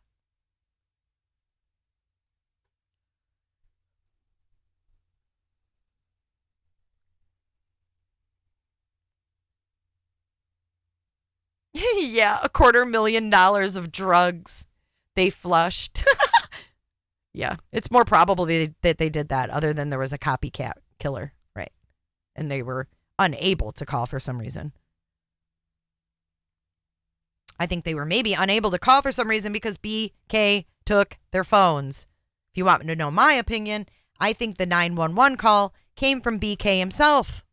I think he used Bethany Funk's phone to call 911 and reported an unconscious person on purpose because he's an asshole. So he wanted those cops to arrive there thinking that someone overdosed and then walk into that. He hated those cops because he couldn't be those cops.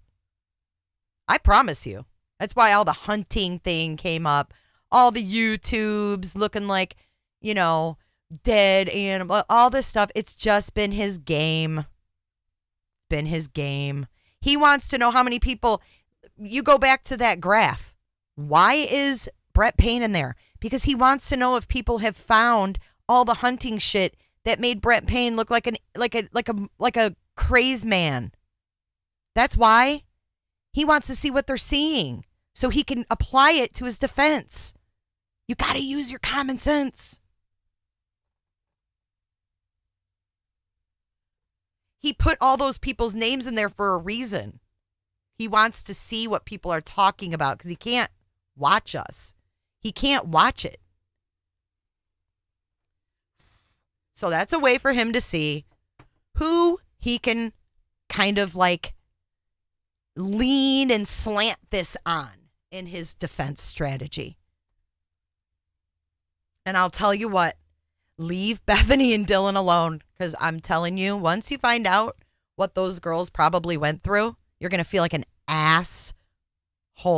And I'm going to need that soundbite from the Fockers for that, for when that comes to fruition, when all these people have said that, this, you know, you're going to feel like an ash hole.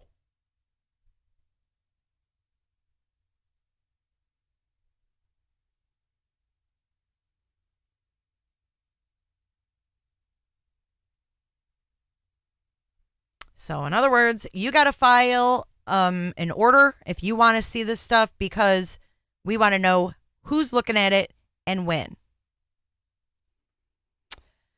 So that is it.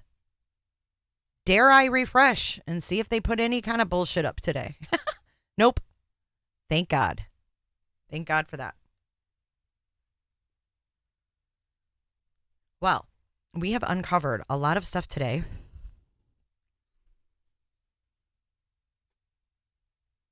I think that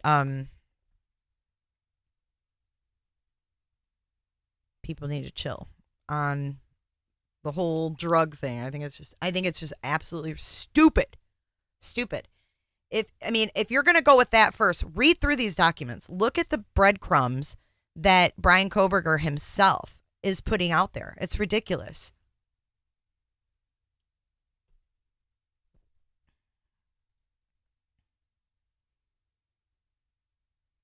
No, they already said that one of the surviving roommates did not make the phone call, but it came from her phone. Yeah, yep, you're right, Potato. Potato said, I think there will still be people thinking they were flushing drugs no matter what. Yeah, they'll say it was a cover-up. That this is a big federal cover-up by the FBI and everybody involved. And Bryan Kohberger was the person they picked because he's so, he has no expression. So they thought he would be a good one.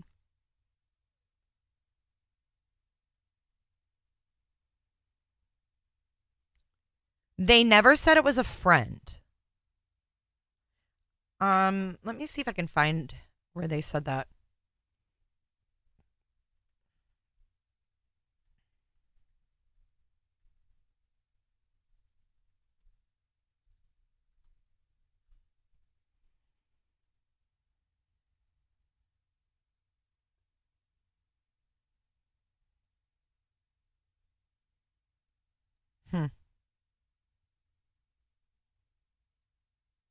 What if he was hiding in there? That'd be messed up. Okay, here. I found an article. There were additional people. This is from CBS News, November 21st at 7:39 p.m. There were additional people other than the two surviving roommates inside the house where 4 University of Idaho students were found stabbed at the time the 911 call was made. according to Moscow Police Chief James Fry, the 911 call was made using one of the roommates' phones, but he would not confirm the caller's identity.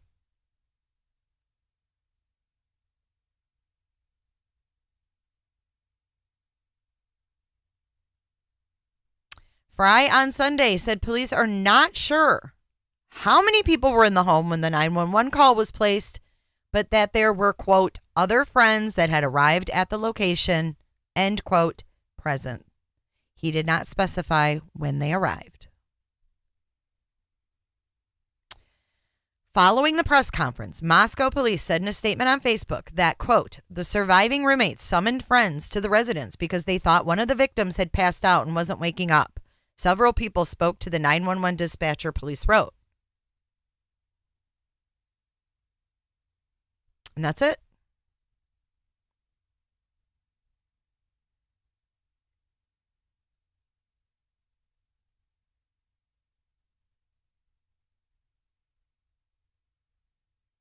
Let's see. Police said on Sunday also another person seen in a video of Mogan and Gonsalves at the food truck, and the third party that drove the two of them home are not involved. They hadn't identified Jack, probably because they were still ruling him out.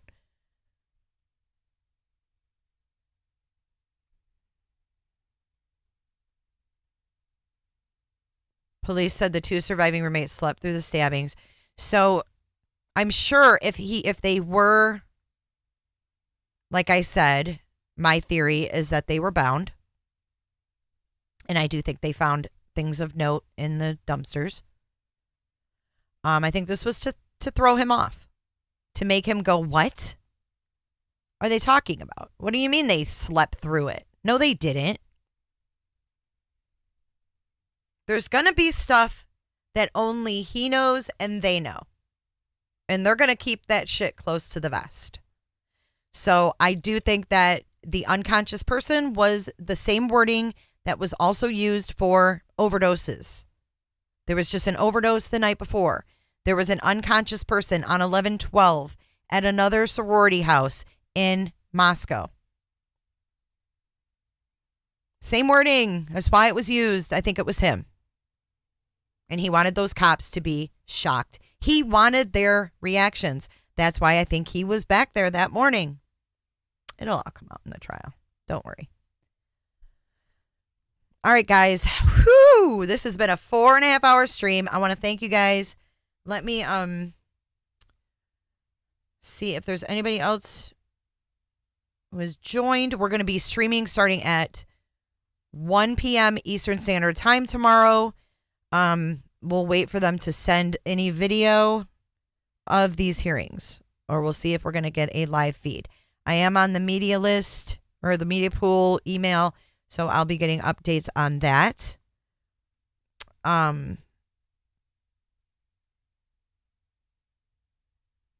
Gosh, you guys are just so generous. Thank you so much. Thank you, Brandy. Thank you, Kristen.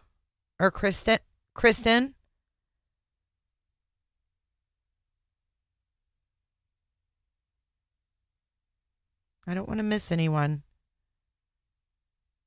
And let's check. Do we have any new Patreons? Let's see if we've got any newbies. J-Lord, what'd you learn about the game? Britt D is our latest Patreon. Thank you for joining, Britt. I can't wait to dive deeper with you guys in this. Let's go ahead and close out our poll. Do you think that it will be lifted? 78% of you said big fat no. 77% rather said no. We have 363 votes. Thank you for participating. And anytime you want to know how to send us an email, you can do !email, fuck off. Just kidding. All right. So I will see you guys tomorrow. Thank you for making my day bearable. Let me know what you guys think of all this information in the comment section below. It's a lot. You might have to replay it. Go clean your house. Go lay out in the sun. I might go lay out in the sun. I might go to the pool. Lay out in the sun, do something relaxing, replay it, let your brain let it sink in before you poo-poo it, and let's see what happens next. But remember, today is Kaylee Jade Day. So let's get Kaylee Jade up there in those analytics that Bryan Kohberger is going to be looking at.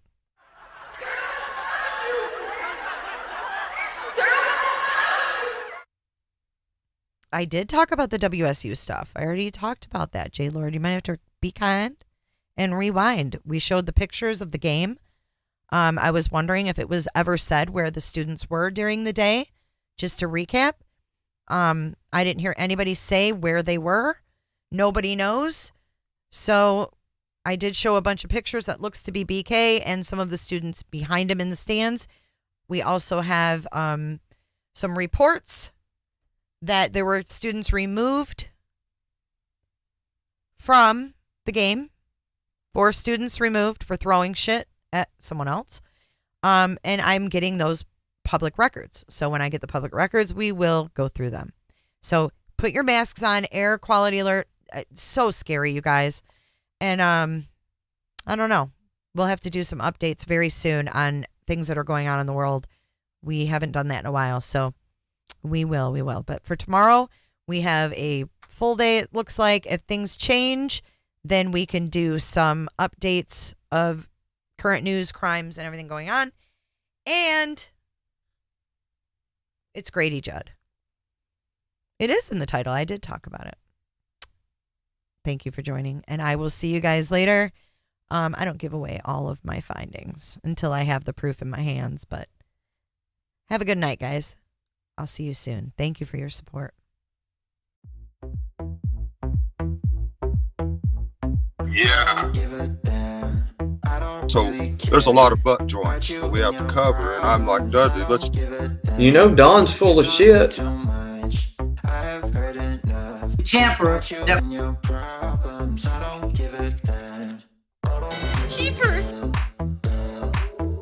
Oh my God. God forbid, one comment.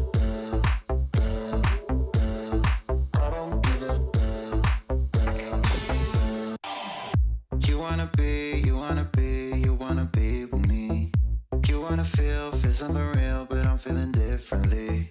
You're making plans to get to France, but don't wanna face the fact that I ain't got time for that. Staying up late, sleeping all day, dreaming about Cadillacs. Buying new shoes, hanging by the pool, sipping on Coke and Jack. Calling my phone when you feel alone, but I'll never call you back. 'Cause I ain't got time. You're bright-eyed and bushy-tailed. Bye, Jennifer. I want 1 Jennifer or 2 Jennifers.